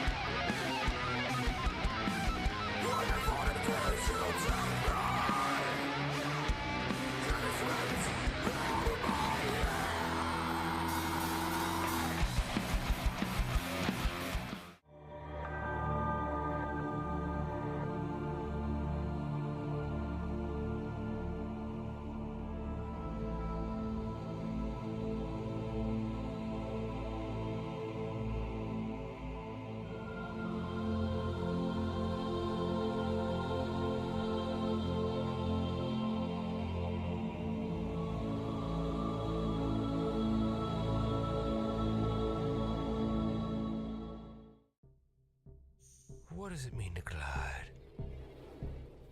To be weightless? When all effort is gone, what's left? When the thrusters kick in, you feel it down to your operator. K-drive.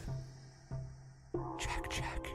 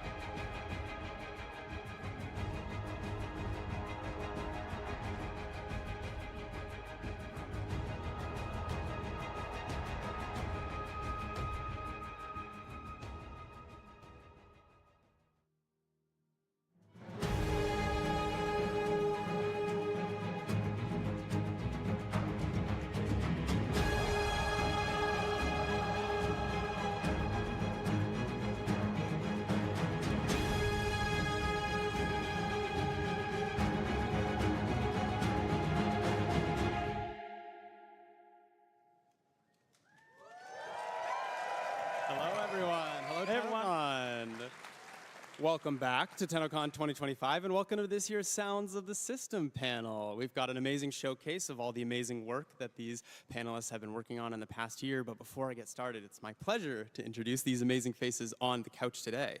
Starting at the end with a face and voice you know and love, please give a warm welcome back to Matt Chalmers. Hey, how's it going?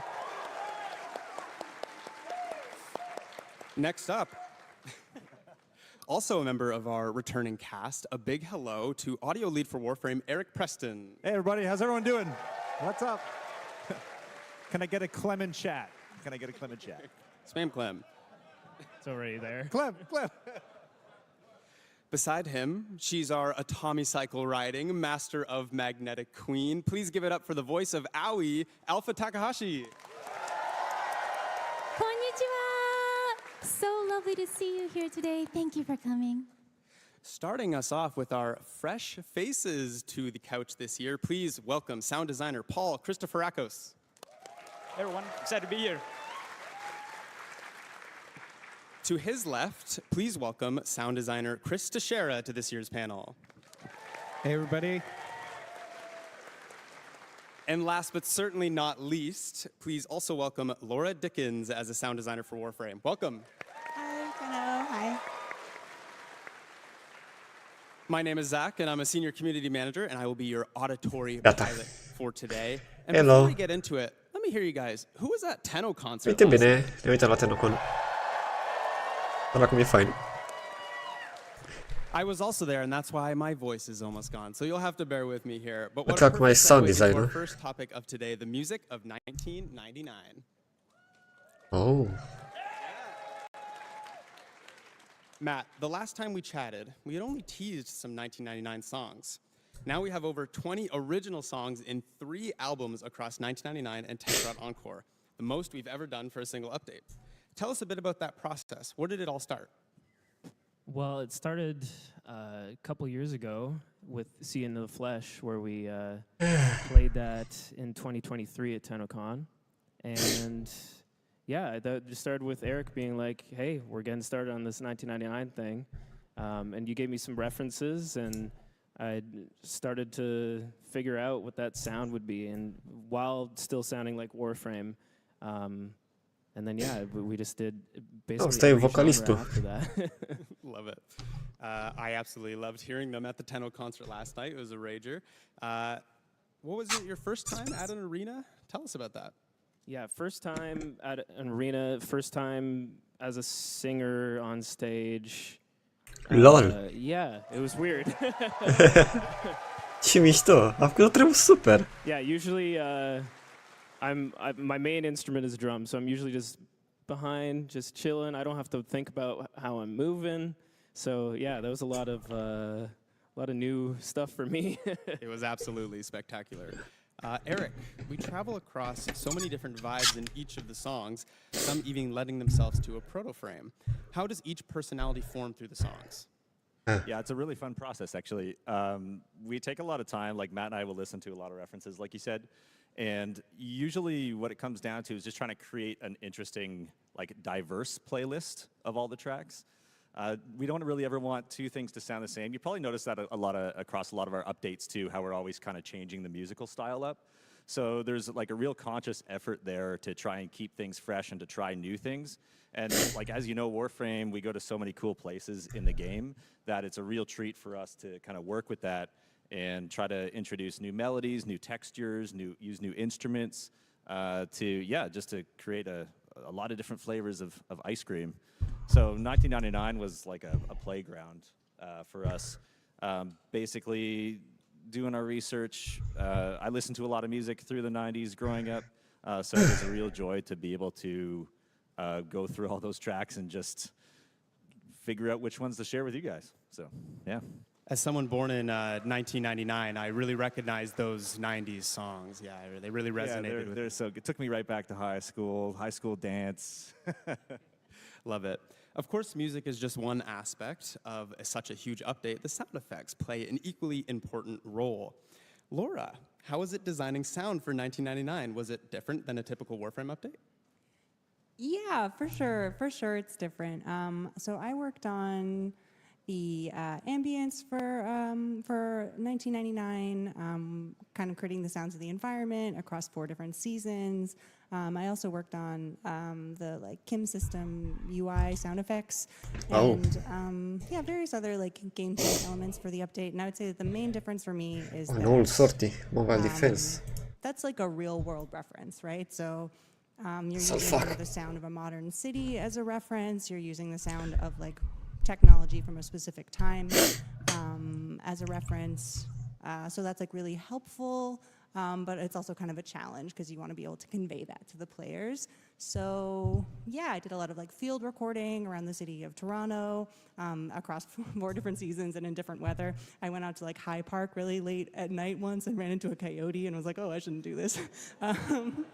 But yeah, so in that way it was different, whereas like other environments are a little bit more fantastical and you have like a lot of like leeway. But having like real world references is also like a great limitation. Update-ul de astăzi, doar pentru cei care au cumpărat. Nu e niciun update astăzi. What the fuck? E TennoCon. My name is Laura and I'm a sound designer at Digital Extremes. Working on the ambience for Warframe 1999 was a big challenge. It involved a lot of field recording, studio recording, and editing. Cei care au cumpărat bilete au acces doar la Baro și la pelerina asta de pe spatele meu. La un relay cu Baro, atâta tot, nimic ceva în plus. La ora 11 o să apară un relay pe soare unde toată lumea poate să intre. Dar nu e niciun update astăzi. To start, we're going to set the VCO1 waveform to noise. Then we'll send the LFO E doar un eveniment unde aflăm ce e nou. Then I'm going to set the waveform to a downwards ramp shape. You can then control the cutoff of the filter by hand, or if you want a more bandpass effect, you can use the rubber band technique on the low and high pass filter together. Plus ne arată behind the scenes. Acum ne arată behind the scenes la sunete. Try adding some pink noise.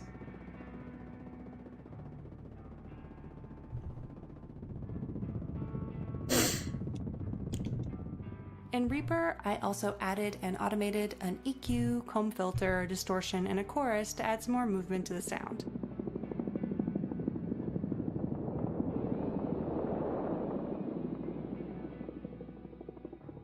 Nu e nimic content nou, e doar teorie că ar fi tau. Încă nu știm dacă este tau sau nu.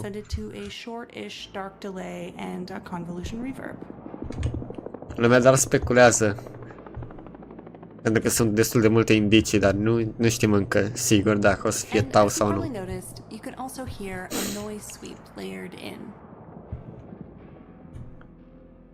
Finally, in context, this is what the distant ambient helicopter sounds like in Warframe 1999.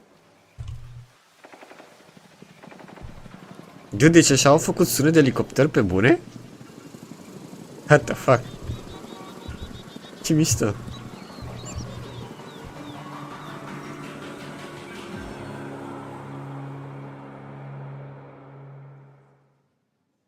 Incredible.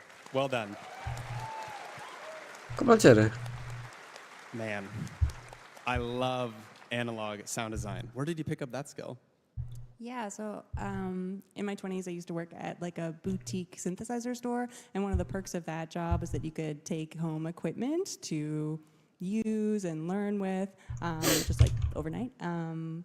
So I learned a lot of like principles of sound design there, and I also got to meet a lot of great artists and instrument designers, and that was kind of like a formative job for me. Yeah. That's so cool. Thanks, Laura. Not only did we get great music and masterful sound effects, we also had incredible performances from our latest cast, the Hex. Alpha, you are our second proto-frame to be introduced to us back in May 2024. Time flies. How was your introduction to the Warframe community? The experience has been extraordinary. I just want to take a moment and say that Warframe and last year's TennoCon, especially in particular, has changed my life. So much of my life, I've been afraid of human communication. Meeting new people, just the idea of it terrifies me. I was frightened to come to any event, and I've never said okay to any appearances, but working with DE staff, by that time it's been almost a year, when they asked me, I was like, okay. and then I actually came here, and there was so much love from the community, the people who have attended, Aw. and also online streaming, and support from DE staff, and also the long-lasting friendship with our voice actors. So thank you, each and every one of you who are here today attending the TennoCon and also watching on stream. Aww. That was cute. No, thank you, Alpha, for lending your voice to my favorite character in the game. So, you've also lent your talents to other games as well. But how was it recording for Warframe? Do you have a favorite line? Ooh. Well, I believe that the human body is also an instrument, and the text, the words that we see on screen and dialogues, those are kind of like notes to us in a score. But when we're recording, we're all alone. We're just inside our box, very separate from outside world. So we're recording our own melody. And it's not until I saw, or I played 1999 myself, the actual final gameplay, that we saw the whole entire orchestral piece. So that was eye-opening. It was a lovely experience for me too. And as far as the favorite line, I want to say that the favorite line in the entire 1999 is, in a moment, I think it goes like, "Can you give my brain a hug?" Right? Like that's it hits you. Well, to be able to go from heartbreaking lines from the quest, jokes about the others, and even romance, that's a lot of range. Do you have a routine to get yourself into the recording room? I'm very fortunate to have a studio partner work with me, and every time before going into a recording session, whether it be for Warframe or other fighting games or video games, he plays music, soundtracks, so that I get into that mode. And whenever I'd go into the booth to record Warframe 1999, he would play music from the past Warframe music. Thank you. And that would get me straight into that zone that I need to be into. And after last year's fall update, Kome was playing a lot before my sessions. I love that song. Well, just as a fun fact, Alpha recorded 581 voice lines for 1999 and TechRod Encore. That is an incredible feat, so thank you, Alpha, for bringing Aoi to life.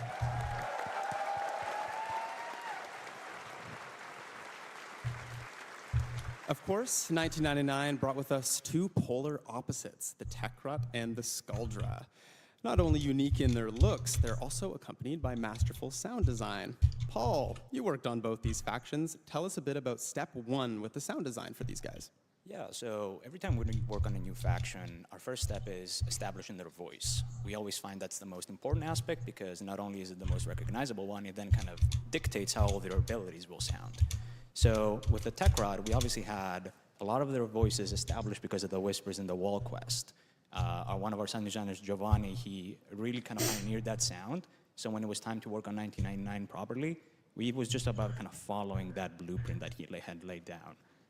We used everything for the voices, our own voices, any device from the 90s that would produce a sound, like a pager or a cell phone ringtone, dial-up modem, arcade jingles, all that kind of stuff. So yeah, and as a fun fact, when I was working on the Babao, it was obviously our mini-boss of that faction. It was very hulking, it was very intimidating.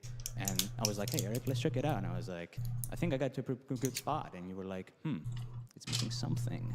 And you were like, how about you try using James's amazing Ollie lines into the Babao's vocals and just kind of distort them and blend them in. And yeah, I was like, all right, I'll give that one a try. Let's see how it goes. So yeah, whenever you kind of fight the Babao now, you can kind of hear the occasional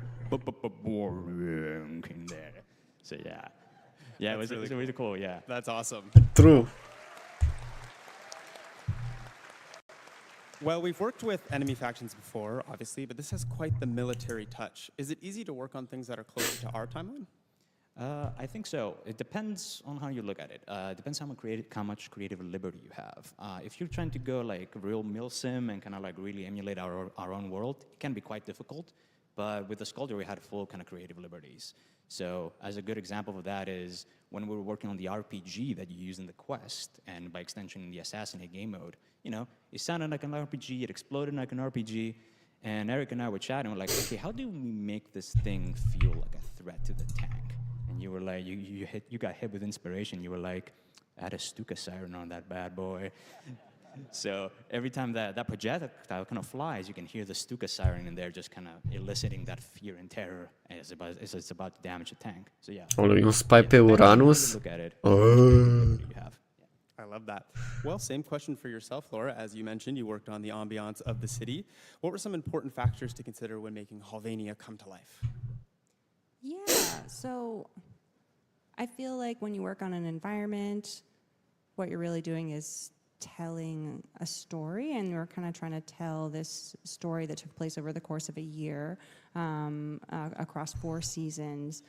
So really the focus was always like, okay, what's the narrative? What's the most narratively important sounds in this environment? So that includes the Skuldra military and how active it is across different seasons, how alive the city is across the different seasons.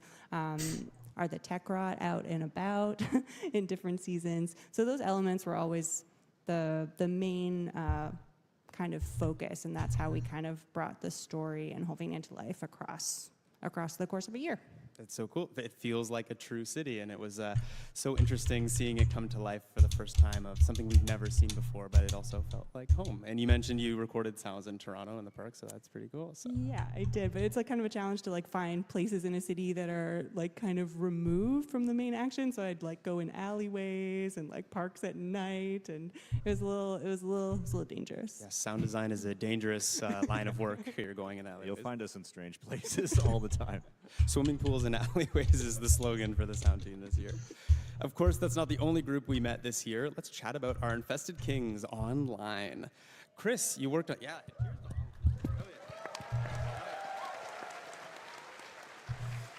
Chris, you worked on the actual TechnoSite Coda fight with the first of its kind literal arena. What were some of the challenges you faced with bringing it together from a sound design perspective?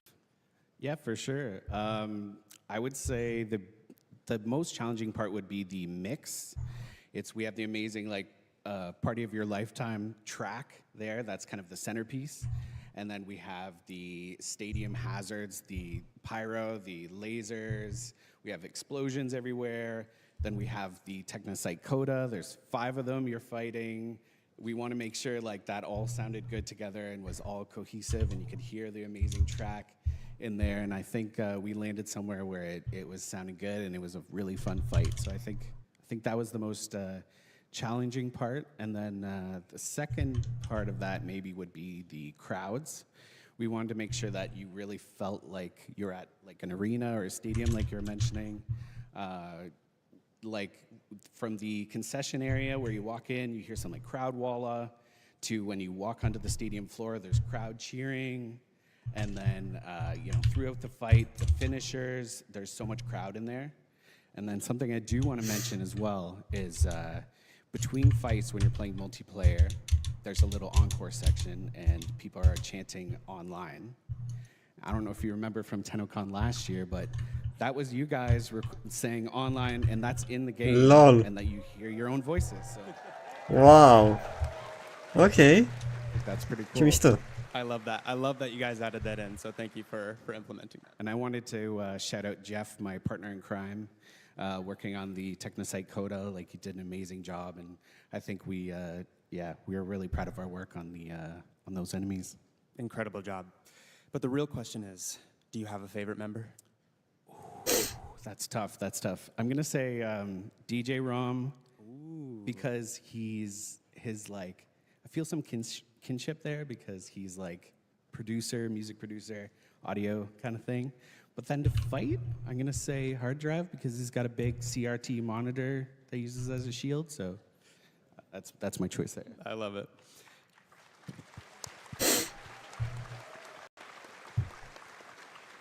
Well, Matt, you worked on these songs with online. How was it seeing mesh into the gameplay? Yeah, super cool. And writing those songs was such a interesting process and learning experience with Keith. It was super fun to just go back and forth with lyrics. Sometimes we just spend 2 days in a row just like every single line just meticulously like choosing what's the best way to say this or like the coolest way. And yeah, I mean, it was just really cool and awesome to see in context. And yeah, that mix sounds like a nightmare. So good job. Of course.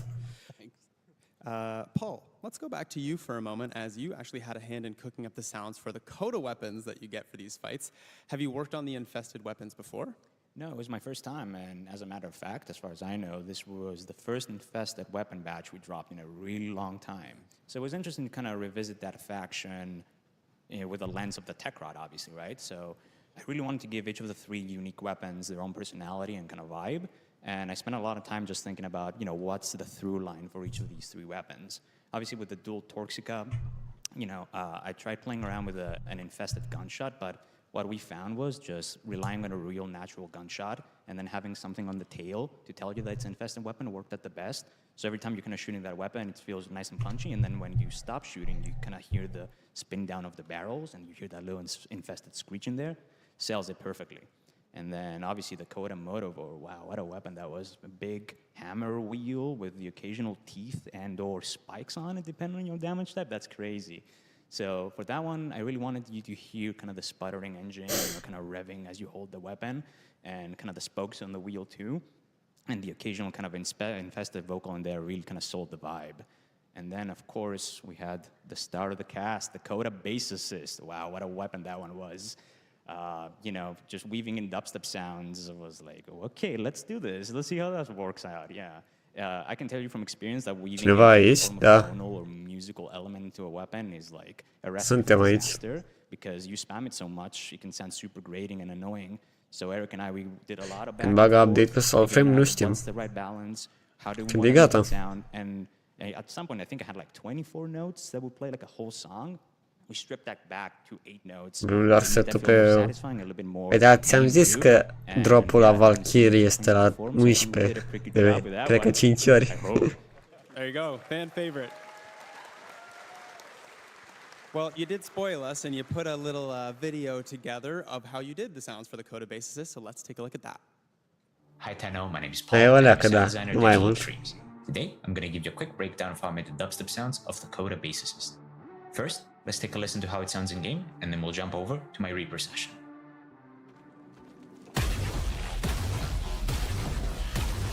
Mamă, cum se aude. Da, a fost mișto Warframe-ul. Alright, and now we are in Reaper. The dubstep sound is comprised of 3 separate layers, all of which are made with the software synthesizer that you can see on screen called Serum. Let's take a listen to how each of these layers sound on their own and then put together. Let's start with layer A. Wow, cum se aude. Wow, dubstep. And now everything in layer A combined. Let's move on to layer B.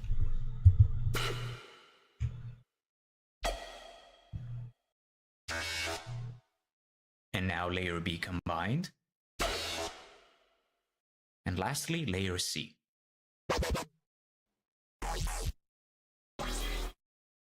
And everything in layer C combined. And here's all 3 layers combined with the processing used to create the final sound asset that goes in game. And to wrap things up, here's a few variations that include the dubstep layer, the punch layer, the shot layer, and the mech layer. All these sounds put together create the final result you hear in game.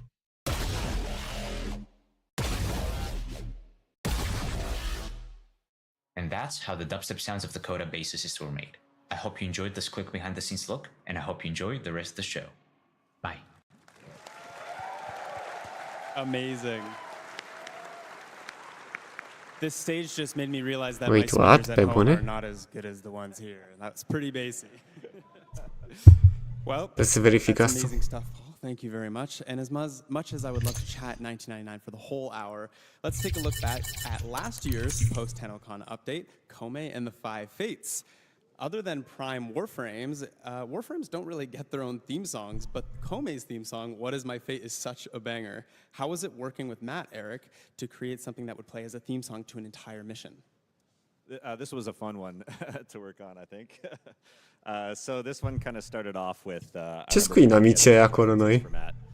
Sitting in my office going, okay, what are we going to do? What the fuck are those? De ce erau pe Zarima niște inamici noi? I like to kind of like, again, I mentioned it before, look at references, get some ideas. And I remember kind of looking at the Japanese top 10 pop chart and kind of getting a vibe for what tracks were on there and the sound that you get from it, because we wanted it to feel like authentic and kind of an homage to that. And ended up finding one cool track called Tokyo Calling. I don't know if anyone knows that track. But if you listen to that one, there's some influence that comes from that kind of gives like the drive and that kind of like poppy in your face feel to it. And then, yeah, I mean, Matt masterfully wove that in with other themes and elements, different instruments that are inspired by kind of the visuals and the vibe of the update. So yeah, that one was super fun. I think it turned out great. So. Yeah, it's so unique. And you just mentioned the instruments as well. Do you know the names of some of the unique instruments that you guys were using for this? I had a bit of koto in there, but the main thing was the vocals, and I had an amazing vocalist, Chihiro, help out with the vocals, but also the Japanese translation, because I wanted to make sure that it made sense and I wasn't just using Google Translate.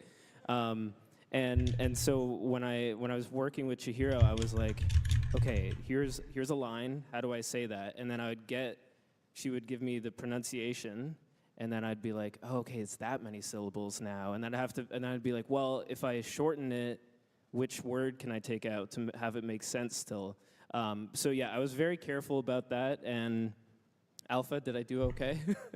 Kono toki. Whoa, mateta. Kono toki. Oh, mateta. It goes, I think it means something like, I have been waiting for my fate. Yeah. There's a lot of like brutal lyrics. I can't remember all of them, but there's some creepy stuff in there. It's engraved in my brain at this point. I think that's my favorite song. Thank you. It was so cool. Such a banger and such a unique update for so many reasons. Chris, you had a hand in bringing the Kome Warframe to life. Tell us a bit about that. Yeah, absolutely. Kome was probably one of my favorite Warframes to work on so far. Nu înțeleg de ce dai request song dacă nu am nimic de muzică. Și e numai pentru Spotify, nu e pentru YouTube. Started with the dice rolls. So I was rolling dice on different surfaces. How does this sound? How does that sound? You know, you're going to hear it all the time, so I wanted to make sure the dice were good. And I think I hit that mark when Eric sent me a message, and he's like, I think you got it. It sounds like I want to eat them. And I was like, yeah, I think that's it. It's like M&Ms or something. Adică ne uităm la TennoCon. And I was like, I get that sense too. So yeah, I think that was good. And then it was really cool to work with, Japanese style instruments. So I got the koto when you roll sixes, and I got Japanese Shinto bells in there. There's so much to it. Also, I found the heels looked really cool, and I was like, I think this frame needs like unique footsteps, like some clicky, kind of like where you're walking around. So I made footsteps for different surfaces. Anything you walk on kind of sounds like heels. Felt like it matched the character. So yeah, that was a really fun one to work on. It's so cool. And of course, the ability sounds of every Warframe are always super unique, but you put a little behind the scenes video for us together to show you how you did it. Yeah, let's take a look. Hey everyone, it's Chris from the sound team. Today I'm going to show you how I made Kome's Bunraku ability sound. Kome's fourth ability, Bunraku, blasts yes, enemies, Kome. giving them a variety of status effects. But what's most awesome is she turns enemies into marionettes.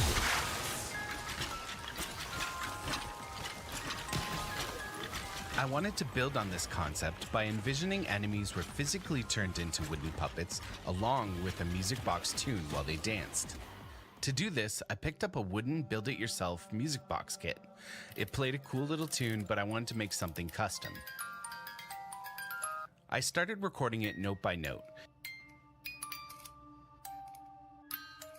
Instead of sampling in the traditional sense, I used Reaper to split out the notes and put them on a grid to start constructing my song.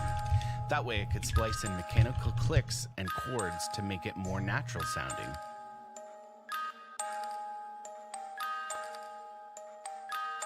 After experimenting a bit, I came up with 2 unique loops that can play on puppeted enemies. Ce mișto.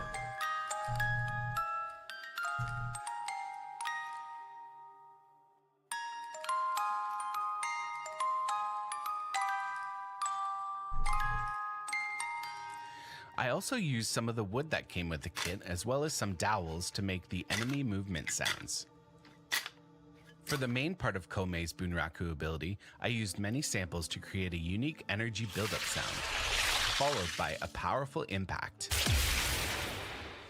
There are also whispered Japanese voice lines that translate roughly to "puppets dance."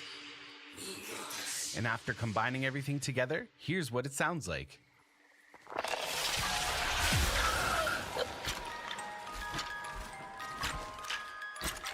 Thanks for watching. Enjoy the rest of TennoCon. Nice. The wave is too good. Thank you for it. So good. Also wanted to mention the whispered voice is none other than Alpha. It's That was my voice? That was your voice, yeah. Yeah, surprise. Thank you. Thank you. Thank you. Now I have to play it again. So cool. And Chris, I have to do it to you. You also worked on another fan favorite, Warframe, didn't you? Which frame is that? I did. I worked on Corvex. Any Corvex fans in here? Corvex mentioned. Corvex. Thanks, Chris.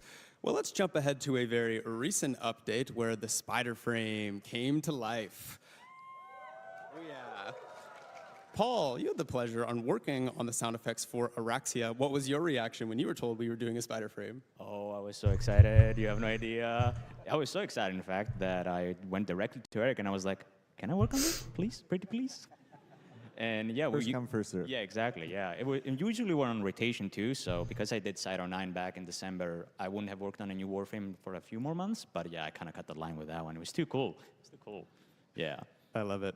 And a lot of sounds, you use real life recordings. Did you record any spiders for this one? So, no, spiders don't really make a sound. That's the problem, right? So it was very interpretative. And what kind of happened was, because I was so excited for Araxia, I kind of had a very specific sound for her in mind. So I just went directly in my software Reaper and I just started designing.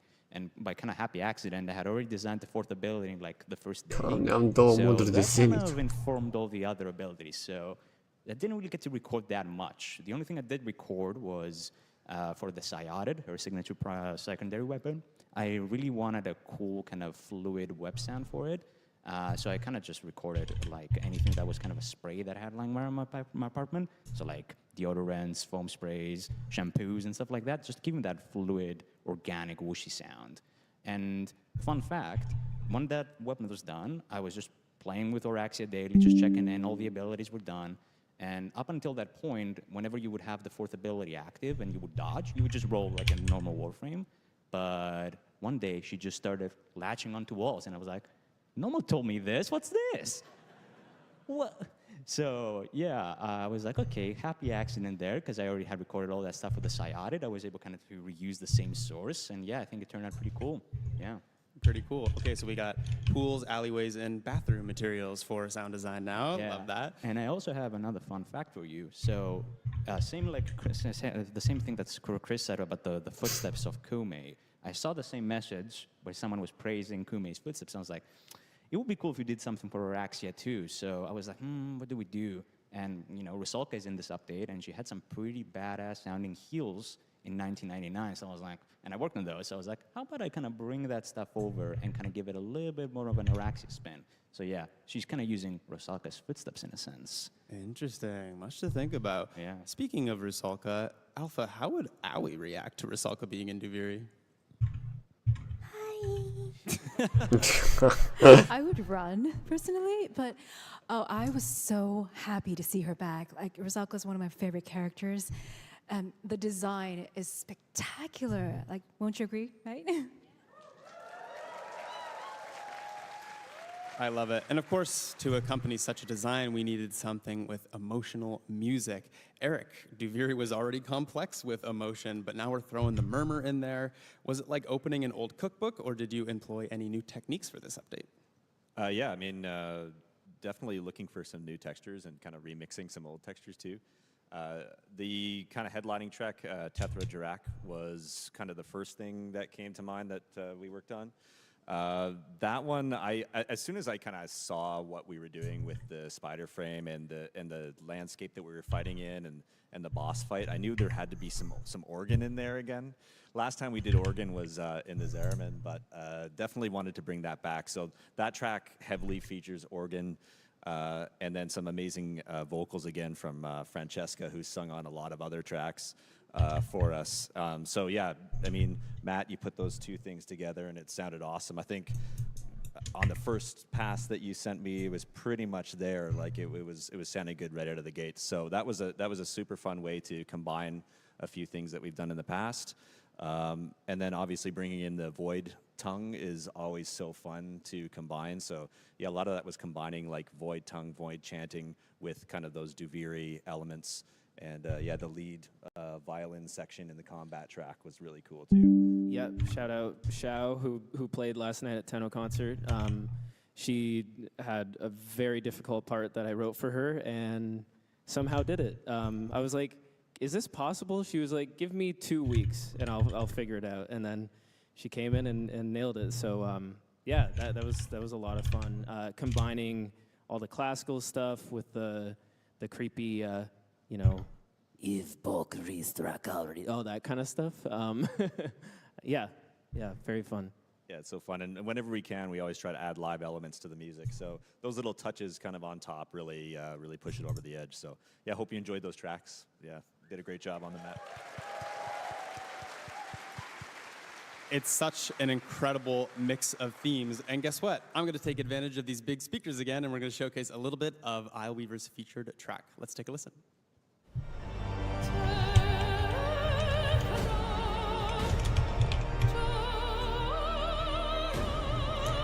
Damn.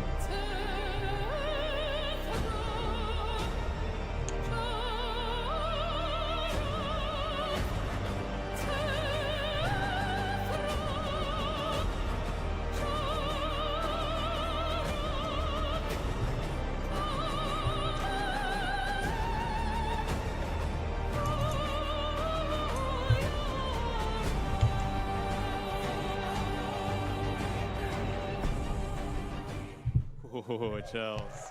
Yeah, incredible. Fran. Shout out, Fran. Now, as you know, we are celebrating our 10th TennoCon, so I thought, what better time to look back and reminisce? So I've got a question for everyone here. We'll start with you, Matt. How have you evolved your craft over the years? I think in the last couple years especially, songwriting has been a more featured element in Warframe. Even when we're doing in-game music like this, I'm starting to think more verse, pre-chorus, chorus than I was before. You know, usually with instrumental music, I would just kind of think like section A, section B, section C, and make sure it loops nicely and all of that. But now that we're adding more vocals to everything, it feels like an opportunity to make things a little bit more catchy and listenable outside of the game. So I think I'm you know, approaching things differently in that sense. And yeah, it's been a lot of fun. That's great. Remind me, what was your first Warframe track that you worked on? Ooh, I think it was for the new war. Oh. And I think it was a cut scene with Cal, I believe. It's just a short little thing that Keith gave me. And yeah, that was the first thing I did. That's super Rest cool. is history. Yeah. Well, same question to you, Eric. You've been around DE for a while. How have you evolved your craft? Yeah, I mean, Warframe's such a complex game with a lot of combat and a lot of things happening all the time. So I think one thing that I've been striving for and continue to strive for is simplicity and trying to distill things down to kind of only the pieces that you need. Doing that not just with how many sounds are playing and things like that, but distilling emotion down in sound effects and music, and just trying to make things as digestible and readable as possible. It's a big hill to climb, and I'll probably always be climbing it. I love that simplicity. Alpha, same question for you. I've been learning that staying true to yourself can be sometimes very, very powerful. I've been with DE since 2023, and even the course of just the Always dialogues, I've seen the progression of the writing, and it's become sort of closer to what I'd actually say, you know, even in the truck scene. I'm not going to say it right now. Very memeable. And it came as an approval to me, saying it's okay to be yourself and showing that to the outside world. And that can sometimes affect others too. So, yay! I love that. Great answer. Paul, how have you evolved your craft? I have to echo Eric's sentiment. Sometimes less is more, and that's something I found like it to be true all the time. I have a really good example for you. When I was working on spoilers for the Jade Shadows quest, if you haven't played it, go play it, please. So when I was working on the cinematic sequence when Stalker is about to escape and he is ambushed by Zito in the Corpus, you know, it's a very chaotic sequence. Bullets are flying, you know, Stalker is grunting and he's parrying. And then eventually he gets shot in the leg and he kind of just kneels and falls. Initially, that sequence was like, it had full sound coverage, everything kept going, but, you know, we removed everything. And the only thing you hear as he falls is just one bass hit. Boom. And then everything just kind of muffles. And then the emotional uncertainty kicks in. And there's nothing there but the music and then the baby cry. Super powerful moment, and in my opinion, one of the kind of apex moments of that quest. And I think one of the big reasons why it's such a memorable and emotional sequence is because of how little we put into it, in a way. Wow, that's super interesting. Thank you for sharing.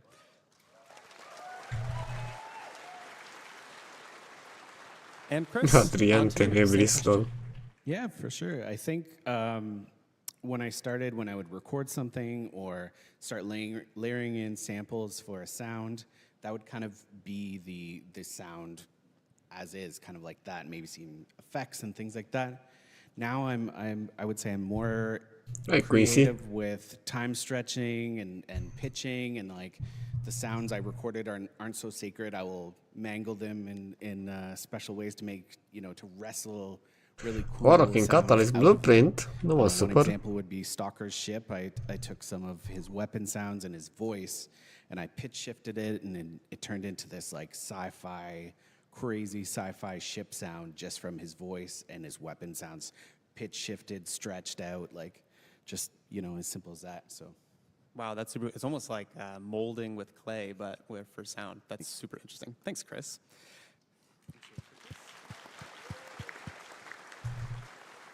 And Laura, same question for you. Yeah, so I'd say the biggest way in which my craft has improved, I also started in like 2023, would be just working with a team, with an incredible team, getting their insight, getting their feedback, getting to like experience their work and see how the sausage is made. That has been the most impactful on my craft. So working with others. I love that. And a huge shout out to Laura for making a fan favorite, the Palm 2 music that you hear for the Kim Chat. This is Laura's specialty. So.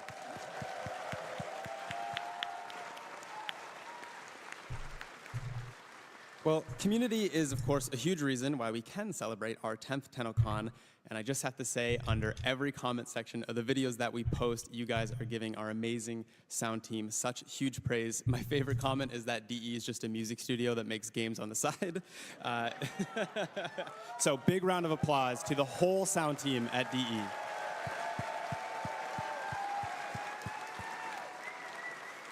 Incredible. As we near the end of our time here, I wanted to have a bit of fun. Warframe has lots of iconic lines from our wonderful cast of voice actors, but what if they were read by our wonderful cast of panelists? So there's a piece of paper that I've handed all of them that have a voice line from the game, and if they would be so kind to read it out loud, we're going to start with Matt. I'm very excited now. The anticipation, ooh. I always learn so much from a live dissection. Este ăla. And of course, that's from the amazing Till Rigor. Till Rigor, așa. Okay, Eric, you're up. The Void Storm's intensity is approaching level 5. 5 is the worst, by the way. Amazing. Thank you. Sai? And Alpha, your voice line. Let's see. Objects that have affected one another continue to affect one another even when they're separated. I've missed you. Oh. Asta nu mai știu din ea. Love it. All right, Paul, you're up. Your weapons make music, and the enemy calls for a song. Amazing. And Chris. Remember to take care of yourself, operator. Pressure creates diamonds, yes, but it also creates rubble. Awesome. And Laura. Dream not of what you are, but of what you want to be. Oh, classic. Thanks, Laura. I have a piece of paper too. Look at them. They come to this place when they know they are not pure. Tenno uses they are mere trespassers. Fuck. Only I, Vor, know the true power of the void. Nu, stop, oprește-te. Thank you all. That was fantastic. Now, I can't just end the panel without one more thing. We're just 2 hours away from learning about the next chapter of Warframe, but how do you guys feel about a little bit of a tease? Oh. Tease. Well, Eric, what are we about to show? No spoilers, of course. Well, this is where we're headed musically with Warframe. We've just come off some crazy grunge 99 tracks, and we wanted to go almost the exact opposite direction. So this time we pulled out all the stops. This is the first time we've recorded a 50-piece orchestra for the score. What the fuck? Yeah, here's a little behind-the-scenes look of what's to come. All right, let's take a look.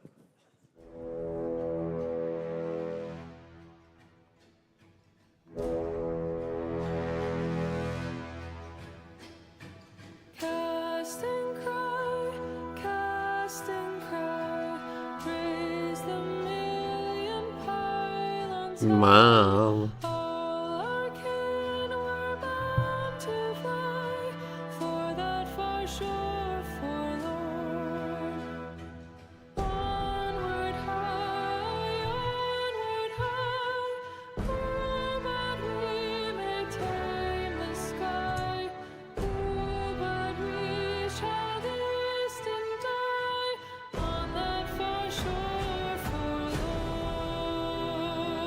What the fuck, sună mai eroică.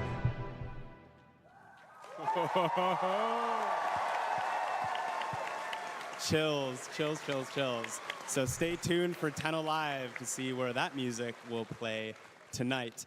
Well, panelists, we have just a few minutes here, so any departing words for the wonderful Tenno in the audience today?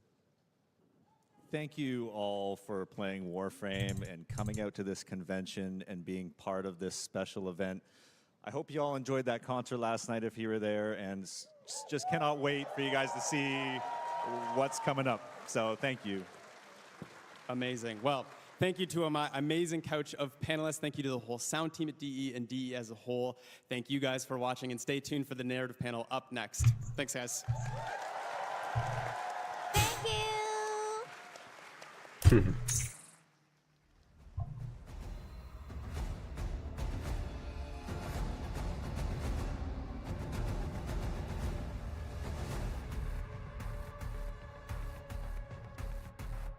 Okay.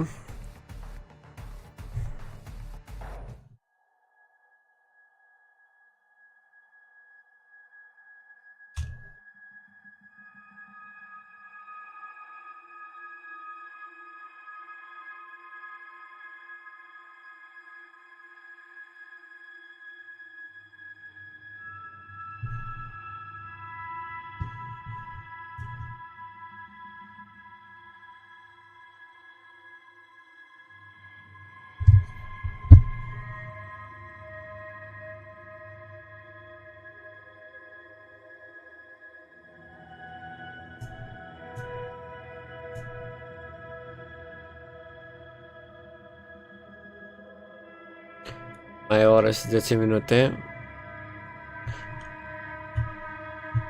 Mai e mai mult. Live-ul o să înceapă la 11:30. La 11 o să dea drumul la relay aici.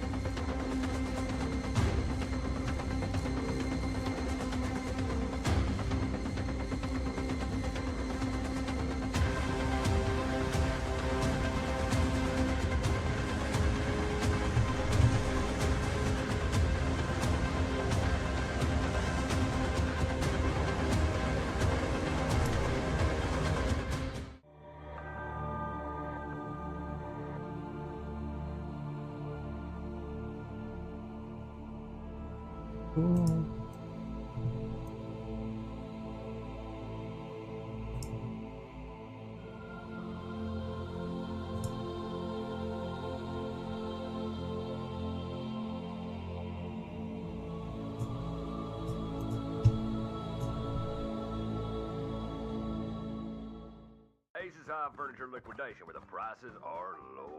Plant your saddle warmer on one of our sofas. Sleep into a happy spiral on one of our famous mattresses. And tame your case by getting them a city slicking television. Aces High on the range costs less.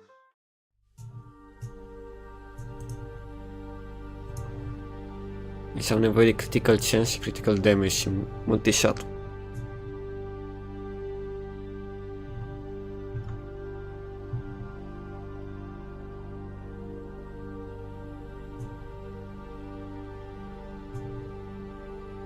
Oh, acum urmează narrativul. Aici sunt foarte curios și o să vorbească.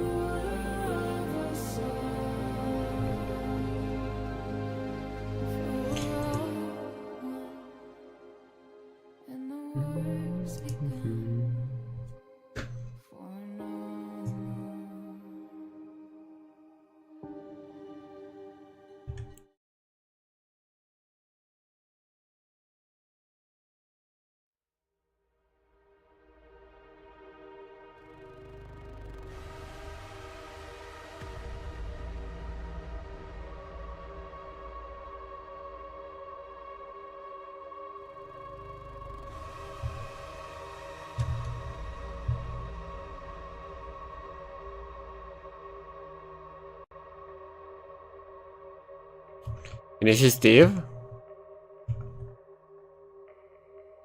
Unde?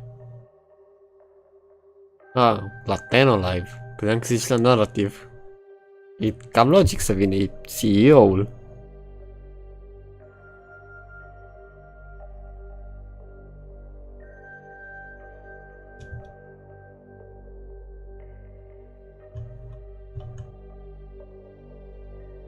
Salut! Nu bagă quest nou, e TennoCon. Mereu în fiecare an la TennoCon e ca la un Comic-Con și anunță ce e nou în Warframe, ce o să vină nou. Nu știu de unde are lumea impresia că bagă quest nou. Nu bagă quest nou. O să bage quest nou. Îl anunță. E altceva.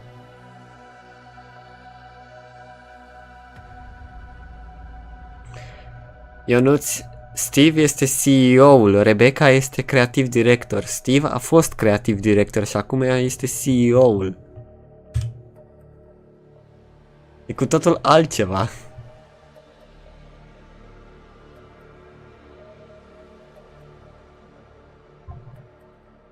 No worries.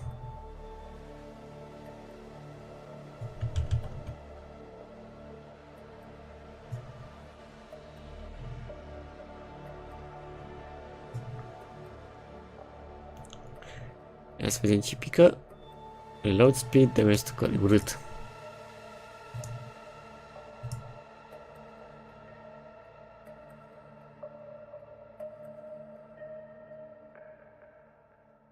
Nu, e Riven mod la Acceltra. Ai făcut tu rost de Riven mod la Sniper, scuze. E fain la Rubica. Rubica e armă bună, mai ales cu Riven. Mai ales pentru idol.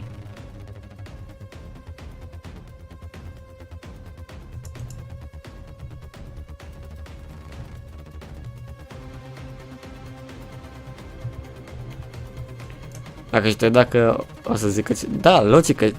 Or să zică ce... Asta e și scopul live-ului.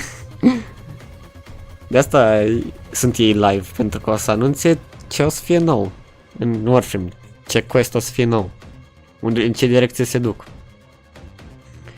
La 11:30 o să fie.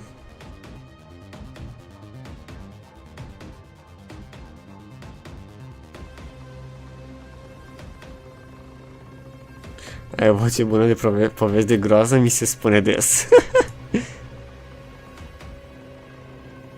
De fapt, mai mult mi s-a spus că am o voce calmă și bună de povești. Foarte povestitor. Cu plăcere. Multishot de... firar.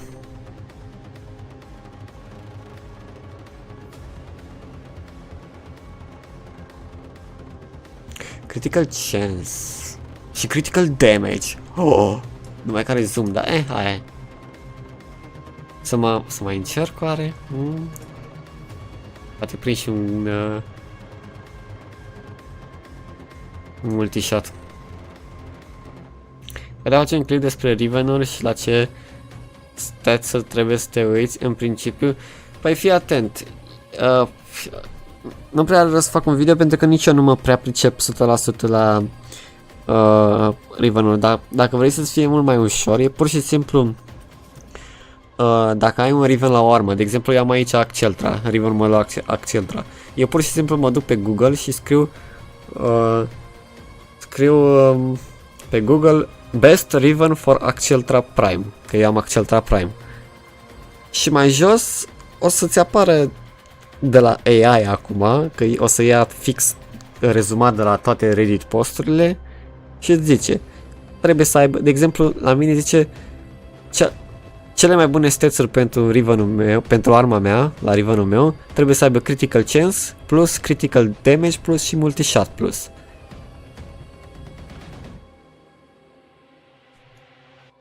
Iar eu dau reroll în așa fel încât să-mi pice pentru critical chance, critical damage și multishot. Acum mi-a aplicat un Riven, când am dat reroll, mi-a aplicat critical chance și critical damage. Nu mi-a aplicat multishot, dar am critical chance și critical damage, deci e un plus pentru mine.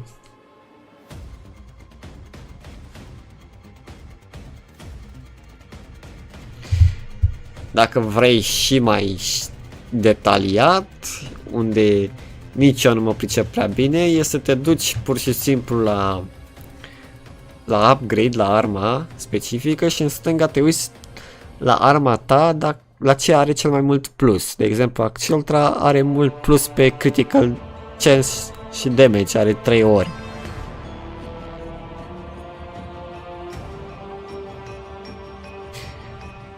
Trebuie să aibă și negativ, dar nu înțeleg de ce. Păi fii atent.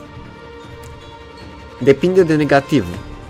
Dacă e o armă în care, să zicem, are recul-ul prea mare, e logic că îți trebuie și recul mai mic. Știi? Adică să nu sară arma în sus. Așa că te rogi să spice minus recul. Sau e o armă în care are zoom-ul prea mare. Da, îți trebuie să ai minus zoom la ea, arma aia. Nu o să existe... Cum zic, minusul e la chestiile în care nu ai nevoie tu, la arma specifică. Nu, stai că s-a întors ăsta, narativul. Ce zici, Ionuț? If you were going to be talking Warframe, you'd want this couch. So, without further ado, let me introduce him to you. I am joined by Warframe's lead writer, the key Da, e ok, knowledge, build-ul. the void tongue E bine. specialist, Adrian Bott. Hey, Tenno. Te chinui de jumătate de an să le vinzi. Mai complicat să vinzi Riven-uri. Pentru că, na, Riven Mafia, cum Our zice. principal writer, the mad scientist behind the Kim system, Kat Kingsley. Hey, kiddo. Asta e noua scriitoare la joc. Lead narrative designer, a man who has Femeia made asta aici so e many noua weapons scriitoare. that he can't keep track of them, Ryan Mole. Good day, everybody. And you know her as the voice of Eleanor Nightingale in Warframe 1999, Amelia Tyler. Femeia asta e vocea lui Eleanor și mai este și voice actor în Baldur's Gate 3. So, the aim of the panel today is really twofold. Of course, first, it's going to be a deep dive into the universe of Warframe, the characters, the quests, but also for anyone out there who is maybe an aspiring creator or storyteller, we'd like to kind of offer an insight into the craft of writing, but also recording, acting, directing, as it's all intertwined. So that's our plan. I have a spoiler policy that I'm about to share today, and that policy is we will be spoiling the game. So we're covering everything up until Isle Weaver. Yeah, we're going to be big chatting. Let's see. I'm going to start by asking you about characters. And because we have Amelia here, of course, I want to talk about Warframe 1999. We debuted the Hex at TennoCon 2024, and that update had the largest kind of cast of ensemble characters we ever brought to a Warframe update. So I just want to ask in general, what was it like delivering that cast? Frankly, amazing. But one of the things that we wanted to make sure of was that when the player arrives on the scene, the sort of status quo between the members of the Hex is very much established and intense. So we did a lot of work into setting up the relationships, the grudges, the attitudes, all of that kind of history that they had between them, so that when the player kind of turns up on the scene, there was a kind of powder keg ready to explode. But we did a lot of that kind of detailing of who the characters were by using a technique that I picked up from a guy called Andrew Ellard, who is an advisor on scripts in the UK. He worked as a Red Dwarf consultant, amongst other things. And love Red Dwarf, Smeg. Yep. But one of the things that you do, which seems kind of counterintuitive, is you don't kind of start out... Salut! Nu s-a băgat Caliban Prime, a fost doar anunțat. From the point of view of the other characters. Seara asta este TennoCon. TennoCon este un eveniment unde anunță ce o să fie nou în Warframe și acolo live ei sunt oameni ca la un Comic-Con. Objective view, and instead you build up this kind of subjective web of relationships between the characters that is incredibly fruitful, and that really helped us. The design of who the Hex were going to be kind of began at the concept art level with the astounding art that we saw. We didn't know which Warframes are going to be proto-framed, and so we kind of learned as we went along, and their background kind of filled itself in as well. Pe Android, când încă n-au spus nimic de Android. I mean, I remember when Arthur was first introduced, Reb and I had a discussion about him and came up the kind of key. Cel mai probabil or să spună la 11:30 când începe Warframe Tenno Live. Delivering the dialogue from Whispers in the Walls, and we heard that sort of gritty warmth and exhaustion come through. I instantly knew a lot more about the guy, what he'd been through, and all of that. Well, we also have, yeah. So again, the voice behind one of those characters is here with us, Amelia. What can you tell us about your journey with Warframe and with Eleanor? Oh God, I didn't know it was for Warframe when I first got the audition, so I got the audition sides. And when you're an actor, it's a death knell to fall in love with a character when you audition for it, because you do a lot of auditions, and more often than not, you won't get the part. So if you fall in love with it, you're doomed. That's the death of self-esteem and joy. And I read this audition brief, and I was like, oh no. Oh no, I'm doomed. Because this is going to be that one where I audition, and it'll be the one that got away, and I'll watch somebody else do it and go, oh. Because she seemed so in depth, and there was a lot of me to it. There's a lot I could identify with, and I was excited about trying to bring that to life. A făcut o treabă foarte bună cu vocea ei. And I was like, didn't hear back. Okay, I'm just going to go cry in a corner. And then I stopped crying because I got an email. It was amazing. But we fleshed the character out a huge amount after that initial audition, and Adrian did such a phenomenal job of writing for my voice.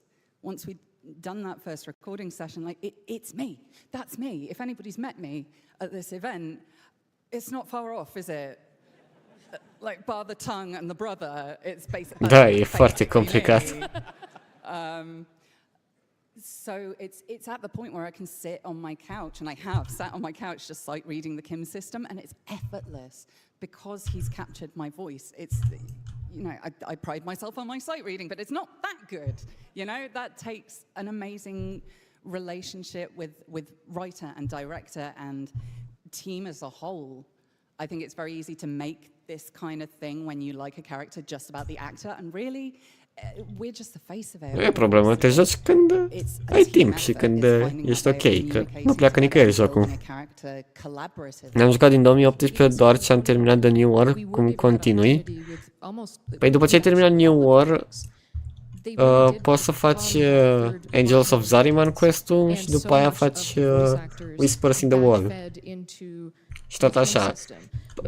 Îți zice jocul, sus în dreapta ai acolo și îți zice unde să te duci. Acum. To what otherwise would have just been words on a screen. I've learned so much about Eleanor from reading the Kim system. A couple of times I've been like, oh, thank God I got that right. That changes everything. There's always a point when...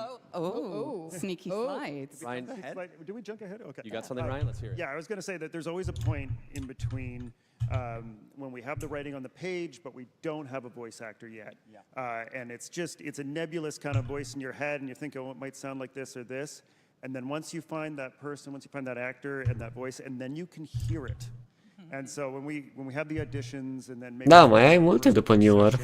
And from that point on, the writing changes. It becomes so much easier because you can hear that person talking to you. And I think that actually does tie Au băgat destul de mult content.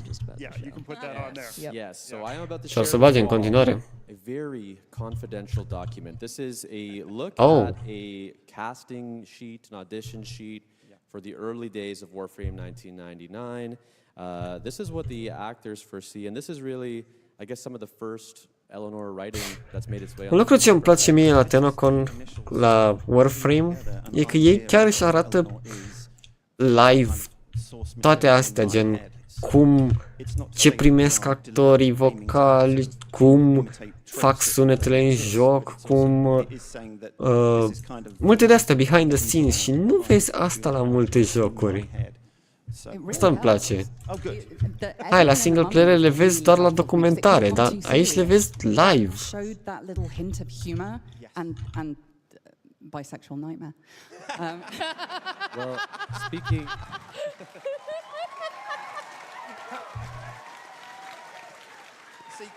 You've all watched it, I see. Speaking of humor, I'm going to need somebody to explain this next slide to me. Oops, actually, this is a sweet slide. There's one more. Oh, yeah. That's the one where this never made it into the final game because it's just a prototype. But when we're putting together... Și ascultă de comunitate. Da. It's the first time we ever get to write dialogue for that specific character. Asta e deja o știm cu comunitatea, dar e... Nu știu, mi se pare un lucru foarte de apreciat cât de deschiși sunt la jocul lor. În sensul mecanic, cum funcționează jocul, engine-ul, toate astea. Pentru că ei sunt foarte pasionați de asta.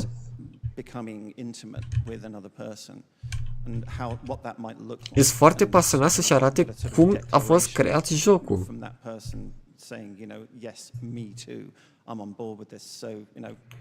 Nu-l bagă NPC, încă nu știm care e faza cu Excalibur Prime. El a apărut în teaser acolo. Dar probabil, așa, am impresia că o să putem să jucăm cu el în quest. Nu o să-l bage înapoi ca farmat, că n-au voie. Excalibur Prime nu o să-l primim niciodată noi să-l farmăm, pentru că dacă ar face asta, ar fi dat în judecată. I have seen this go wrong before. I can see all the ways that you could say you're fine with this and then not be fine with this. So I need to know. It's not just a consent thing. Yeah. Although that is very important to her throughout, it's also a vulnerability thing of somebody who desperately wants to be able to confide in somebody and be vulnerable. Yeah. But Oh, save that for the next one. Yeah. Let me ask you. Yeah. Let me ask you about this line. Oh God. Someone please. I got explain. Your balls are itchy. What the fuck? Cat, are you taking? Ar fi fain No, NPC? wait for the next one. Cine știe? O să aflăm. You want me to read it? Oh, they did, yeah. Do you? O să aflăm la 11:30. Amazing. This is my life now. Okay. So this is mid-battle, right? This is like a kind of trying to get one up on somebody? Kind of. This is me, again. This is what our process was in the booth, actually. It is, yeah. This is what would an incredibly potent telepath Îți facem un screenshot cu el, da. outside the box and thinking in unconventional ways, and who absolutely, has this tendency to say exactly what she is thinking. How would she get out of a situation where she was completely unarmed and somebody had a gun on her and the team and was threatening them? What lateral thinking strategy would she use to get out of it? What telepathic sort of suggestion would she plant in someone's head? Because you're not going to just necessarily say, shoot yourself. That is too big and obvious and too easily resisted. But if you can kind of gently suggest to somebody that there's something distracting going on. Okay. Yeah, exactly. Chat armată de pe Twitch, nice. Hold the laughter till the end, please. I have trouble enough doing my job as it is. Okay. Your balls are itching. You have to put the gun on me, but dear God, it's like spiders are crawling all over them. Jesus. Infestation. It's gotta be. Mamă, cât de talentată e tipa. Good. You're gonna have to scratch. Wow.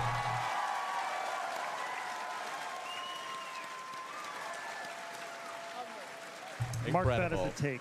Thank you. Da, a fost tare, în Prime. Nu, ăsta e Valkyrie. So not too many people know this, but Amelia, you did play 2 characters in Warframe 1999. Let's play a clip.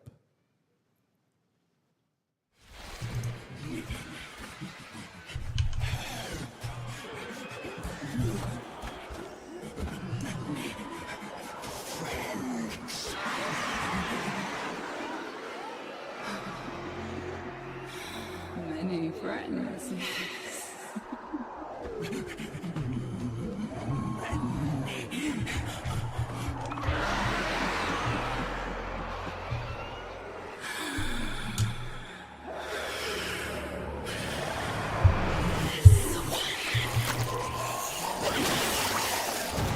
Damn.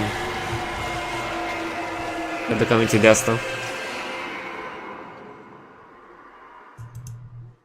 So you're both characters in that scene. I am, yeah.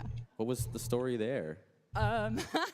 Well, I started the recording session. We recorded all of Eleanor's stuff for that batch, and then Adrian went, so, we've got another character in this scene, and we just thought it would be cool if you could do it. We don't know if you can, but we thought we might try it. Would you be up for trying it? Can you do this sort of thing? And I was like, I have never. I-a lăsat așa cu ochii în soare? Nu l-a lăsat cu ochii în soare. A fost începutul pentru 1999. I don't know. Let's see. And if it's crap, don't use it. All right. Okay. What the fuck, cum îi iese vocea? Yeah, I think I can do it. I think. Wow. It'll be fine. Wow. Holy shit.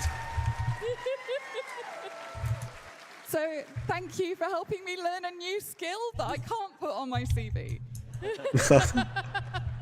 It was Steve's suggestion. Thank you, Steve. We kind of ran with it. I thought you were going to die. No. I thought you were going to hyperventilate. Yeah, okay, but the prelate did. But I was deeply, deeply worried in that recording session. Well, bless you for caring about me, but I was fine. I have another highly confidential document to share today. This is a world-building Bible. Yeah. Can somebody explain to me what a world-building Bible is? Yeah, so the World Building Bible is a crucial piece of document that we use basically so we can remember what we've done.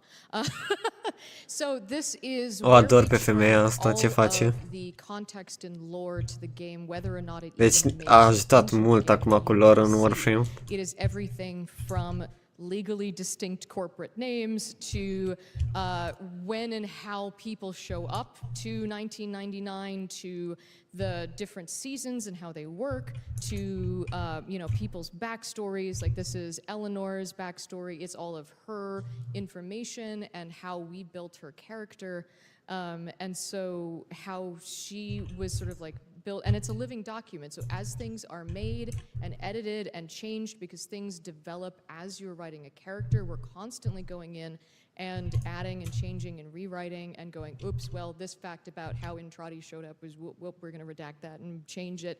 And so it's an internal document. It was also used extensively when we did the animation. And so that was used for when we did that. It also has the concept art, which heavily features into how when we were building the Kim system, like the body paint there was used for the Kim systems for, writing that backstory. And so all of that is kept in one place so that people don't have to pore over all of that Kim dialogue or all of the scripts to try and figure out and piece together from some other dialogue or series of fan YouTube videos of what is actually going on, for better or worse. So yeah, that is basically what we try to keep up to date as much as possible for our own sanity, if nothing else. Calibercic a 2. little bit more of like the background information of how we created Eleanor. Ar trebui și eu să-l joc, să-l fac, trebuie să-l termin nu știu de câte ori ca să primești o glifă. It's so perfect. That's so perfect for her. It's Nu o să mai fie protoframe-ul? Noi așa nu știm încă. Rebecca a spus că nu știm, creativ directorul. Pentru că este mult de muncit la un protoframe. Voice acting, designing, să aibă legătură cu lore-ul. E mult de muncă la un protoframe. Eu zic că nu este un nu. Nu cred că nu o să mai avem protoframe, e doar că o să dureze ceva până când o să avem alți protoframe. It sounded absolutely ludicrous, but I said, okay, which dog breed would each of the characters be? If they were a dog, stuff like that. And I think there's been fan art of that now, hasn't there? Not of that directly, but other people got the same place. I kind of want to know, honestly. Like, tell me. They were shockingly accurate. There's also things that don't necessarily make it into the quest, but maybe unwind through the Kim system. There's this character, Christopher. Yeah, so this was interesting to me because, for example, it's amazing how much we can work in after the fact. So Arthur's artwork has the skana with the red bandana tied on it. And for a soldier to carry a sword with a big red flag on it is a giant shoot me sign. And Arthur's a very military, serious down-to-earth, brass tacks kind of guy. So that had to be incredibly emotionally important to him. So we worked together on how this could be woven into his story. And so Arthur had one half of it, and then Eleanor had the other half of it. And it became this sort of amazing thing that you can unlock between the two characters' Kim systems. And it just became this like amazing way to like intrinsically have this. And this is again something that's all kept within that world building Bible. Right on. I think it's time to talk romance and more about the Kim system. So we've talked about, oh, here we go, yeah. We can chat over this clip. We've talked about on dev streams the book's worth of dialogue that went into 1999. Ja sam dao buffu da XP. Well, okay, so the stats that we've recently, well, is it, yeah, no, not yet. Yeah, we'll come back to the stats. How Ja, did poți we aștepta handle aici. it? One spaghetti noodle at a Gel time. Prime o să fie după Caliban Prime, nu, o să fie It is a Styanax. exponential curve, and it is so much fun though, and I think about it as sort of unwrapping an onion. People are like an onion; you know them in layers, and it was interesting because Există un Warframe's site, syndicate system was very easy to sort of piggyback off of. And automatically think about it as, okay, so every time you rank up with these characters, you're getting a little bit deeper into their personality, and you're getting Eu mă duc pe deeper Google into și the scriu group of them, Warframe going further Next into their stories. Prime. But the characters are Și ai just ăsta, so deep site-ul and ăsta rich aici, and Prime Release interesting. Order. And as we got to work more with Și the voice jos actors, and arată it aici brought so când. much life Deci to it. Caliban este în It was vara asta. just so rich and interesting and amazing to work with, and I'm just so Și următorul honored to be Prime able to, este like, draw so Styanax. much life to them. În toamnă. După aia este Gyre în iarnă. Și Voruna în primăvară. Dante este de-abia vara în 2027. You were going through Warframe, learning how to do it, and I remember having all these questions about the lore and all the history of the game, and you really took that into the Kim system. You know, put yourself in the you know, sometimes in the shoes of the Hex characters, wondering what the Drifter did, and tell me about this origin system and what it's like in the future, and then vice versa for the Drifter in 1999, and you had those characters interrogate each other so that you could learn about Warframe. Da, mai e mult până atunci. But it ended up bringing out so much new information about our game and about our world and our lore, and I think it clarified a lot of stuff for people that we couldn't do in the kind of storytelling we do normally in our quests and with our vendors and things like that. Yeah, so it really brought a new dimension to Warframe. I think it's fair to say that Warframe has a lot of unreliable narrators of one kind or another. But one of the glorious things about how Cat handled the Kim system was that the Drifter has no need to be an unreliable narrator. The Drifter is trying to explain to the Hex, who are from a completely different time and background, what they have been through. And so in that extremely kind of distilled and human exposition of all this outlandish stuff that Warframe has to offer, it essentially functioned as a way for players who might have been like a little bit more alienated from the lore and the backstory than we would wish to catch up with that. I mean, I was seeing people come out of the Kim system knowing a lot more about the system and their particular role in it and what was going on than they had hitherto done. And that was just an amazing and unexpected kind of secondary consequence of this. The whole thing was just phenomenal and such beautiful levels of detail that as actors we don't tend to get very often. And that really helps flesh out my understanding of who Elena is and why she does what she does, even if we never address it. Even if it's never in the script. I want to show a visualization. Place că-ți arată Warframe aici când ai buff. Of just how much dialogue was there. Și de petiția făcută, da, știu de petiția, am semnat-o. Cat, do you remember the stats? I do. Dar nu e vorba să rămână single player, e vorba să primească, în caz să se închide un joc, să primim un mod de a-l juca offline. This is all Eleanor. Gen, să avem acces ori să facem private server, o metodă în așa fel încât să funcționeze după ce se închid serverele. And 16,000 strings. That's right. So this is everything that is currently in the game. That is the Kim system visually represented. And yes, it crashed every single thing. Ideea e că Warframe, dacă vreodată Warframe nu ar mai continua... Did we check with Reb? Is this cool? Are we... Spoiler policy. Spoiler policy. Cat, explain. That is right. Stai. There are going to be 3 new proto-frames. Ia uzi! What? What? 3? And they are going to be dateable. What the fuck? No way! 3! And you're going to meet 2 of them tonight. No way! Wow. Incredible. Holy shit. We're gonna move on to Quest, but I know, Kat, you wanted to say one last thing. Unul clar este noul Warframe. Cine este al doilea? I was hired on to do this primarily.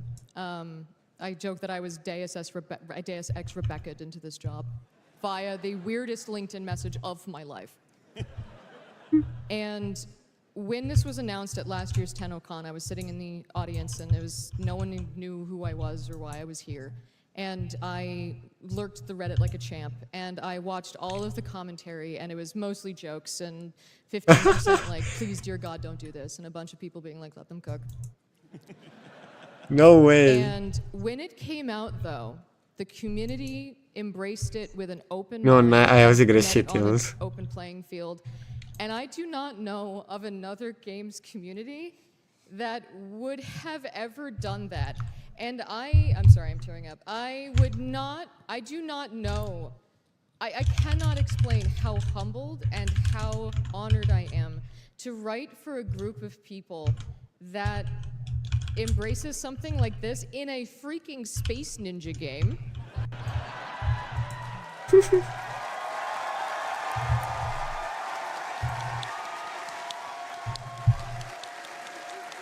You rock. I will write for you all till the heat death of the universe until I'm able. Cut. Thank you all. You rock. You're the best. All right, let's... Love you too. Peace and love. I want to talk about quests, sort of a big retrospective about our existing quests, what came before. But I want to ask, how do you balance answering some questions while leaving others unanswered for future storylines? True. Well, a lot of what we do in a given quest is very much a Rebecca-level decision, because we get to tell the story, but we do not steer the ship. So how much is revealed is, kind of fundamentally down to the creative director to say.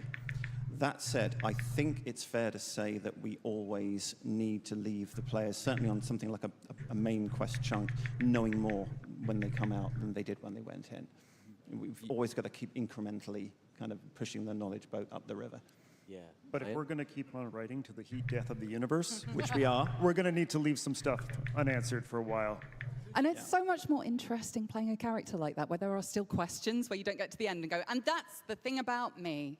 Exactly. So I guess we don't need to be friends anymore. You know it all. It's so much juicier to have questions. Absolutely. I mean, we try to kind of charge up the polls of unanswered questions and possible interactions and let that charge build and the players' imagination kind of where it might be going. Because if we answered all the questions every time, you'd have nothing to... Stare curios cine or să fie ăstea. Deci, unul clar este... You know? It's your imagination, your creativity, Noul your frame. response to what we're putting out there that is what vivifies the game and makes it live. So we need that to happen. Yeah. Well, on that note, to what extent does the community influence future storylines, the direction of the game? I know people loved Call 175, and then came Veilbreaker. Yep. People loved Rusalka, and then came Isleweaver. Is that, again, more of a Rebecca creative director? Yeah, I think so. But, I mean, in terms of responding to community sort of ideas and reactions, I mean, going back temporarily to the Kim system, if I may, I wanted to have the Eleanor conversation about am I a minefield? Because a lot of people had felt, not everybody by any stretch, but some people were feeling like they were being not given a fair hearing by Eleanor when they were in the middle of a conversation. They said something that caused her to react in a given way and maybe end the conversation there, which is how it was originally written, but a lot of what we do is about emotional connection and about emotional reaction. And you can't say that what you want is to make the players care, to make them feel something, and then ignore it when you get the reaction that you didn't expect or want or plan for. And I just thought in my head, look, if the players are feeling this way, or some of them, then drifters must logically be feeling this way too. What would Eleanor want me to do? She'd want me to incorporate that, to give her a chance, to say a piece, and to own it. And so that's what we did with the am I a minefield conversation. And if she hasn't been in your experience, you can say so. You do have the option of Dude, going ce down fain. a particular path. But that was very important to me, and I was very, very heartened to see that that particular thing got a positive response in the main. And to go back to your original question, Corey, it's definitely something that's great about working on a live service game that updates as frequently as Warframe does, is that we get to, have that feedback from the community, we get to see what people are excited about, and then we get to go and do e bună. and build on it. Nu e extrem de bună, dar e bună. But we're also, catching all that energy from you guys, and that's really feeding back into what we're doing. I've worked Da, on asta box și contează, games să fie before that bună. took 3 years to come out, and you don't know, is anybody going to like this? Is they going to like this part or that part? And it's so awesome to be able to kind of, ship something every couple of months and get that feedback and then iterate and improve on it every time. So I thank you all for that. And you might hear some of the cast's ideas in interviews coming up, because we have been crafting thoughts. We need to chat. So this is not a confidential doc. This has been on our website. But Warframe is in its 4th saga. Yeah. We have the Awakening, which covers For's prize to the Arcwing. War Within Saga is Nata through the Sacrifice. The New War Saga, Prelude to War, through Duviri, Paradox. And now we're in the Void War Saga, which started with Whispers in the Walls. Yeah, suntem la Void War Saga. Onwards, question mark? Yes. I mean, the indifference is still out there, so. Very much so. Don't look directly. Isle Weaver is not the end of the saga. We're still, God, no. Yeah. No, not by a remarkably long chalk. Nice. Deci continuăm cu Void War-ul. Just to put that out there, yeah, we've got a lot more stories to tell. Honestly, I mean, we say the Void War, but there's always kind of a twofold set of things that are going on. There's the whole origin system situation with all the various adversaries that we've had in the past. Classic ones like Alad V is presumably out there still. Worm Queen is still doing her thing. There's Pazul, of course, and the Archons. Yeah, Omul ăsta e... He looks so old. Freaky guy. Antonio's here somewhere. Da, But there's scrie also ca everything lumea. on the voidy side as well. So, what is going on with the indifference? And it was brilliant in Isleweaver to be able Seamănă cu to Albrecht? show Ai putea something zice. which is pretty darned unique, which is the indifference working Până când e eventul la Nightwave, încă nu e anunțat finalul. De obicei, Nightwave-ul ține în jur de 3 luni, cam așa. Și cred că mai ține o lună, a zice, cam așa. We've seen the indifference mimic other people, as I say, including our own operator, including Entrati, including Lloyd. But Nessie still exists as an individual. And I think it's allowable to say that despite Eleanor's fingers mentally having gone through Nessie's skull like wet chipboard, I think Love that line. Thank you. She is still there somewhere, I think personally. Right on. Nice. Îmi place cum vorbește tipul. So you sort of answered this already, but the Void War saga is ongoing.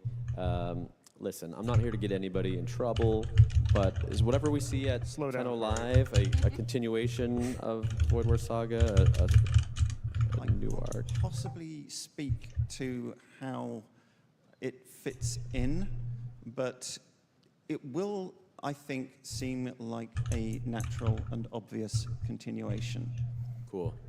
He said awkwardly.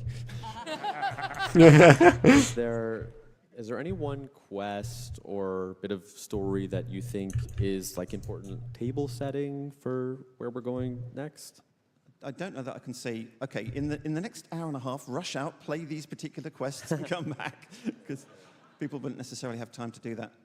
No, again, I can't really give anything away about that, but I would say maybe brush up on old lore. Hunhau's line, "We severed worlds," and the implication thereof. Hunhau. There you go. We got something. Do I keep my job? Help. All will be revealed. Anything else? I know we're in like dangerous territory, so I can move on if we don't want to talk any more quests. We can go talk about universe. Let's talk about universe. Let's do it.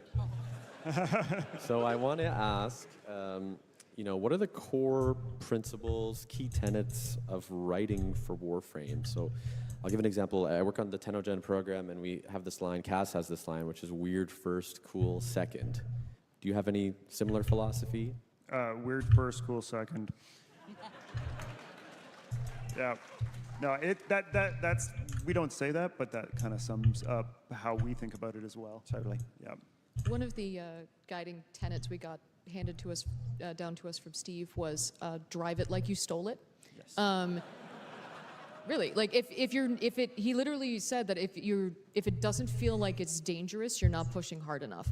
And that's reflected a little bit in the way of writing Lizzie. I was like, oh no, I've created another Eldritch god in a form of an infested guitar. Okay. As you do. Cool. Roll with it. And I remember we were going through this, and he's like, are we writing checks we're going to have to cash? And I was like, yeah, but it's fun. And True. Another one True. was about making sure that through these giant, enormous space epics, where it would be so easy to lose yourself in just blowing up spaceships and just the enormity of it all, that we never lose that sense of human connection and the human story behind it, and that we are experiencing these through that deeper connection between people, because that's where you get these immense stories and that what really resonates with people. Totally. I mean, I'm a lore nerd. I love it. I can obsess about it for weeks and happily to engage anybody in conversation about lore until the sun goes down. But one of the pieces of feedback that I got from Steve while doing quest design, which was extremely important to me, and because I want to explain everything, I want to make sure the player understands entirely what's going on. And Steve's kind of one-line response was more Kirk, less Spock. It's focus on the human connection, on the emotional impact, and make me care, and do not stress so much about getting everything to join up precisely. I mean, I'm very British in the way I approach things, and Kat's very much more American. I'm sorry, you're British? Yeah, sorry. Oh God, I'm so sorry. I didn't mean to be. When? Oh my God. But this whole time. Sorry. Case in point, I kind of fret about, is everything buttoned up right and everything in place and everything protocolically correct, and Kat is like, woohoo, bang. Yeah. Yeah, screw it. Let's drive it like we stole it. And so, yeah, the team really kind of vibes well with one another in that regard. Yeah. We all bring something to the table. And there's another thing that Steve, especially in the early days, would say about our game when we were a much smaller studio, where we didn't have the resources to do the kind of animation and big stuff, is that, when the other games are going big, when they're going bombastic, we're going to go small, we're going to go human, and we're going to tell real interesting stories that grab you and bring you in. And I think that's what we've done every time. And even though now we do have all those resources, we still want to tell the small, intimate stories, but in a big setting. Wow, foarte bine zis. Well, Adrian, one thing you told me last week that had me cracking up is you said when Reb reads a draft and she comes to you and she says, "I hate you," as a compliment, that's mission complete. I hate you brackets positive in one of the quest scripts that I handled recently. It sounds awful to say it, but my kind of job description is making Reb in the first instance, because all writers have got a person that they write for in the first instance, their kind of audience, and so Reb is kind of mine. And I remember it was while we were creating Jade Shadows, the quest went through a lot of iteration. It ended up being very stalker-focused, which is totally understandable, and there were some incredibly emotionally impactful kind of moments in that quest. But we had a lot of backstory and a lot of sort of stuff about how the Stalker Jade situation came to be that wasn't able to get showcased in the quest itself. And I wrote the Jade's Promise texts that are on the feathers in the relay, the memorial, in a kind of blinding gush, because it was necessary to tell the story, in my view. I wanted her side of things to be heard. And I kind of sent this to Reb on spec one morning, and I said, I really want to do this. And she sent back, in all capitals, "Adrian, I'm crying and I can't stop." If I remember correctly, that was like 4 days before it launched, too. It was like... Wow. Because it got included after the event, Belly of the Beast, wrapped up. So there was a narrative kind of through line from the one thing to the other thing. And it was kind of implicit that Stalker had been to Larunda Relay and set that up while the players were all there, in his shadowy, stealthy way, as he does. There was a very frantic setup to get that all working in time. Oh, yeah. Oh boy, this is how the sausage gets made. But it was so, that's one of the things that is, again, speaks to live service, is you can do that in live service when you can't in like a boxed game. Yeah, totally. So No, just saying that, getting a response like "I hate you" is a positive thing, because if I leave people indifferent... To the English. If we're not insulting you, we don't like you. Yeah, exactly. If we're polite, that's when you worry. So there's 12, 13-ish years of world building at this point. Yeah. How are we keeping it all together? Are you doing okay? True. Yes. Oh. Yeah, I mean, we do our level best, and we really I personally enjoy, I think I speak for the team here, paying off stuff that's been baking for a long-ass time, so there was stuff in Jade Shadows that referred back to the very earliest sort of Stalker lore as well. Yep. Any time we can refer back to something that's been around for a hell of a long time and make players go, "Is that?" Then yeah. Yeah, well, we're a little ahead of schedule. There was the Grandma's Nabarus story, right? Yeah, well, Grandma's Nabarus tale, yeah. I mean, to start with, how the first couple of Nabarus stories, it was just basically like she popped up behind me and said, "Do you know, darling, I've got a very terrible story, and would you care to write it down for me?" Because once an actor has been cast and you know their voice, they start talking inside your head, and often it's not so much writing as taking dictation. So that's exactly what happened. But people wonder sometimes, do we kind of leave little Easter eggs in the game, in the text, in the VO?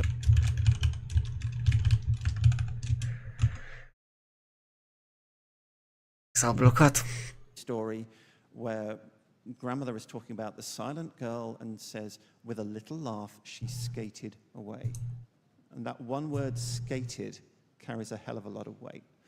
So I'll say no more than that. But yeah, rock on. Can I tell I've got a fun Easter egg. Sure, let's hear it. This is a double Easter egg. And this one is, the expansion content for the Hex that came out with Isleweaver, everybody thinks that I'm put in an Easter egg for Quincy, where he is talking about Amir voicing the legally distinct Super Bruno's Brothers cabinet. However, this is a double Easter egg. Oh. Because this is actually reflective of a true story for the voice actors. When Treve, the voice actor for Quincy, found out that Kevin, the voice actor for Amir, was actually the voice actor for Mario and Luigi, and flipped out. Where are you guys? And like actually freaked out in the cab. And I heard this from our community person, Tatum, who was in, our PR, who was in the cab, and he told this to me, and I was like, I am writing this into the game immediately.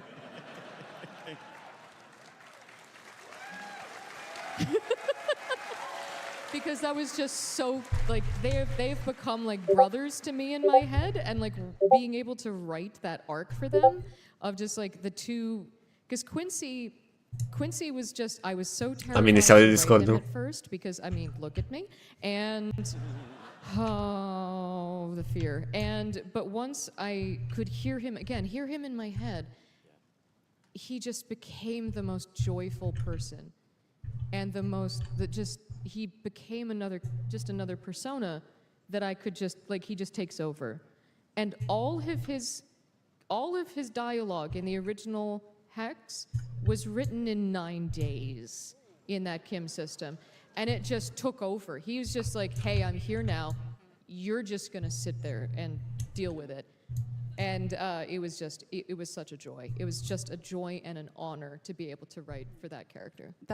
That's the collaboration, right? Yeah, and Treve has so much to thank for that. Yeah. Because I watched his recording sessions, I would listen to him talk, I would listen to his feedback on the multicultural London English and how that would be used and how that would factor into that culture. And I was just sitting there and I'm like, please give me more, please give me more. And I would listen to every single one of his recording sessions, and I was like off camera and muted, and I would be writing while he was talking. And I would listen to every single one, and I was literally just absorbing Treve the entire time. And that became so much of Quincy himself. But that's so important, especially for characters like that, where that's a side of life that is not represented authentically in video games enough, honestly. And it's so cool to see people embracing those authentic voices and wanting to learn to bring those to life, rather than assuming what they are and just giving someone a script, you know? Yeah.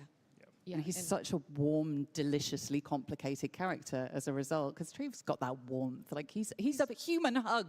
Yeah. He is, and I love him. And I just, yes, Yeah. just Well, they're such a wonderful. Yeah, shout out Treve. Okay, yeah, let's do it. Treve! I think also this was his first video game credit. Yeah, I think so. Yeah, he's never done a video game before this, I believe. And he just rocked it, absolutely rocked it. Yeah. Real quick, there's times I wanted to ask, like, what needs lore and what doesn't. Obviously, we're working on a live service video game. For instance, Kat, we were talking about how if you walk up to Arthur as Arthur, there's not like a special line. So can you tell me about that, like, decision-making process?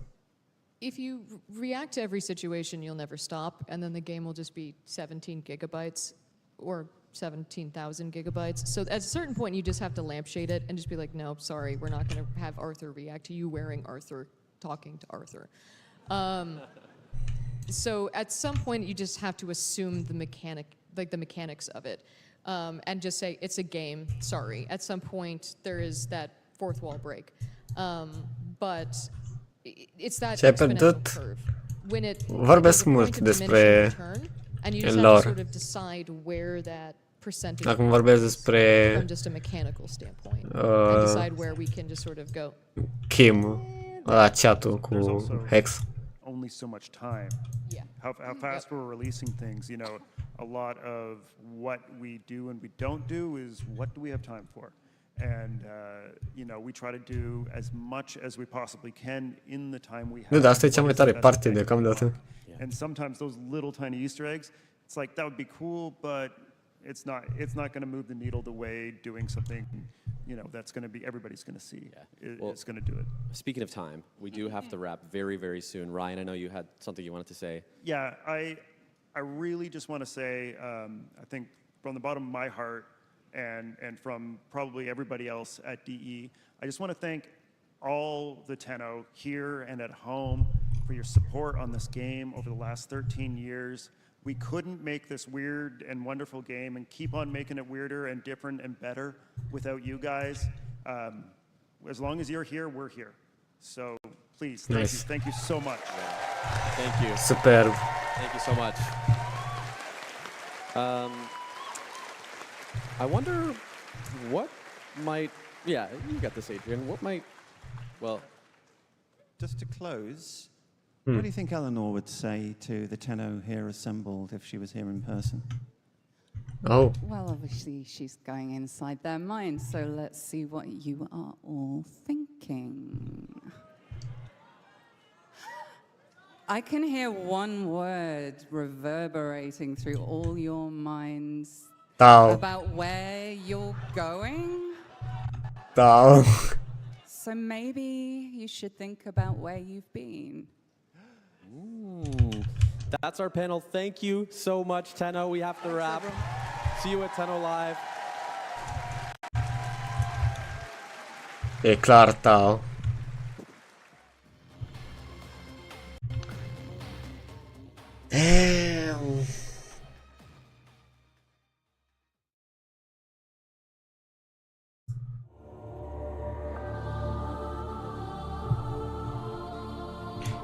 Ok. Nu mai e mult. Nu-l bagă, n-are cum. Nu există așa ceva, Ionuț. N-au cum să facă un update așa mare și să lanseze peste noapte. Mă duc până la baie, revin.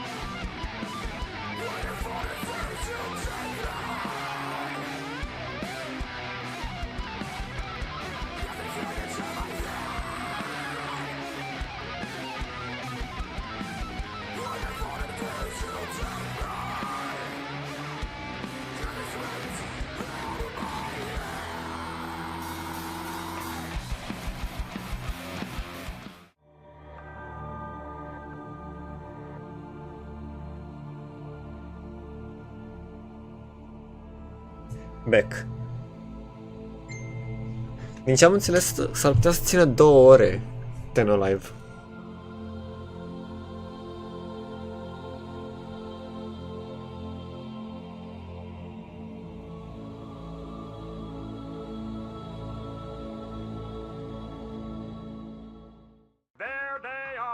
Tons and tons of buildings and structures. The largest collection of architecture featuring small walls, big walls, huge walls. With this special TV presentation, you'll receive not 1, but 4 DVDs of all your favorite walled buildings ready to enjoy in your walled living room.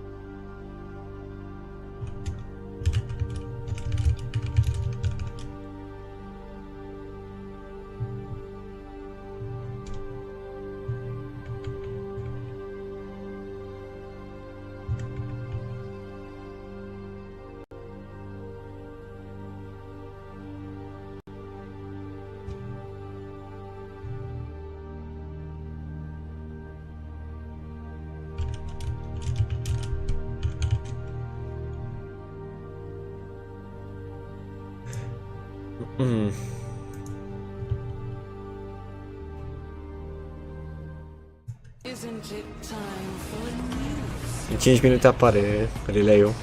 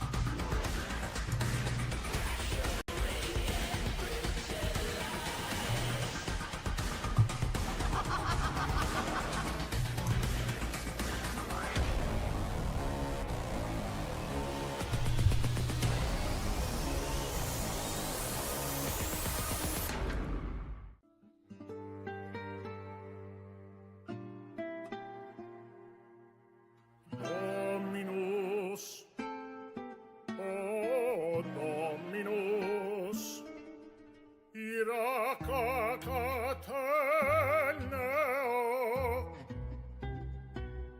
his curse upon you, suvata shabra, suheruvas, non coreo exalten non traxica.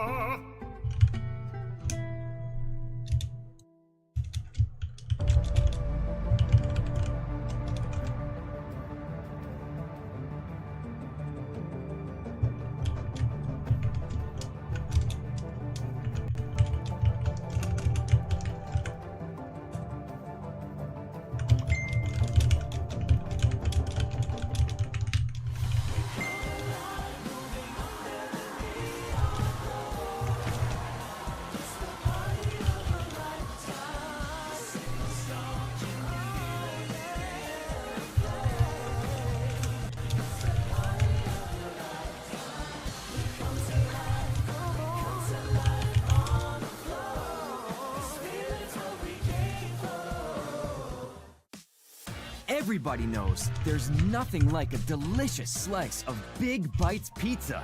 And it's perfect just before online hits the stage. My favorite bite?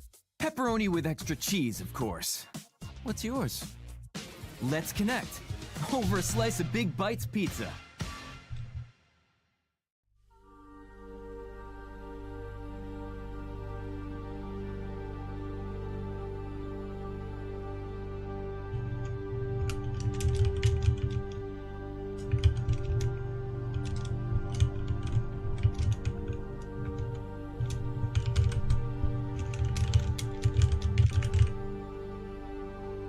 Pepperoni, da. Încă fac anunț pe Discord.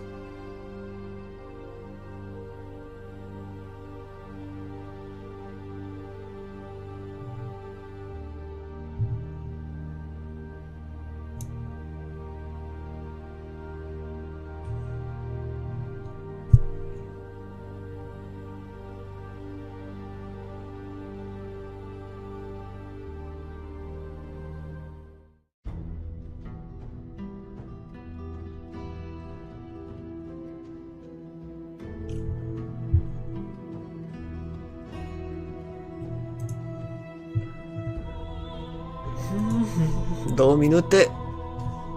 Oare o să apar instanță sau trebuie să ies și să intru din navigation?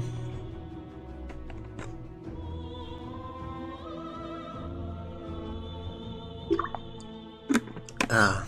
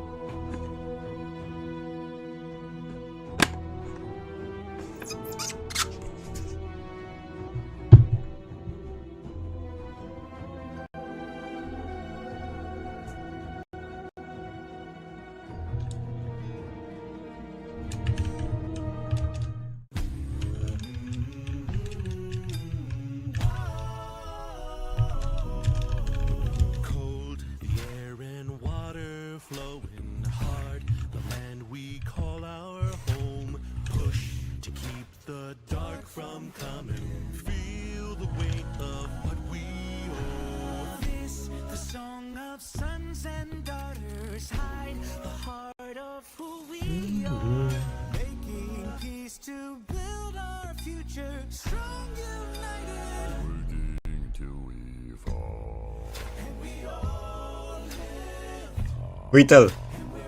Uite relay-ul! E aici!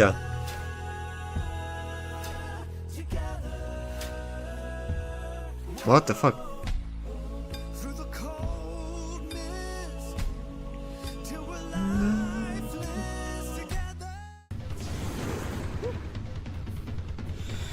Hai să văd dacă se aude ceva în joc.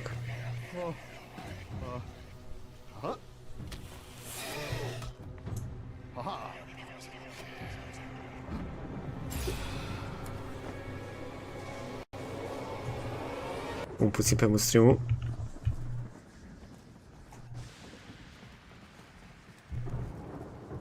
Se aud doar trăznete.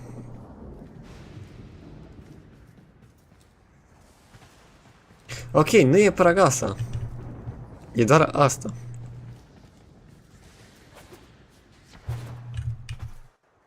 Uite soarele.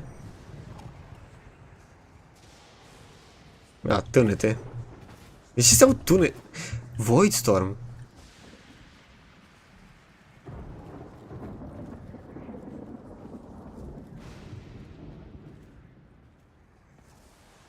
E Voidstorm.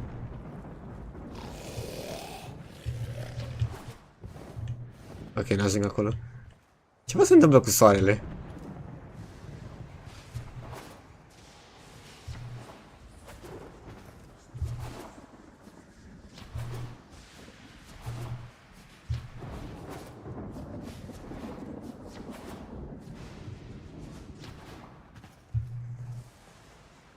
Ok.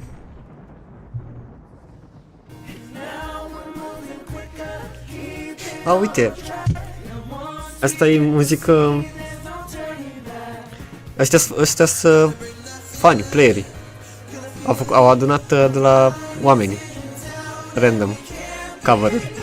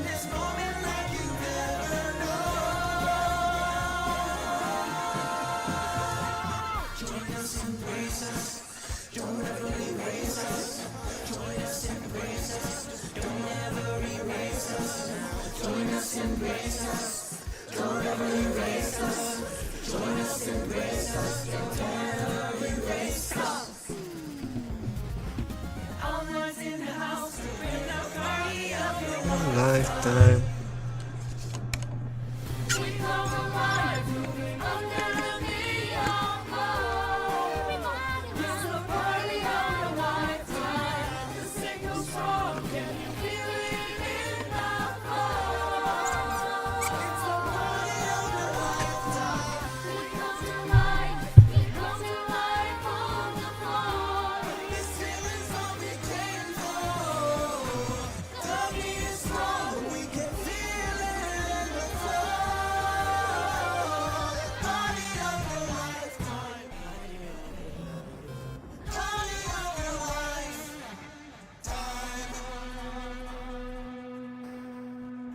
We're cooked.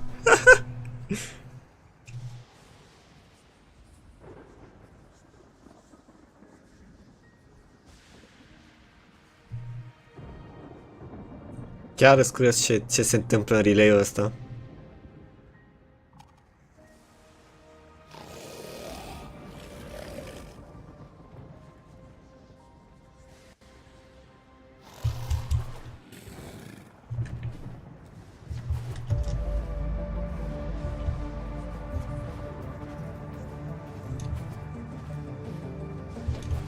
Mă duc aici cu restul. Comei Dark. Excalibur Umbra. KOL just made it easy Niciun Excalibur Prime pe aici? and stay connected. With only 4 compact discs, you can get all of internet at your fingertips. Create your very own stuff space page, a space to put your stuff. Virtual message for you. Feeling overwhelmed?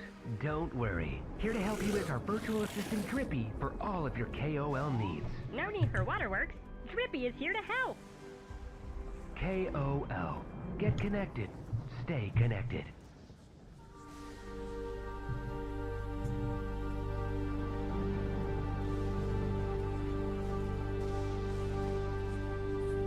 Damn.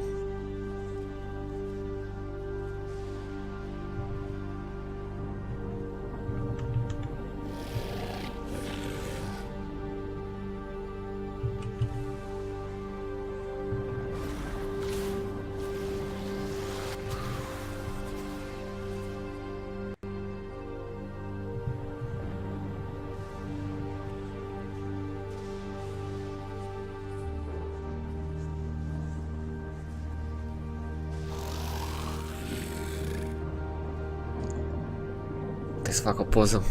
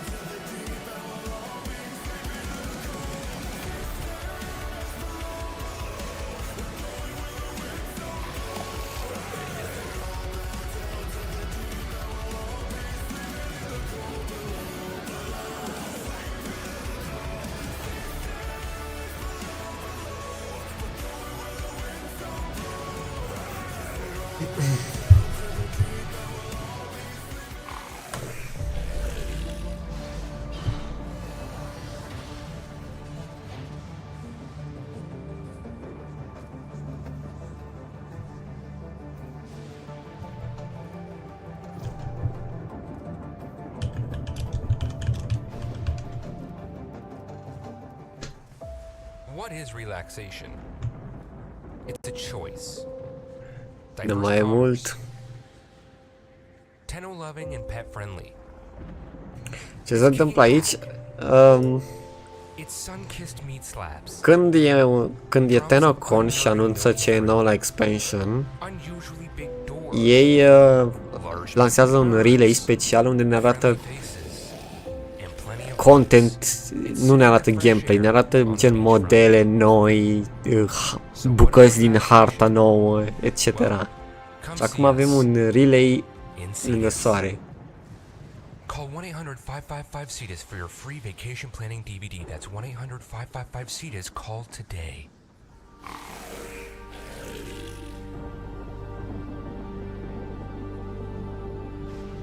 Sneak peeks, exact.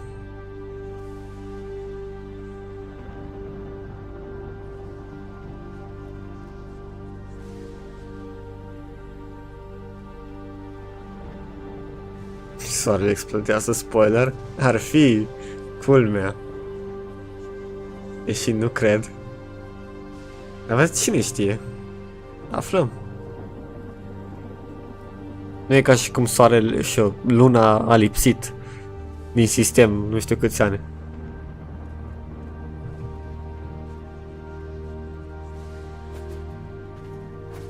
Poate se face soare albastru.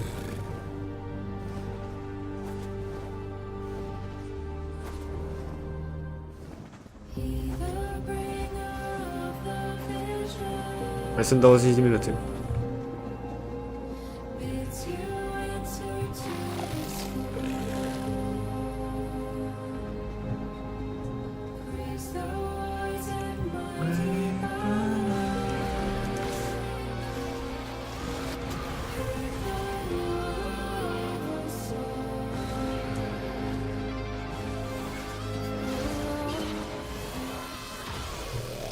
Cineva își dă emote.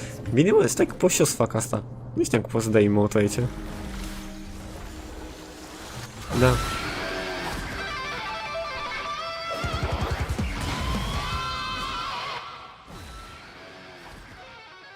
Care ești, mă? Tu ești?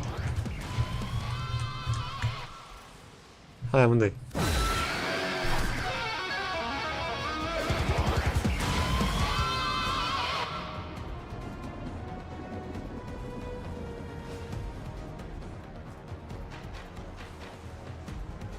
Nu suntem cu toți în același relay, sunt instanțe.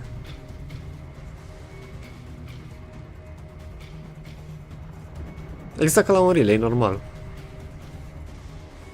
Da, soarele din tau e albastru, e confirmat.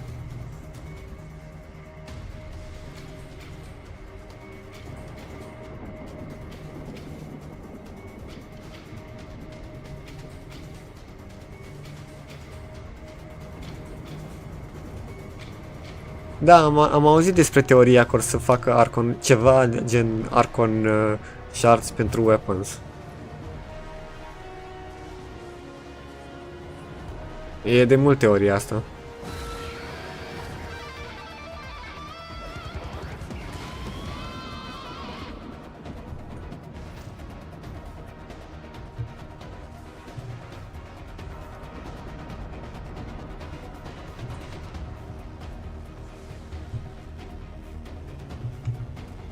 Mama, aproape 300.000.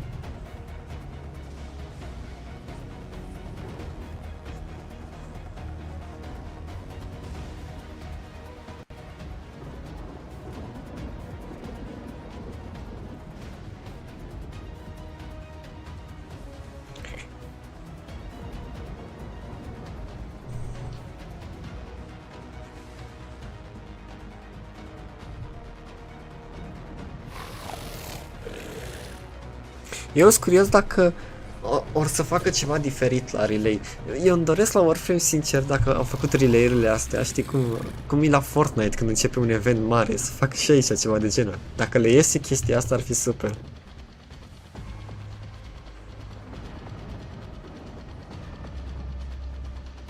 Gen un cutscene special.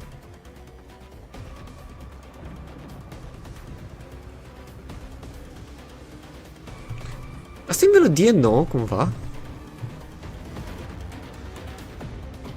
Asta e melodie nouă, nu?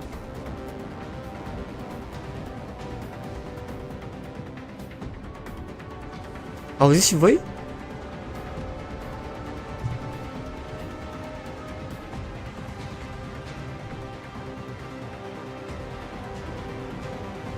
Asta e melodie nouă, nu e în joc. Sună Railjack, sincer. E muzică de e muzică de combat, cum am făcut atunci la Whisper in the Wall. Warframe a fost astăzi la ora 7. O să vină un update mare la el. Un nou boss și mai multe. Nu, de astăzi poți să-ți faci cont, dacă nu ți-ai făcut până acum, și dacă îți faci cont, sau dacă ai avut cont până acum făcut, îți rămâne permanent jocul până la lansare. Până când iese în beta.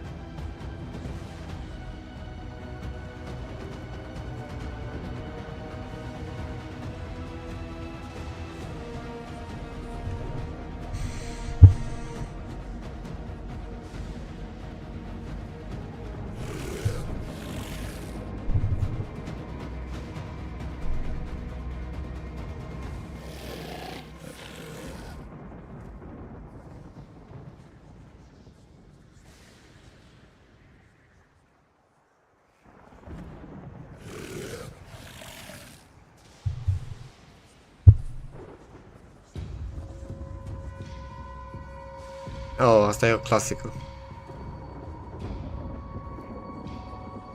Suna Situs. Asta e muzica de pe Situs. Dar melodia dinainte suna sentient puțin. S-a auzit tât.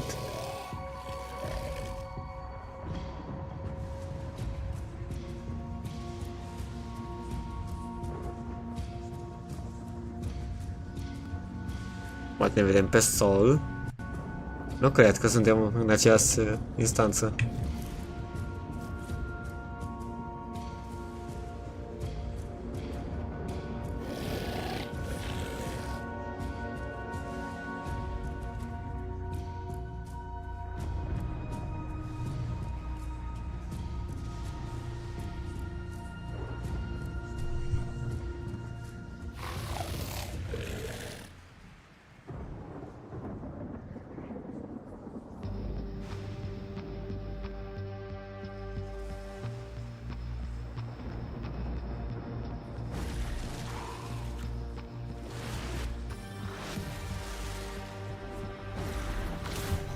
Sun is pretty.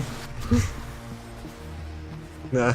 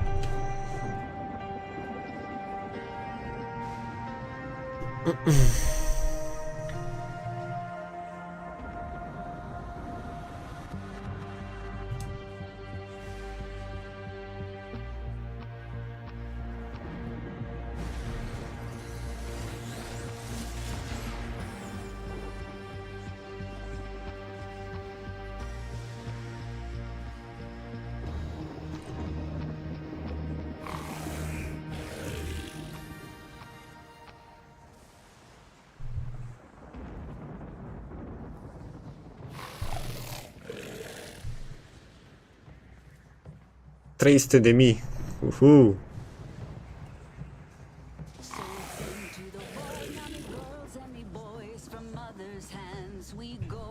Intră în lumea. Cât se uită oare pe YouTube?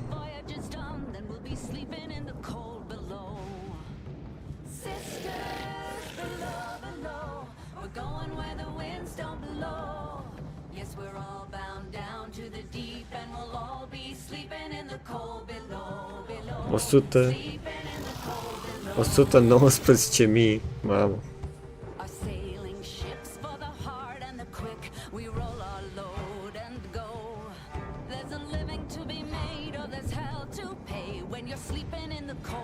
My best friend Max has something very important to say to you. Boobies. Ok. O să opresc astea deocamdată. Le las deocamdată acum, dar când începe live o să le opresc.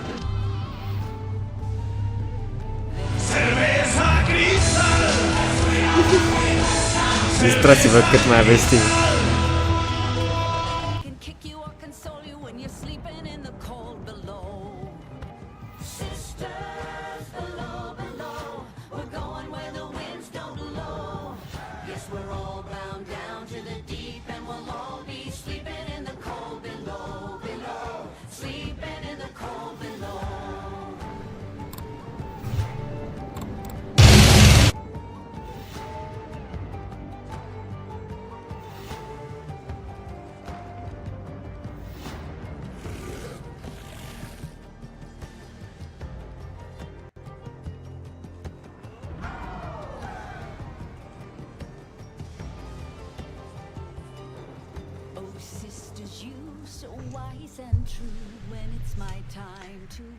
Până la 12.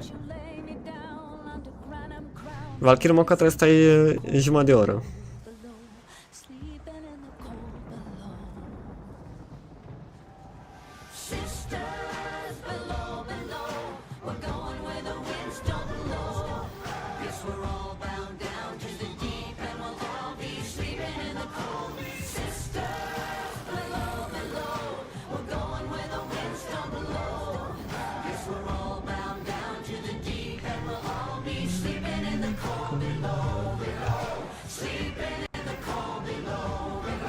Am uitat să fac bingo-ul.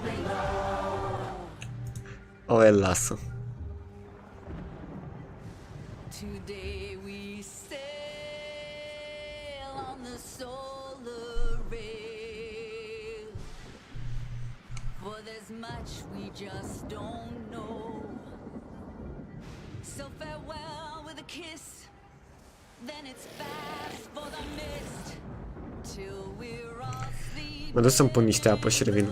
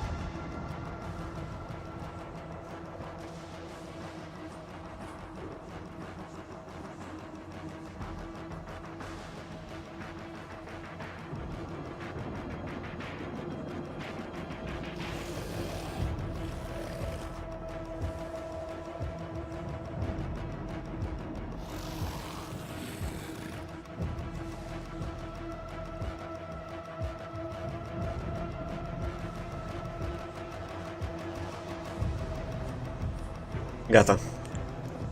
Bro, oamenii mei au baloane sub formă de soare.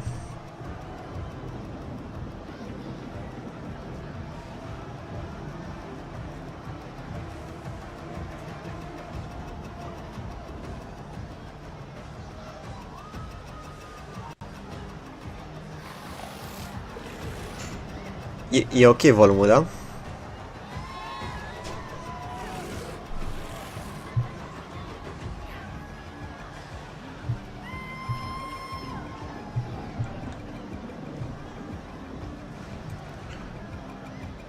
Muzică de sentienți.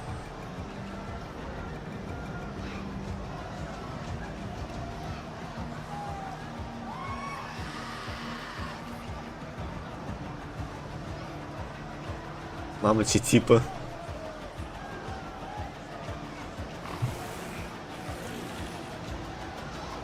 Perfect, bun.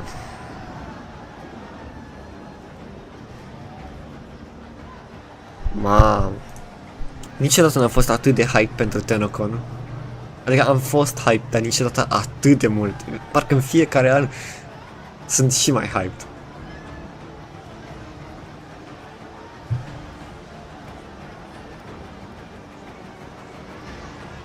Eu sunt 100% sigur că o să apară Han Hao în quest-ul ăsta.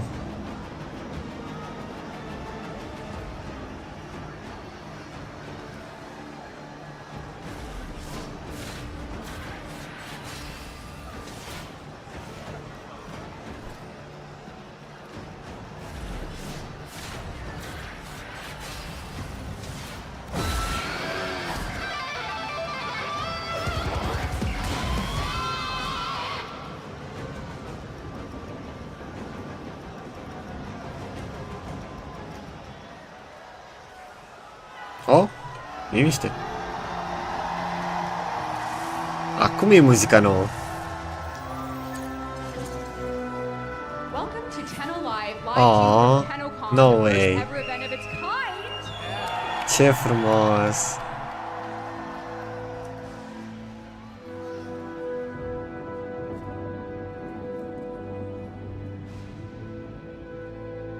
Primul TennoCon cu War Within.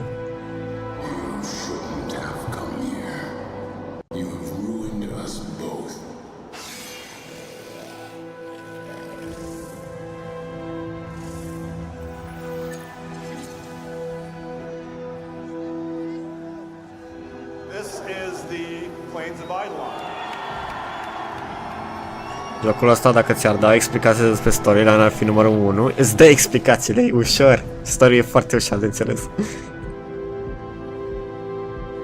Trebuie doar să fii atent la detalii.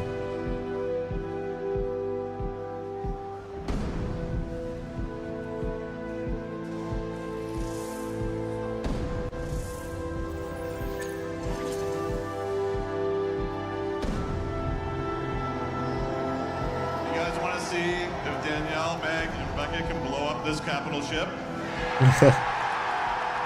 Relciak.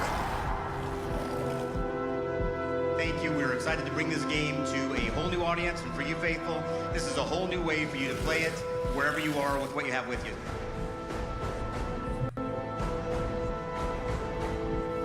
Ce melodie.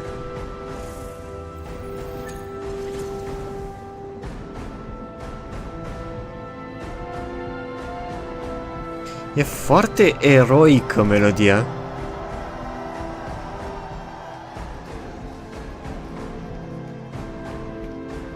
So I think we should invite last year's space team up to the stage. Oh yeah!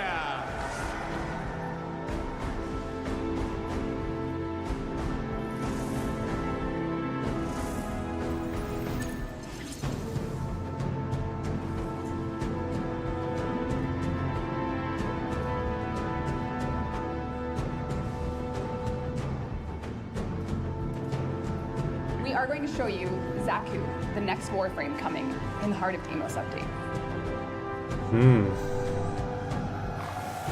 It's what makes you special. You know that, right?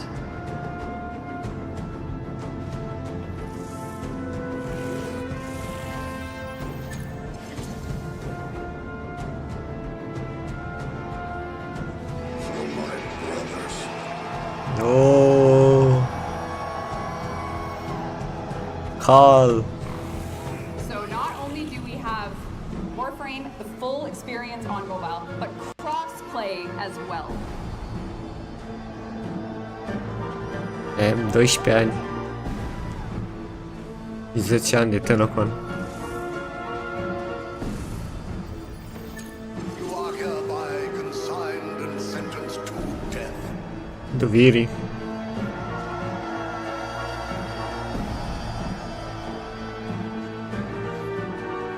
Today we launched Core Prime. She's out. She's here. Core Prime Access.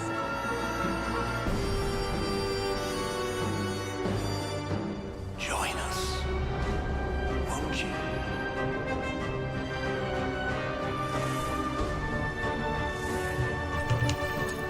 For the first time in TennoCon history, we are going to have a live music performance.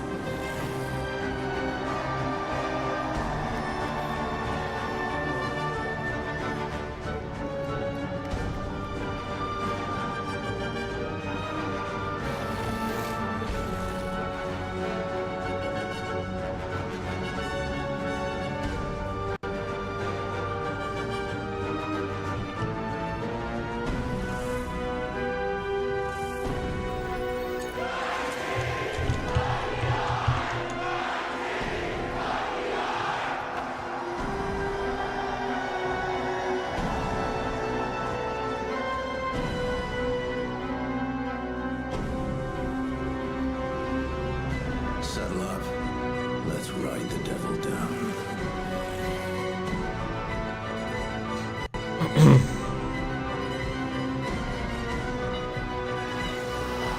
9, 8, 5, 4, 3, 2, 1. Ce bă, ce frumos e!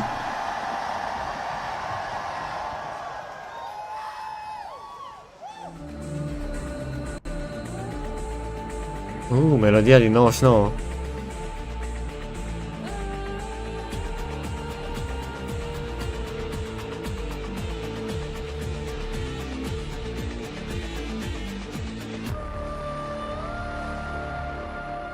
Oh, sentient.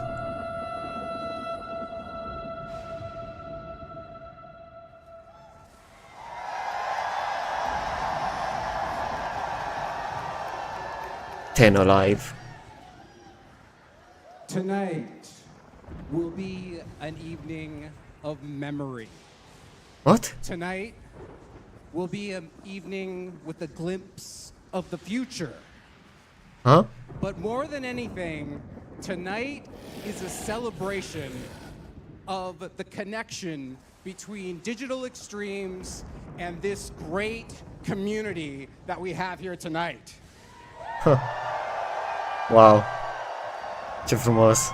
And not only that, It is a celebration of 10 years of that community.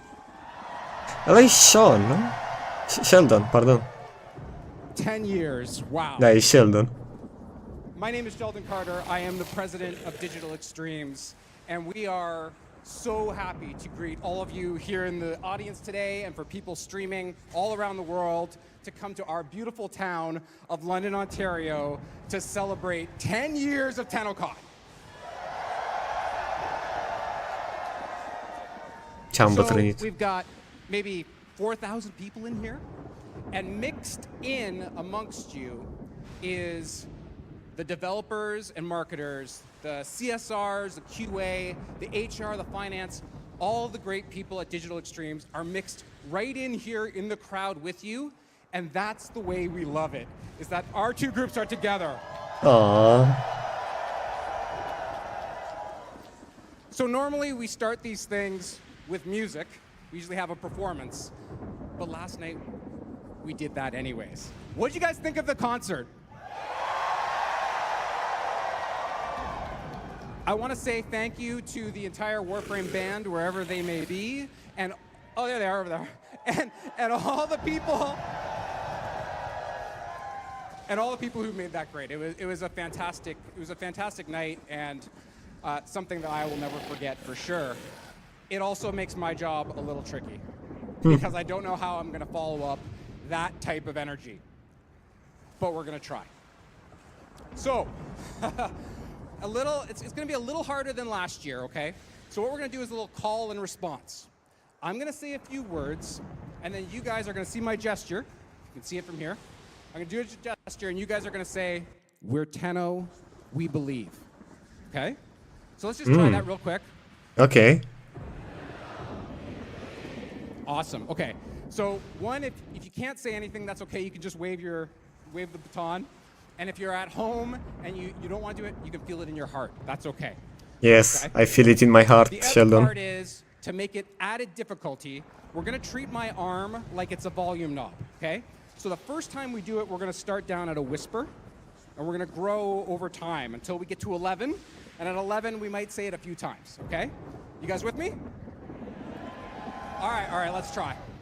10 years ago, we had a game called Warframe. We wondered if we could have a convention that people would come and connect and get to know the game, but we weren't sure if anyone would show up. A couple years later, we had Cetus and the Ostron, and we saw that great place. And as Rebecca walked up to those blast doors, we wondered, what will they think when we open? A few years later, we had COVID, and we couldn't do TennoCon the way we wanted to. We thought, would we even have a TennoCon? But then we thought, okay, you know what? Let's try it. Let's try it online. But will anybody actually show up to watch? Ce frumos. Last year, on this stage, we showed you guys 1999. We showed proto frames. We showed an infested boy band. We showed a dating sim. And we thought, will these people come along for the ride? And Uite pe Tactical Potato. 10 years of TennoCon have come. We sit, DE, on our sweaty hands, being nervous about the demo we're about to present. But we know one group will give us the courage to press play. Aww.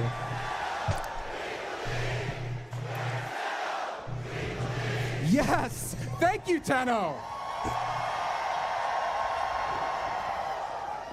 And your belief, well, I have no better group than the one I'm about to introduce right now to make that belief come true. I'm going to start with the beginning with the director of Warframe's design, Mr. Pablo Alonso.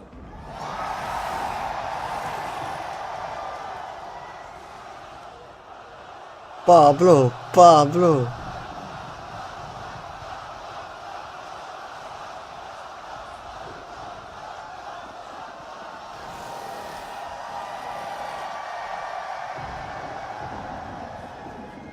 Next, we have your host, Miss Megan Everett.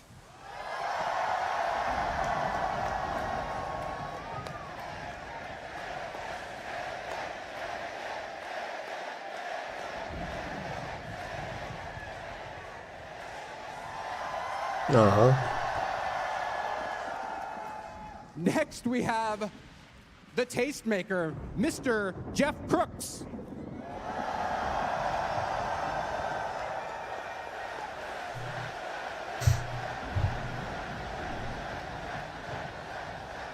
Mamă, cât se uită!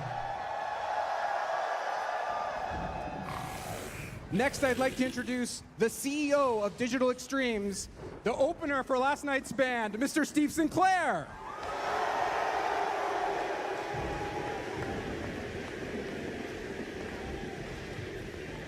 Uite și pe MH Blacky. And last, I have the bassist from the Warframe band, the creative director of Warframe, Miss Rebecca Ford.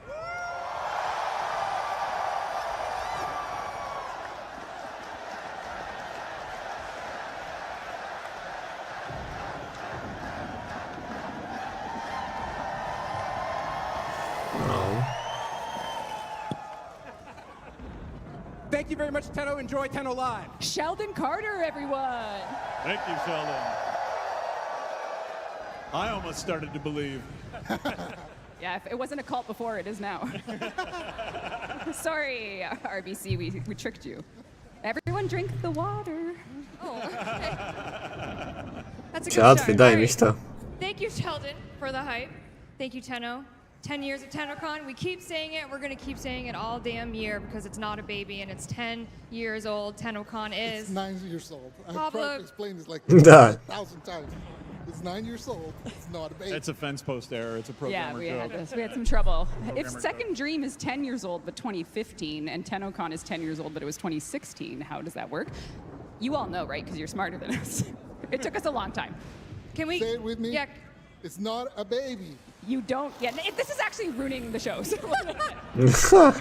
No, we're just all learning math and timelines because it's very confusing. That explains our balance, am I right? Out. Ow. Jeez. These people are like way nicer than you are. All right, I want to give a virtual nod, obviously, to those who are watching at home, on Steam, on Twitch, YouTube, Billy. Hello. God, all around the world. You're staying up in Japan. Yes, there we go. Tenno in Brazil. We're in Portugal. We're Brazil. There it is. Brazil. Tenno all over the world, watching TennoCon, waiting to see what we're going to say. What are you going to say, Steve? I'm just happy to be here, and I'm glad that you're watching and you still care about the game. Thank you.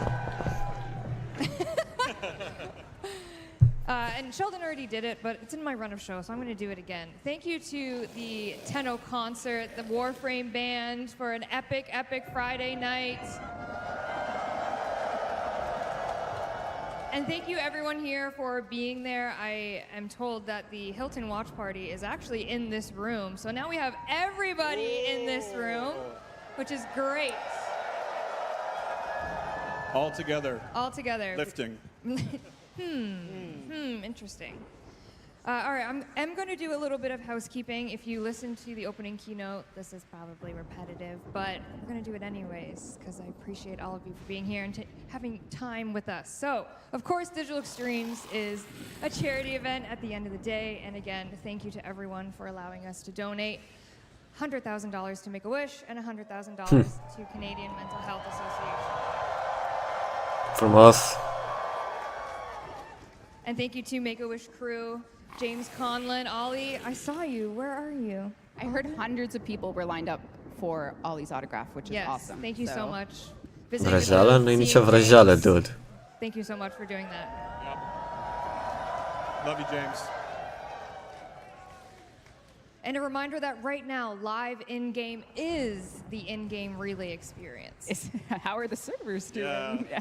We're going to say it's live, but we don't actually know. I think the Soulframe servers are not healthy. Cât sunt în Warframe momentul ăsta? Something happened today. Something happened today. If you could hold up your blue orb if you know the servers are okay. So keep This it down. thing. Oh my god. All right, we know There's they're like okay. 7 people know they're okay. Oh no, someone said down. Are you serious? Everyone's in 2 Păi instances. da, e Both în ones Canada are chestia aia, Ionuț. Logic. 502? 502? Says chat is down everywhere. Wait, really? Yeah. Yeah. Chat is down everywhere. Well, that's actually okay because then people You can't. can just listen to us. Yeah, exactly. Yeah. We're Ah, da, a murit chatul, lol. You are chat. We are all chat. Chat's in the room. Chat's okay? in the Chat's in the room. A murit serverul de la chat. No way. Thank you. Thanks for the update. Oh, sorry. Moving right along. For watching the current Tenno Live broadcast, you are earning yourself Valkyr Prime. One's in the chat. I'm just kidding. Can't do it. One. Yeah, there it is. One. Incredible. If you haven't already gotten your email, my physical attendees, you will be getting one with all of the Twitch drops, the codes for all that great stuff. Including in that is the Gift of the Lotus alerts that are going to be going live at 6 p.m. Eastern Time after Tenno Live ends. We have our potatoes and we have our Umbra Forma blue. Umbra Forma. All right, we had the Soulframe dev stream earlier. Who got to watch it? Yes? I did. It was awesome. It was awesome. You guys had some exciting news, which maybe is why your servers were a little warmish today. Yeah, I've been so busy, I don't even know the status of things. It's not Would good, you like Jeff. to find out? Oh, no. I saw a graph and it was going down. No, graphs go up. They're Graphs supposed to go up. They will go up. But we will get it fixed. But yes, if you, obviously if you're here and if you've signed up in the past, you're in, and we're going to open up the doors for the weekend. Yes. So if you are Everyone is signed interested in depressing stories about bears that have redemption, Prometheus. you can play Soulframe today. Yes. Thank you. That's lovely. Honestly, that's probably what chat's doing anyway. So. Yeah. Yep. They're all about the bears. Yeah, so anyone who's ever signed up since the dawn of Uptime, Soulframe's yep. announcements. Your account is activated now, and if you are interested and you haven't yet, if you do it this weekend, you'll also be in for good. And we won't be doing any account resets, so now's a great time to come in and help us build the game. We're still working on it. Yep. All right, before we get into news, announcements, that type of thing, should we do some classic giveaways? Yes. All right. My giveaway box this year, I think, is being delivered to me. And I'm going to stall a little bit because the box has grown in Oh, I see it rolling. immeasurable size this year. Is Rebecca going to jump out of that too? Million plat. She is in the box. This Oh, is some yeah. really cool illusionist magic. I'm not here. She's in the fridge. Getting a snack. Oh. Here we go. Here's the giveaway box. What the fuck? And who could be inside other than? There's no one in there. There's nobody in there. Wow, this thing is actually huge. Okay. The fuck e Yeah, acolo? open it like a. Wow. Oh, what the? No dry eyes. You shouldn't have. It's not, there's nothing. Silence. Oh, Reb, you can't say that. Oh my God. All right, we're going to start with some digital prizes first, and then we have some physical things to give away. I might need to get physically in this box to reach out the. So what's actually in? You're the tallest person.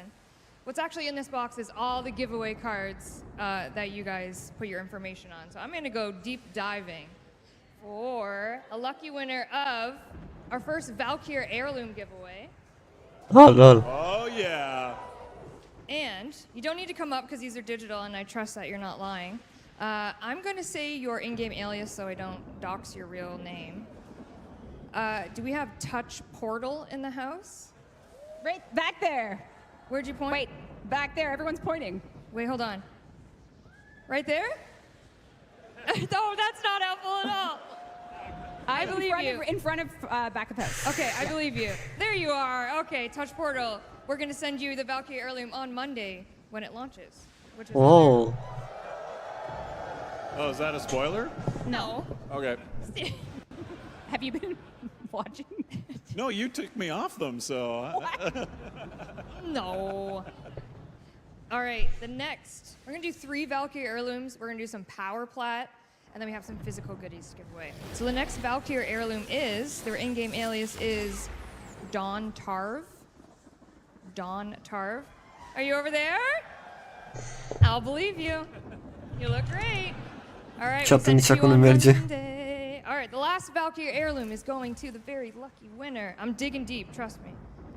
We got, oh my God. Who? Hydroxate. No way! Where are you? Stand up. You stand up. Hydroxate. Hydroxate. I've been trying to find you all day. All right, you get Valkyrie heirloom, you little cheater. Is that rigged? Wow. Wow. Luck of the Irish. Luck of the Irish. Sorry, I won't do that. I won't do that. So sorry. I just insulted Tactical Potato wherever he was.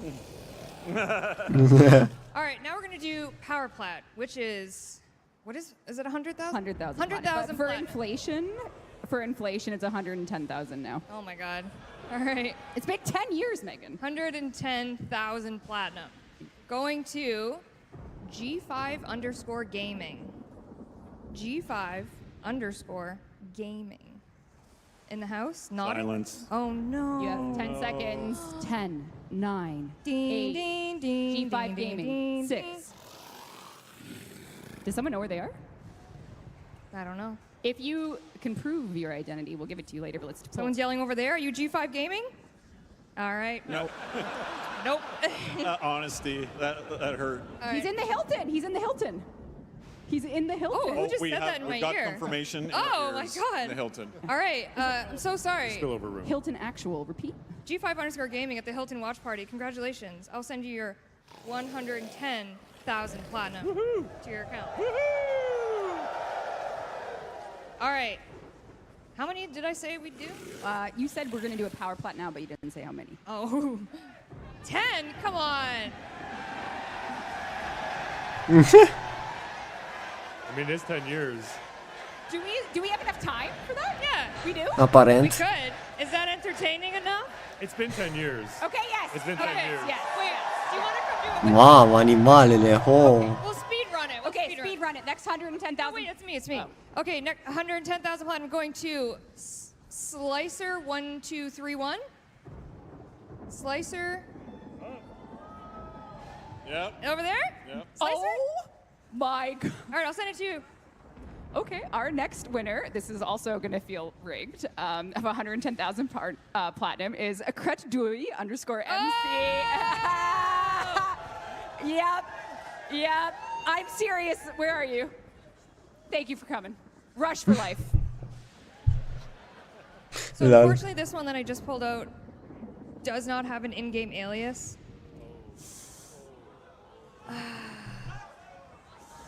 Although, wait, is that a real name?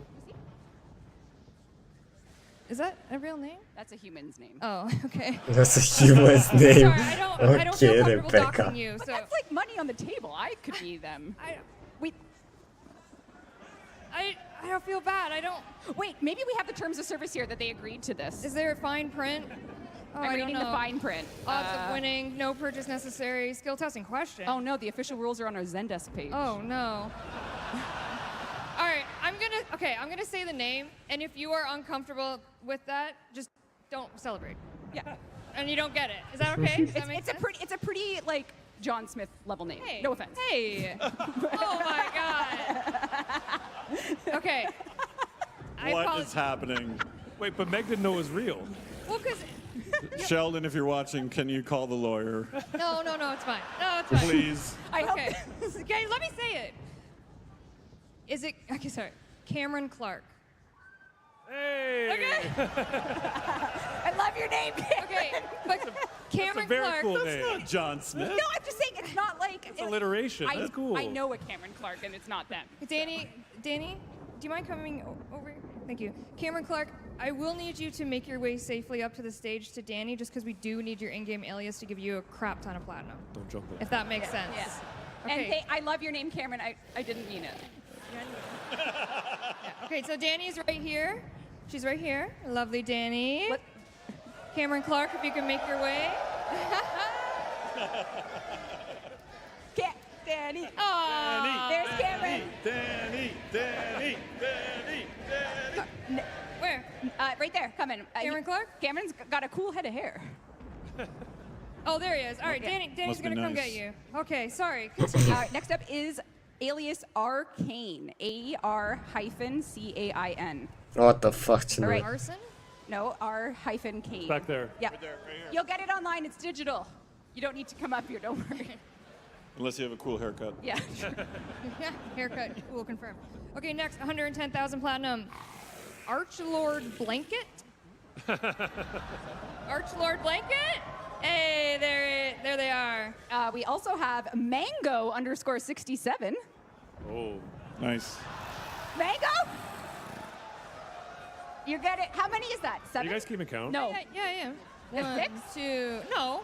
8. How many, where are yours? I threw them down. Oh, how many do you have? 3. Okay, I also have 3. Go. Okay, next 110, ooh.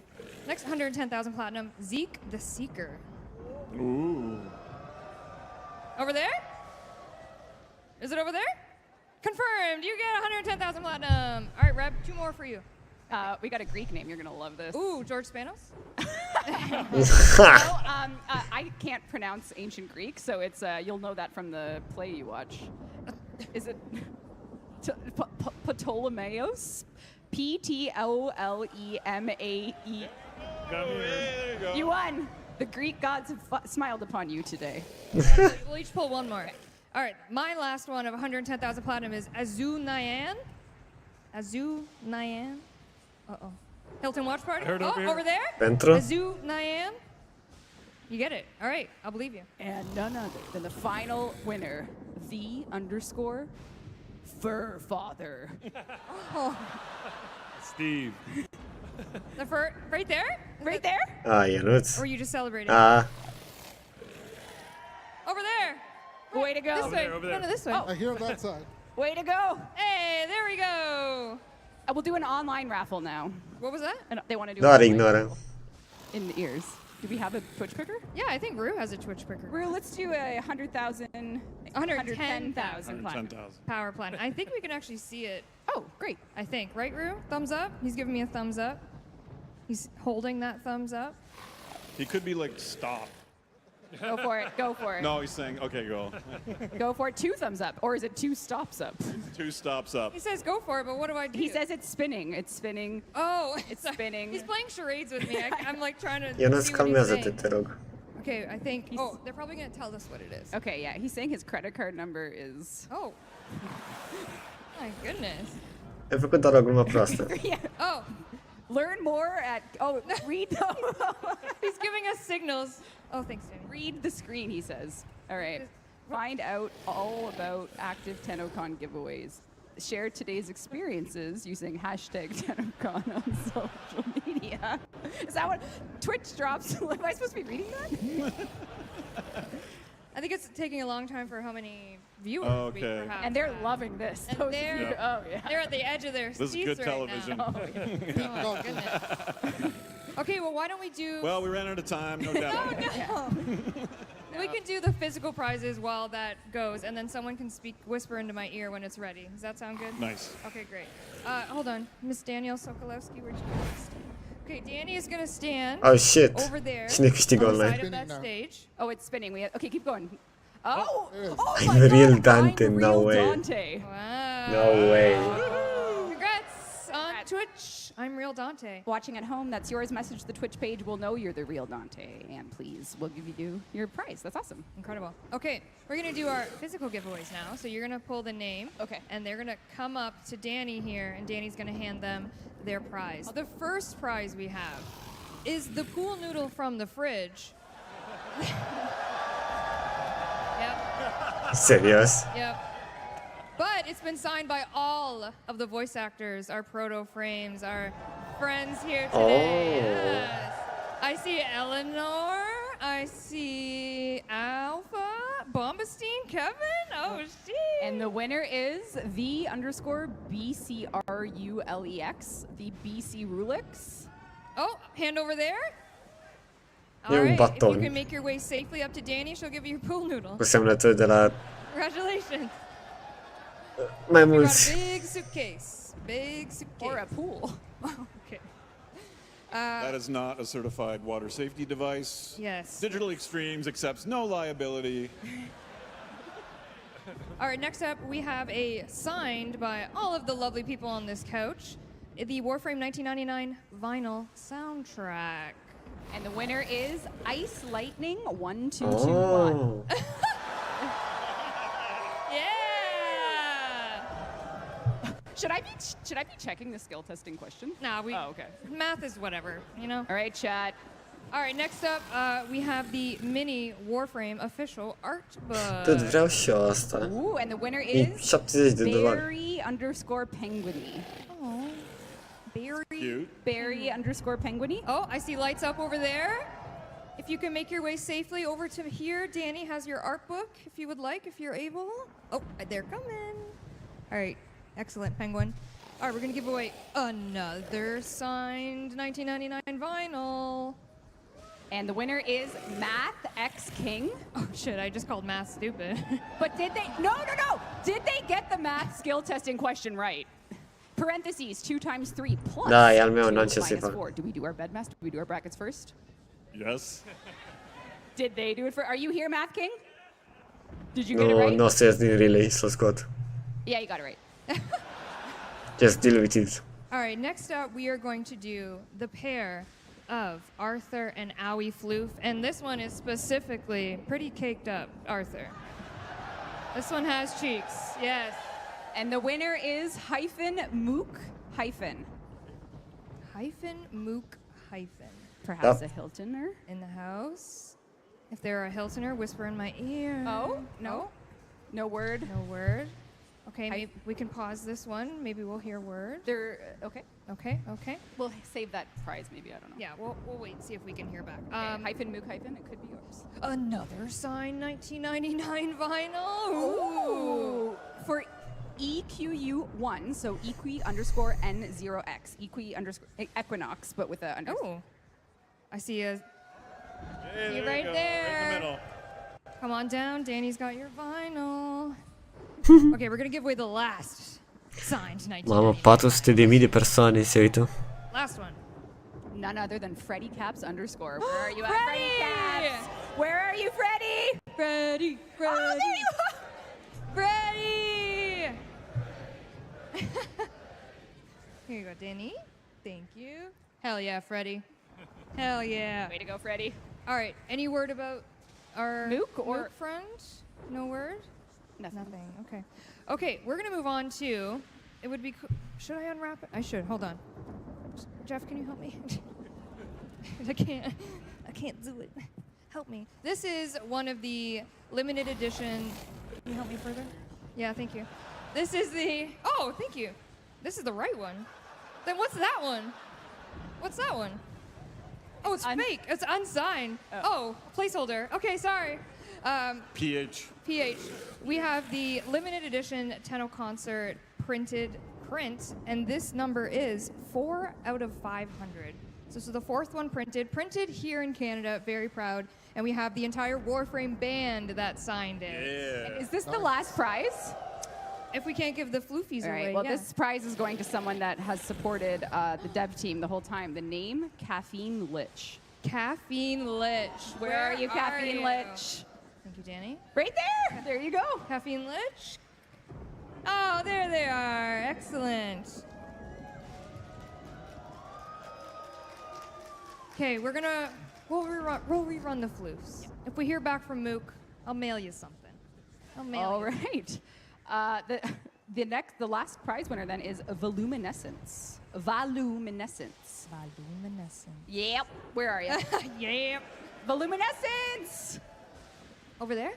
Yep. Excellent. All right, please make your way to Danny for your food. Way to go, Voluminescence. All right. We're done with giveaways. We're done. Can someone take the giant box back? Kick it off stage. Oh, goodness. Oh, my God. Oh, they're coming. Box. Box? Oh. Get in. You could have fit in that box. Would you like me to go? That's how she got here today. That's how I yeah. That's her car. Okay, let's move into some new news, shall we? Well, kind of. All right.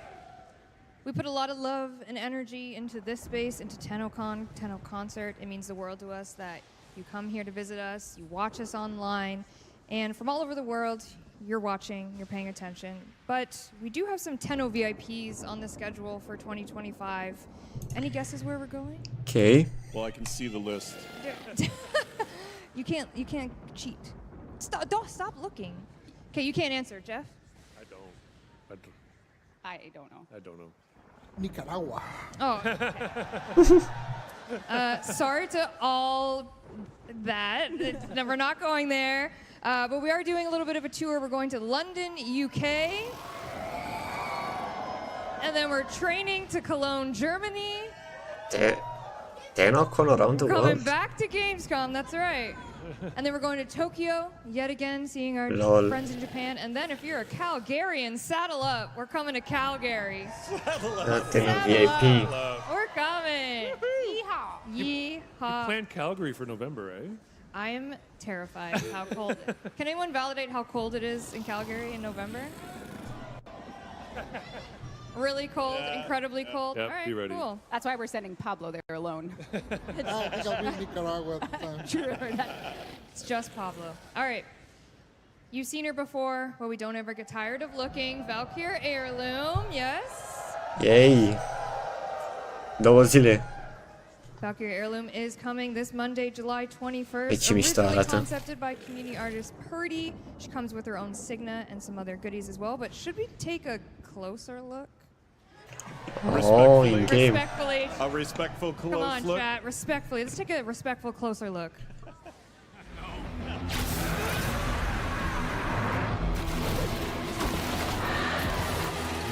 Băi, ce mișto e.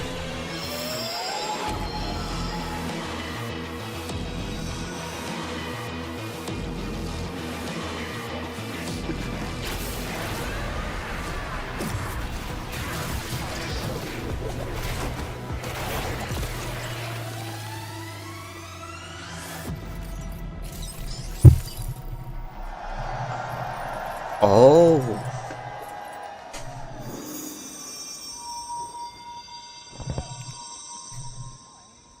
Ocean. Hey, how are we feeling? Good, yes. Very good. Caked up. Okay, you didn't. Okay, you didn't have Steve. to say that.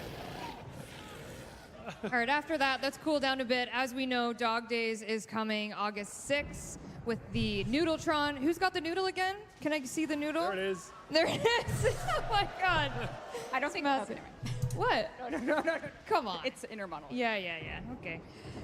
So the Noodletron? The Noodletron is coming. You can whack your friends with the noodle. Loblobs still exist as well. Also in August, alongside this, we're doing Double Affinity every weekend. Yes, so if you're new to the game, new to the community, or if you're just a veteran that has a lot of Umbra Forma to burn, you can run weekends with your friends, and yeah, you'll make the Affinity game double. Correct. That's correct math. We had the fridge over there. I hope everyone got to see some fridge pics for fridge talk. Ce cu frigiderul? So we did have the fridge up there. We also did have Android demo stations here at TennoCon. If you got to play it, yes, amazing. We obviously greatly appreciate any feedback you had on that build and just that experience in general, because we are getting ready for a closed beta that is going to be happening this fall 2025. We will be opening that up, the closed beta. Lol. Steve, any Android thoughts? Any tech thoughts? What's your vibe? Oh, I could bore you for I hours know you with tech could. thoughts. I but know. yeah, some of the stuff that the team has learned from iOS and reducing latency, reducing the heat and the thermals, and improving the performance, all of those things have made the Android build so much better, and I'm excited for the closed beta. Android win until it comes out. Closed beta in the fall. All right, the whispering in the ear is driving me kind of crazy because someone is telling me that we have a caller. Like we don't take Q&A. We don't take Q&A. Like we have a caller question. Aoleu, Ben Star. Is that Why? Ben Star on the fridge? Hi, everyone. Hi, Ben. Everyone say hi, Ben. Oh, lol. How's TennoCon going? TennoCon's great. How are you? Yeah, sorry I couldn't be there. I uploaded my consciousness to this fridge. Thank you. Yes, thank you very much. Reb, what do you have? It's an honor to be a fridge frame.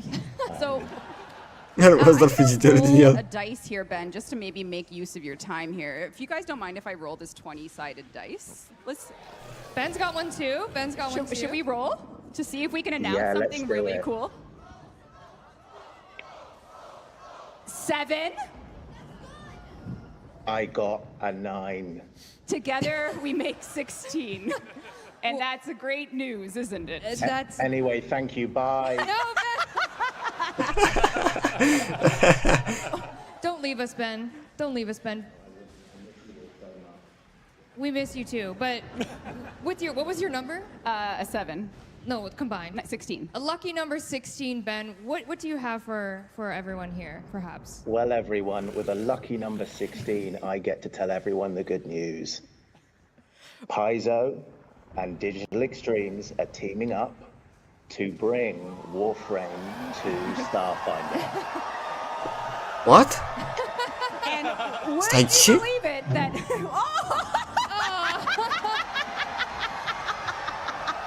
The fuck e aia? Outrageous! Oh, is that what's in the fridge? Girl dinner? Yeah. Ah, lol, e un tabletop. Oh my god. Thank you, Ben!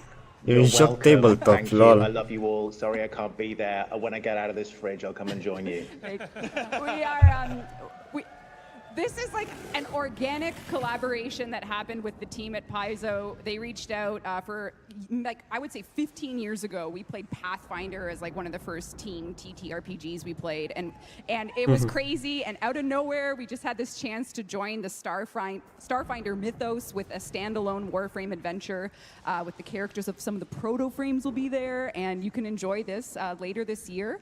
It will be available to test a tiny, tiny bit if you're going to Gen Con, but otherwise it will launch and you and your friends can play an official Warframe TTRPG thanks to the Starfinder and the Paizo team. Thank you, So Ben. exciting. Bye, Ben. Thank you, Ben. Ben's gone. Ben's gone. Ben's gone. All right. Who's ready to hear about one of our next updates? Ah, în sfârșit. All right. An announced one or? Well, hold on to your seats. Oh. For the legally nondescript but ever familiar sounding unannounced fall 2025 update. Yes. Oh, avem Yes, we're really creative over here. Reb, avem talk to me update în about this toamnă. update. Perhaps there could be a deluxe skin coming? Oh, yes. Many of folks have been asking for a very sneaky, snaky frame Lavos. to get a deluxe. Lavos Deluxe is coming in the unannounced fall update. There Wow. he is. Wow. Mamă, cum arată, bă. Zici că e din Warhammer. So good. It's giving mad scientists. It's it's a, Zici it's că e un a beautiful Necron. mechanical looking guy. Incredible. Our friends at Sumo helped us out with this one, as well as Nikita on our team, who had this in the folder for quite some time. So Beautiful. Year of the Snake. Also coming, perhaps for the not longest of time, but definitely most recently, we just had the Valkyrie rework. We did. We did. Rework. La cine? Could there be another one in the mix that players really want? Uh-oh. Oh, that's the first one I heard. Auburn is getting a rework. Finally. I think you all approve. Seems like everyone agrees. It's been a while since we changed him, so we're gonna basically touch him up. You know, he's always been Era și timpul. support world, so we're gonna try to give him other tools for his arsenal and just give him some synergies. And hope you're excited. We'll give like full details probably next step stream, I guess. Keep That's right. cooking, Pablo. Aw. Pablo. Pablo. Thank you. Let him cook. That was the champ. Incredible. All right. Also coming in the unannounced fall 2025 update, as you know, we've been taking some strides for new player experience, doing some critical path work. We put all our heads together to bring something that at Digital Extremes alone we couldn't solve. And this has been a request for literally 12 years. What did the it fuck? need that is such a, daunting task that we actually had to work with a partner. No, no. This is actually a more serious request, and we are proud to announce that in the unannounced fall 2025 update, for the first time in Warframe history, we are doing a mod quest to teach you how to mod. No fucking way. So not only that, Teshin? we'll properly integrate Teshin into the lore. With cinematics and everything that you would hope, and it's going to be something that comes right after War's Prize. So if you're a new player and you just don't understand modding, we have a new quest called The Teacher. It will be launching in the unannounced fall update, and our friends at Sumo, who we've worked with for years now, we had to outsource this because we couldn't figure it out. Oh my god. Thanks, Sumo. But we work together on it. It's a team effort. That's not like... Insane. I've had an outline like a big outline for this quest since 2016. Yeah. So yeah, it's been glad to finally get to it. Yeah, but we did it. Excellent. Well, we haven't done it yet. But it's coming. It's coming in the unannounced. This is announced update. Correct. Unnamed. Unnamed. Yep. Also coming in the unannounced fall 2025 update, we have a new Warframe, our 62nd Warframe. 64.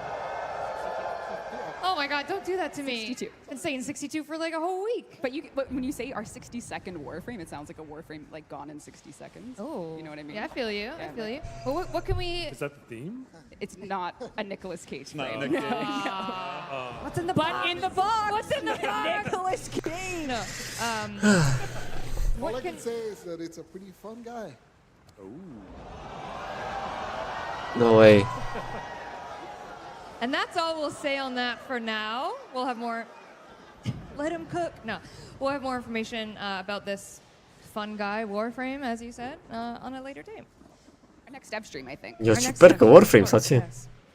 All right, that's our medium-sized update, if you will. More to be unveiled, of course, that's coming in this update.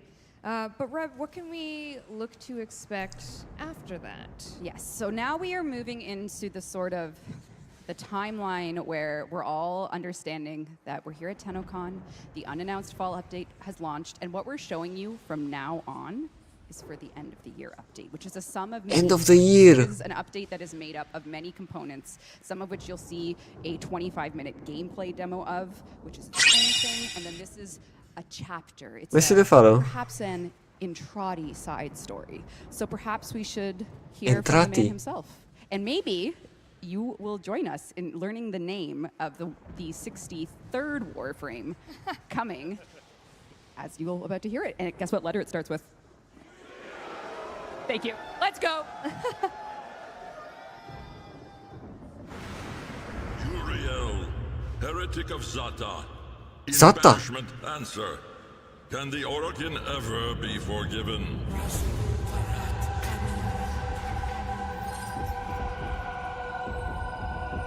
What the? Haro! What the fuck? Yeah, Haro! Protoframe! Equinox?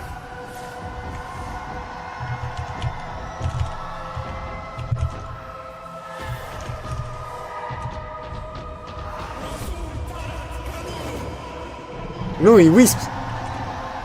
He spoke in truths. A devil has come. Solin Lua, we will cleanse this follower.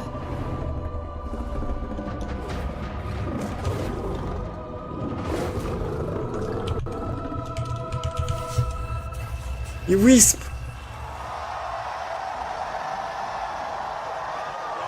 Yo, boy, Oh my god! So you just met what we're referring to as the Devil's Triad. Goosebumps, man. That was so cool. So the Devil's Triad will be a chapter of one of the updates that you'll hear about soon. It introduces 2 new characters, a new Warframe, and the machinations here and everything we'll talk about on a later dev stream. We just want to give you a little taste of a part of the upcoming later, not unannounced fall update. But we hope you are looking forward to learning more about the Devil's Triad. Harrow's midriff. Yeah, Harrow's got a cropped. Yes. So 2 more proto frames. Are we talking about anything else about them? Like any relationship stuff? They will be romanceable. Yeah. But it will all make sense if you only play. So you'll wait to hear more. You'll see. We're very excited for this, and we will speak about it in lore and everything and how it will come together for you. So thank you for giving that some attention. And it's just a small part of, well, it's a big part, but it's not the demo, so to speak. So. I love the tail. Yes. And the devil frame is so sick. Uriel. Uriel. The Heretic of Zata. What could that mean? Heretic of Zata. Can the Orokin ever be forgiven? Can the Orokin ever È chiaro. on that? Wow, I'm, I'm workshopping. That was really good. That was good. Are we ready No, no, no, it's for not. the live demo of the future of Warframe? Check, really? All right. Oh, Wrote some shit. Notes here before we go into. Do you guys want to say anything before we start? Good luck, Megan. Yeah, good luck, Megan. You got this. Damn. Megan's gonna play it live. We do it live every year. Yep. Okay. The dev build. Do you guys want to say anything before I start a ramble? Start a ramble, Please, Rebecca. please. Okay. You've earned it. Why is it only that high? There we go. Okay. Megan. Okay. Sweaty palms. What you are about to see, as is tradition lately, not forever, but tradition, is the opening of our next cinematic quest era. So this is the beginning of the quest. It's only part of a full quest, a full update. The update itself is made up of many, many things, which we'll be talking about over the dev streams. I'm talking so fast, I'm sorry to the interpretation team.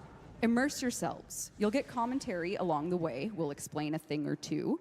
And maybe you saw some teasers or listened to some. Fran and Matt, Fran sang on them and she sang last night. Matt composed them. Adrian wrote the lyrics. And Megan's gonna play it live. So chat at home, people in the relay, devs here and our community, we are delighted to begin a demo, gameplay demo, for the next cinematic arc of Warframe. Oh my god. Oh boy. Legit.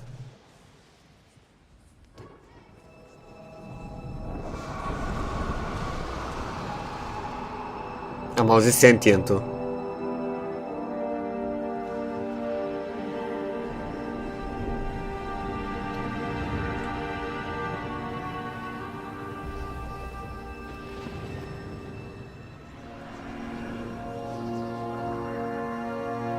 Floare Lotus?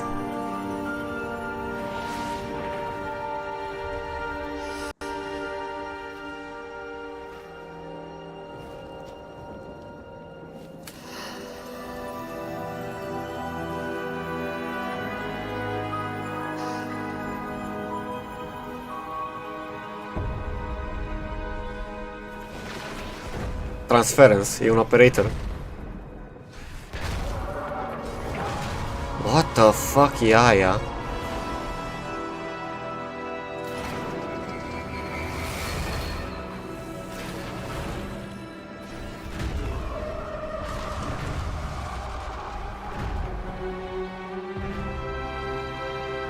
Și-a dat transference în Excalibur Prime.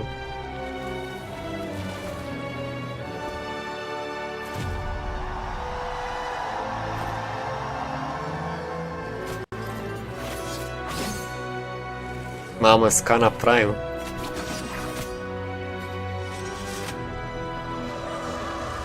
E un open world?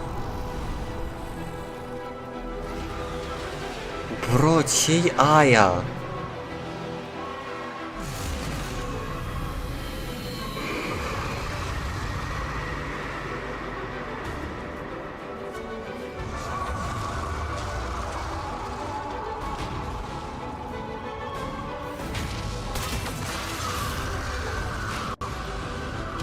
Un arc prime?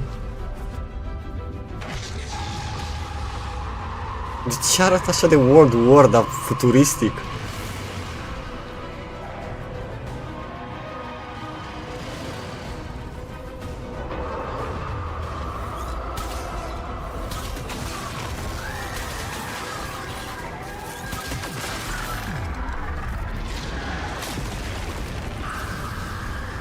Shit, damn.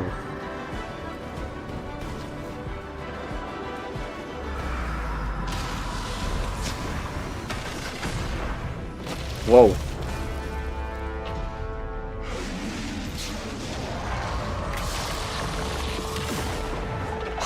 Halus.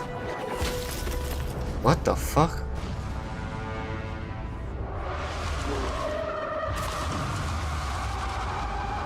Hai, mi s-a făcut pielea de găină.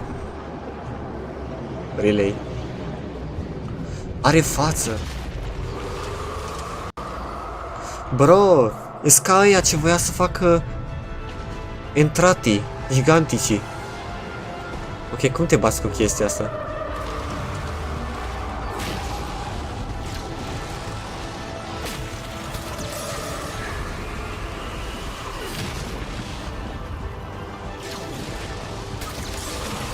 Ok, weak spotted. Grappling hook, what the fuck?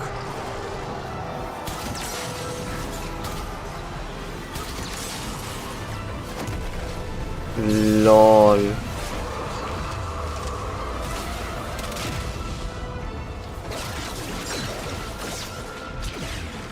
Bradere, ce se întâmplă?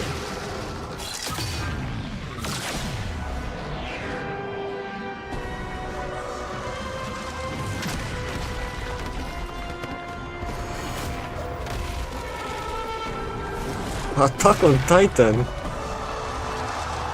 LOL.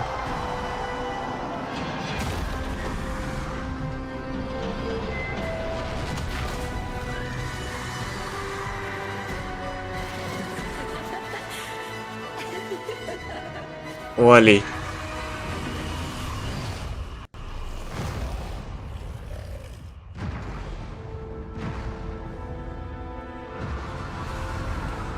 L-am auzit pe Wally.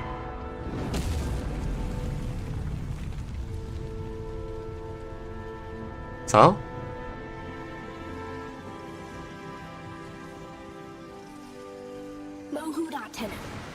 I win. You let. Ce? Let's call it even. Call it peace offer. Oh my god, oh, what? Ce crilling. What the fuck? Mamă. Asta mă, este o sentient pe urmă?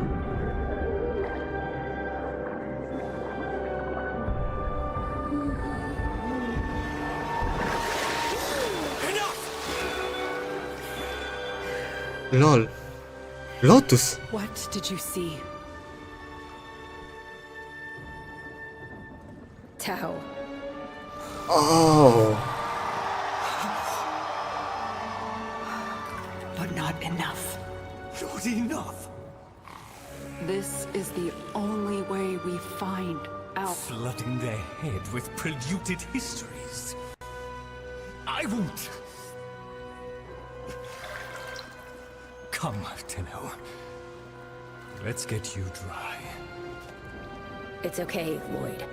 I have to. I want to. Mamă. Some things are best forgotten. I had a friend, Lloyd. Like me. His name was Adis.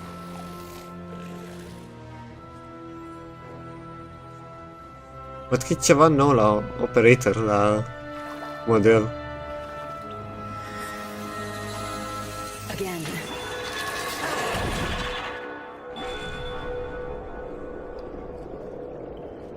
De ce erau sentienți?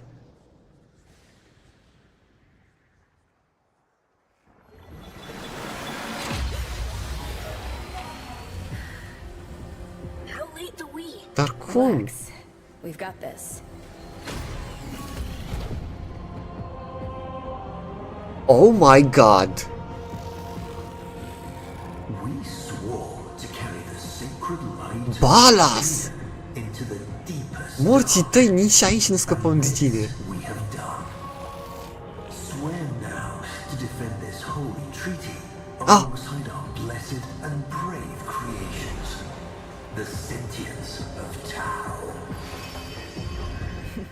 Can you believe we used to be at war? No joke, Tenno. Mă, ce?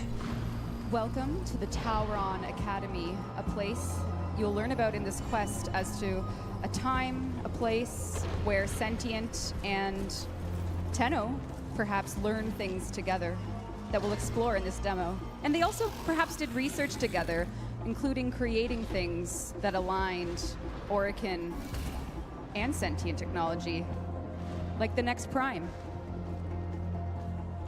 Caliban. Okay. Disgusting, isn't it? Orokin gold. Wasted. Da, Clo. I wonder, which of you would this aberration attack first? Stupid. Watch your mouth, void lugger. Ah, please, please, with me. Archimedia needs some. Is in the dojo. Da-l văd. So Caliban Prime Axis is coming, and he is of course part of the history of you and the Tenno. Bro, this Time is when sentients insane. Perhaps were mentors and even Archimedeans. This is Archimedean Itzam, and he has something pretty important to teach the Tenno and sentients alike. Like any good academy, you will be tested on knowledge, studying things. So let's see what's going to happen in this room. Huh.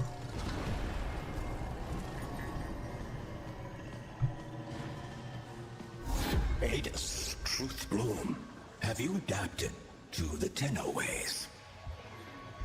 When the applications of Tauron are applied to Naramon's theories, what is the expected outcome?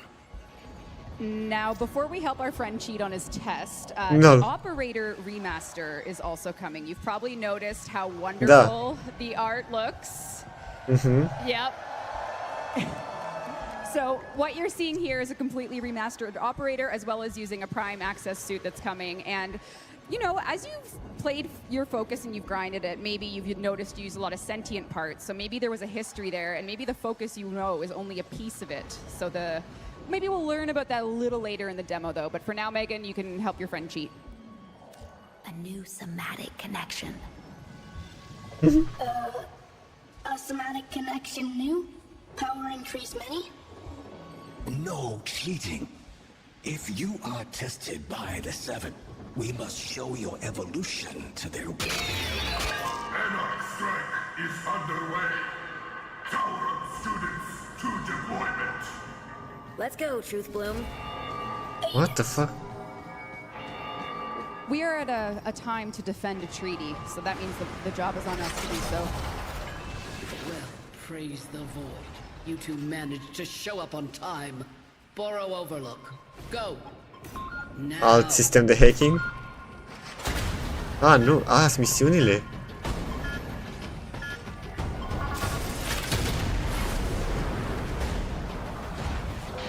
We're pinned down, Tenno. Can you give us a miracle? Bro. De-aia se simțea așa eroică melodia și orchestrală. Chiar suntem in our prime days.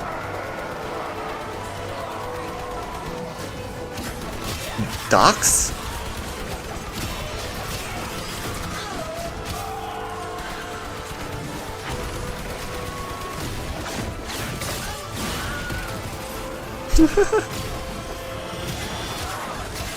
Păi da, în quest ne jucăm cu Excalibur Prime.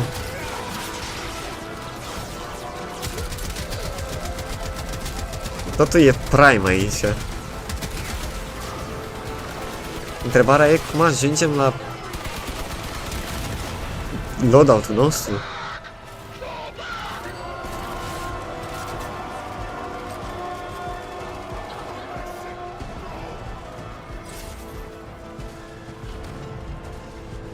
Și asta e trecutul sau prezentul sau...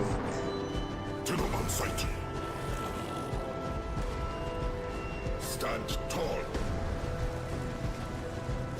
For the Orokin. For the Orokin. Nu? A murit. No! No! No! No! No! Ah, gata.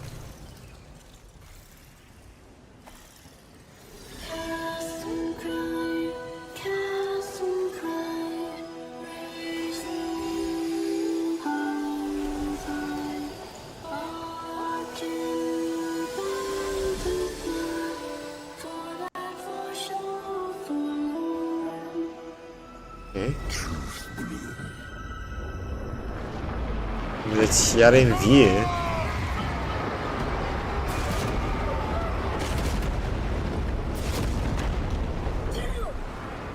I see them.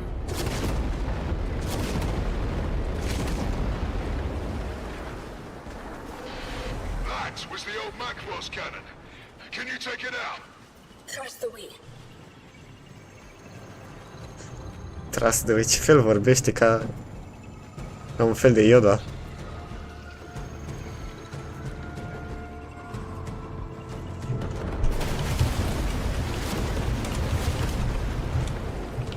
As time goes on and the man in the wall continues, don't you think it's time that we run on the wall again? No. Oh my god, nu cred.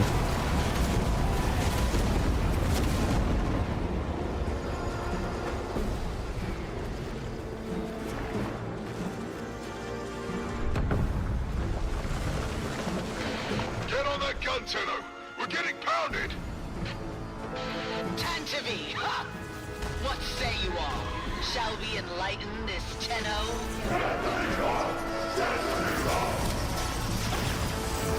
Bro.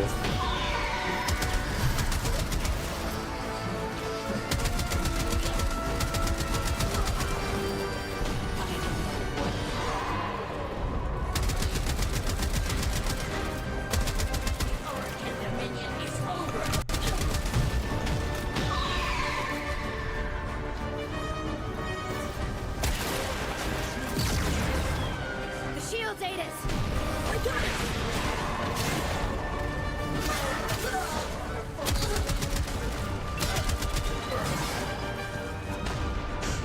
Dar de ce ne batem cu Dax?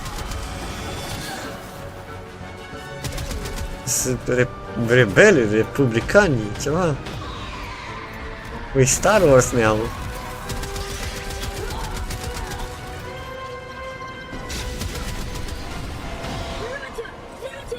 So about that focus expansion. Ce?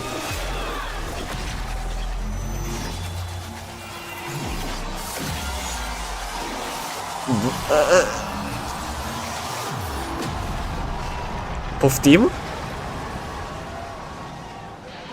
Scuze-mă, ce? This treaty's going to live, Galastra, and you don't get to tear it up. Dropships inbound. Valder, my old pet. Better count your flock again, dog, and keep your ships on the ground. Else I'll be set to carving your lost land. Focus expansion. Hurry, Tenno.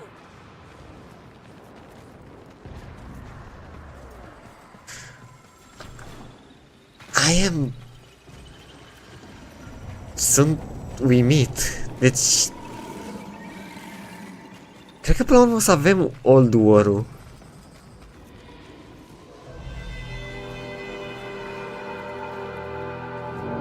What the fuck? Dar nu are sens pentru că... Să fi trăit în minciuni?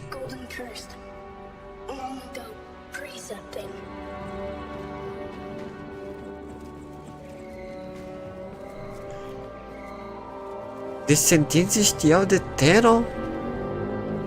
Știau de operatori?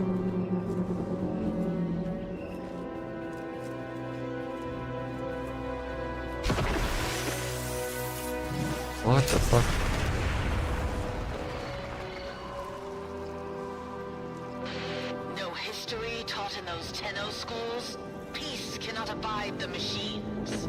Machines. One's keeping this war alive. Let me show you why.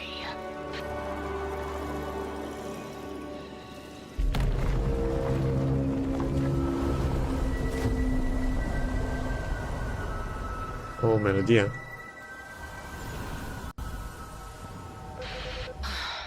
A place to breathe.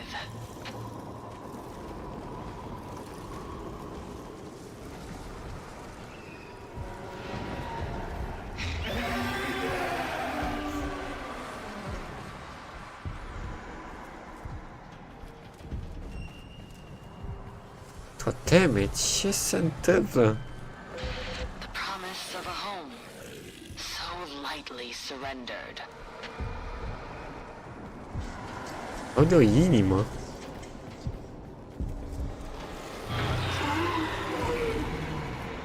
Coming, Hivekin!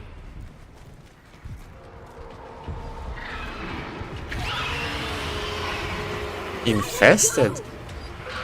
Of course, when he's good and ready, child. Ei, un Sentient sentient. T776BL. Repel intruders. Ok.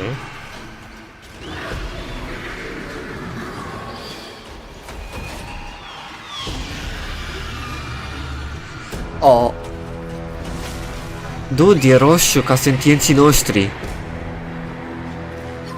Oh.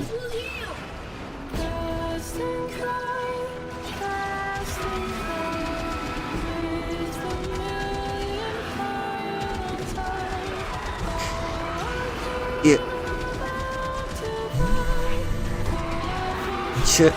Încep să-mi dau seama în ce direcție se duc.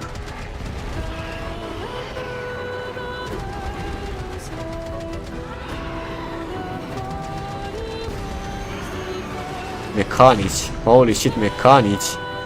Boss cu mecanici.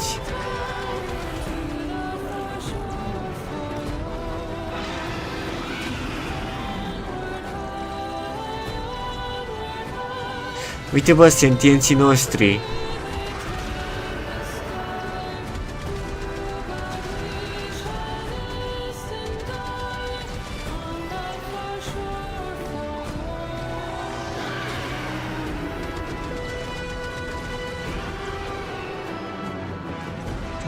You can't heal a core override, child. This only ends one way.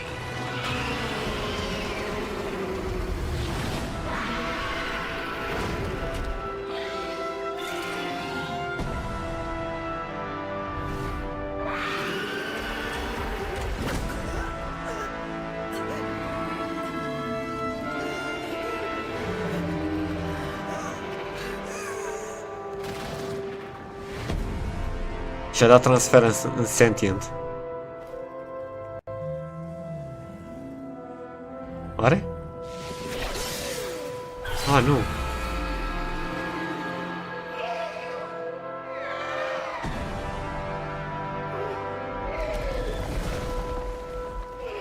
Ok.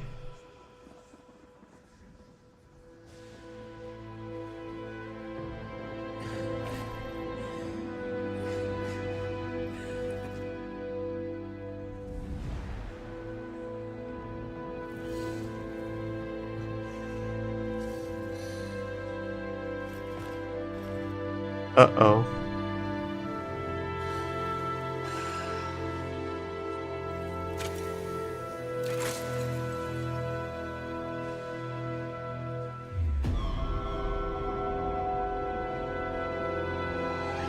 Oh.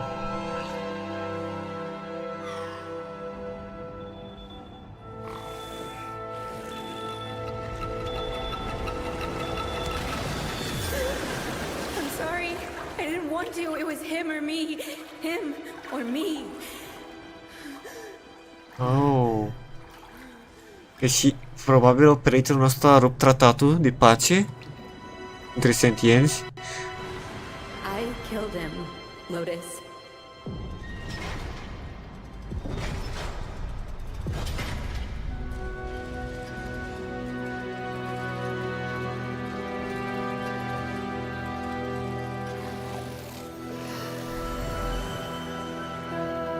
The Old Peace.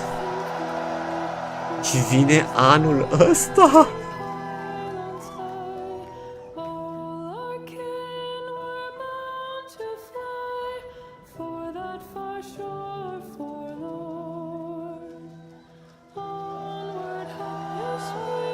Aia.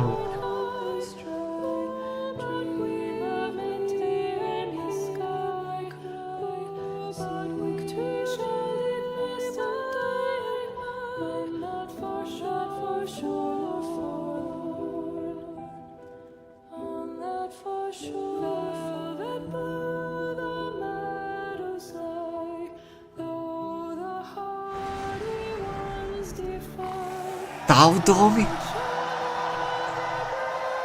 Wow.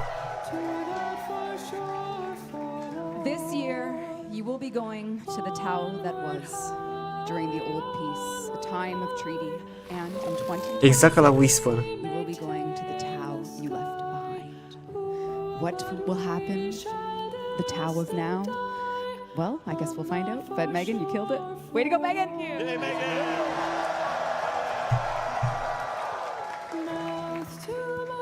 Thank you for Sau din joc asta. TennoCon, our 10th TennoCon, an unforgettable memory. We hope you look forward to continuing the story of the operator, remastered, Why? the old piece. Uite cum e în joc. Wall running, the Focus expansion New with Focus School. Ultimates. That's all I'll say. Any closing remarks, my friends? Just, we're always so blessed by this turnout every year, and just a huge thanks again to all the developers who put so much energy and love into this as well. So just thank you so much. Thank you to all Oh wait, of the you. key art. The key art. Oh, we have one more thing. It's the Damn. Old piece key art, which Did I press the button? O să right? fie super. Am I good? Hey, there it is. Wow. this will be yours this year. So we have the unannounced fall update, more information to come. We have the old piece that comes after later this year, and then next year, Tau is in sight. thank you, Thank you, everyone. Thank we you. love you. Thank you so much. Thank you for coming. everyone. Thank you for coming. Thank you for coming to TennoCon. Thanks, chat. Thanks, chat. Your chat. And devs, maybe the server's up. We don't know. Thank you for 10 years of TennoCon. Thank you. Wow. Thanks, everyone. Thank you. Have an amazing night.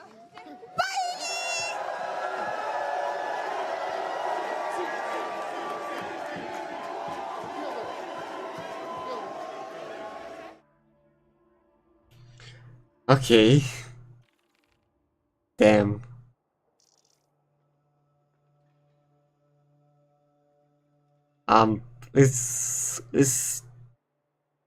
Îs fără cuvinte. Au reușit. Au reușit din nou. Insane. They actually did it again.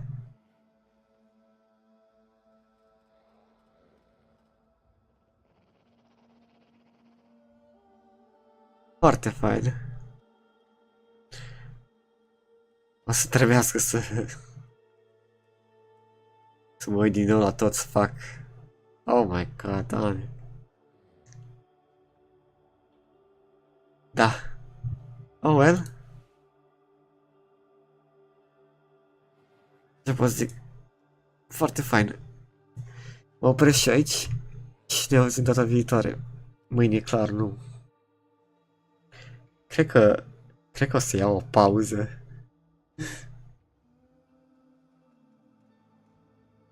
Noapte bună.